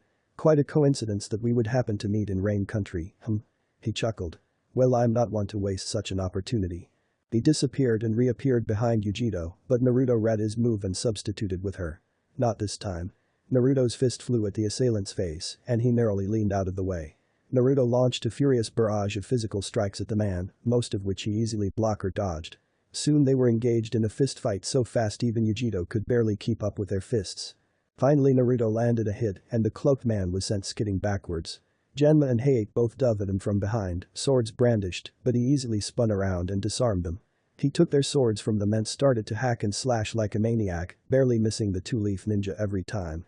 Yujiro stepped in and blew him back with a chakra claw strike, but he weathered it easily. He charged back in, going straight past Yujiro at the three-leaf ninja. Tenzo erected a useless barrier of wood that he crushed with ease, only to come face to face with a blazing hot superpowered fireball, courtesy of Genma and Hayate. His sword suddenly charged with water chakra and he slashed through the fireball, creating a steamy haze to blanket the battlefield. 3 squelches later, all three-leaf ninja were dead on the ground and Naruto was horrified. No, he looked over to see the man applying the seal once again to Yujiro, and he snapped. Red chakra exploded from him, startling the cloaked man. He quickly backed away from Yujiro's prone body and a giant claw of chakra smashed in front of him. The cloaked man could barely react as 3 more claws from every direction descended upon him. He erected a barrier of earth, but it did little against the monstrous appendages. Naruto continued to smash his body into the earth until the blast of green fire blew the claw back and a battered-looking assailant jumped out. His cloak was in tatters, but his face was still unseen. A feral Naruto was in his face in a second, but the assailant disappeared without a trace. Naruto continued to wreak havoc in the area until he finally realized the man was not coming back. Slowly he started to calm down, and the red chakra ebbed away until he was left staring at the bodies of his now deceased comrades. The face of Genma's son popped into his mind, and he shook his head. Another promise unkept. XX, they weren't sure they could make it. Yahiko, how's your arm? Nagato asked as they hid in a thicket. The orange-haired boy grimaced as he tried to move it. No good. I can't move it. He responded. We're sitting ducks then. You certainly are. Nagato went pale as the familiar voice invaded his ears, and he knew they were done for. What happened to your arm, Yahiko? The man asked concernedly. Nagato moved out of his way as he knelt down next to them. He gently took Yahiko's arm and started to fix it up. Sorry we failed, Master Jiraiya. Nagato stated solemnly.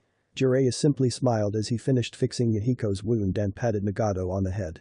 You'll get it next time, kid. For now, let's us get some rest. Yahiko needs it. Nagato glanced at his teammate and nodded firmly. It had been 3 months since Jiraiya had taken the orphans as apprentices. In that time they bad learned faster than any shinobi he had met before. They had such raw talent, or maybe it was what drove them, but whatever it was astounding. Especially Nagato, his eyes were limitless source of wonder and discovery. Jiraiya was honestly a little jealous. The boy could do just about anything he wanted with those eyes. But that wasn't even the most impressive part. What really blew Jiraiya's mind was their synergy. They worked together like a team that had been through 3 wars together. Nightmare, they reminded him of his team, except they had no training at all. If anything, they were better. By miles. Master Jiraiya. Read us another one of your stories. But not the weird ones. Conan trailed off as she snapped Jiraiya out of his thoughts. He laughed and stood. Sure Conan, just give me a minute to think of one. So this concludes part 2. And I hope you all enjoyed it. Remember to subscribe to the channel, and if you want to listen to the next story from this channel, turn on the notification bell. So I'll see you all in the next video. So until then, stay happy, stay fit, and goodbye, everyone.